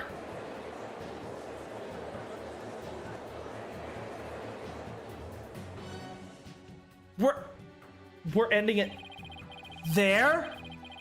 Confusion spiraled into utter chaos. After all we'd fought for, the truth had turned cruelly on us to accuse Athena of the crime. Somewhere, somehow, everything had gone terribly wrong. We had stumbled over the edge of reason into the jaws of twisted darkness.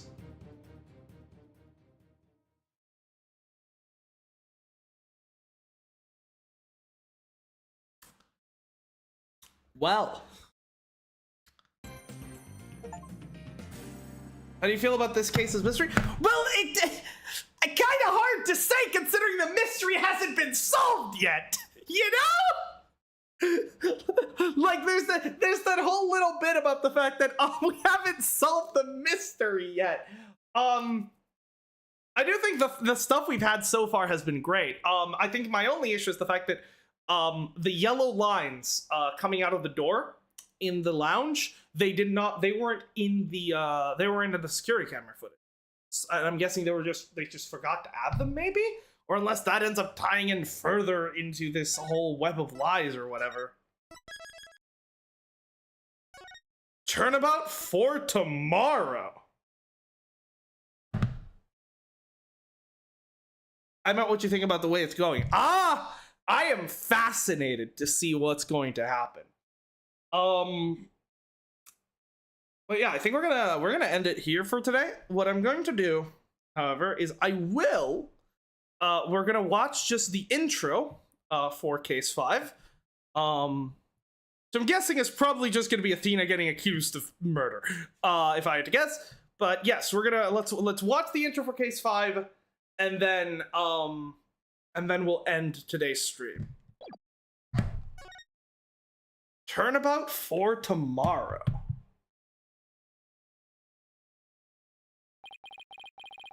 No one can escape their past.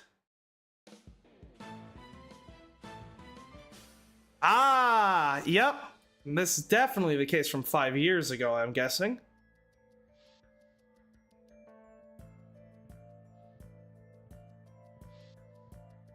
Oh, and a sword was used as the murder weapon, right? And Blackquill was the one convicted. Since we've committed the sentence we caused, because Blackquill uses a sword, right? That makes sense.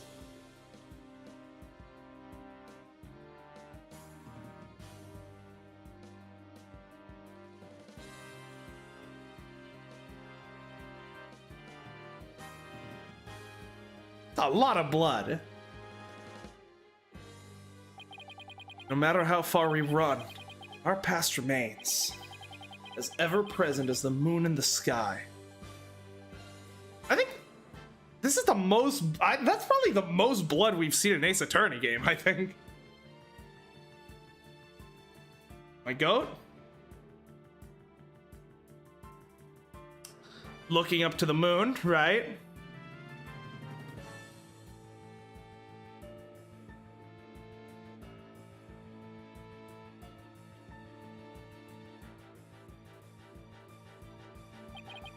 It looms in wait for the day when we are forced to face it.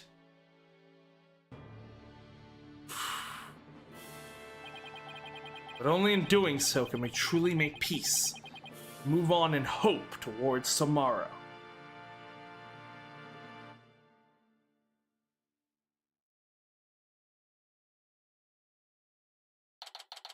That's it? That's all we get?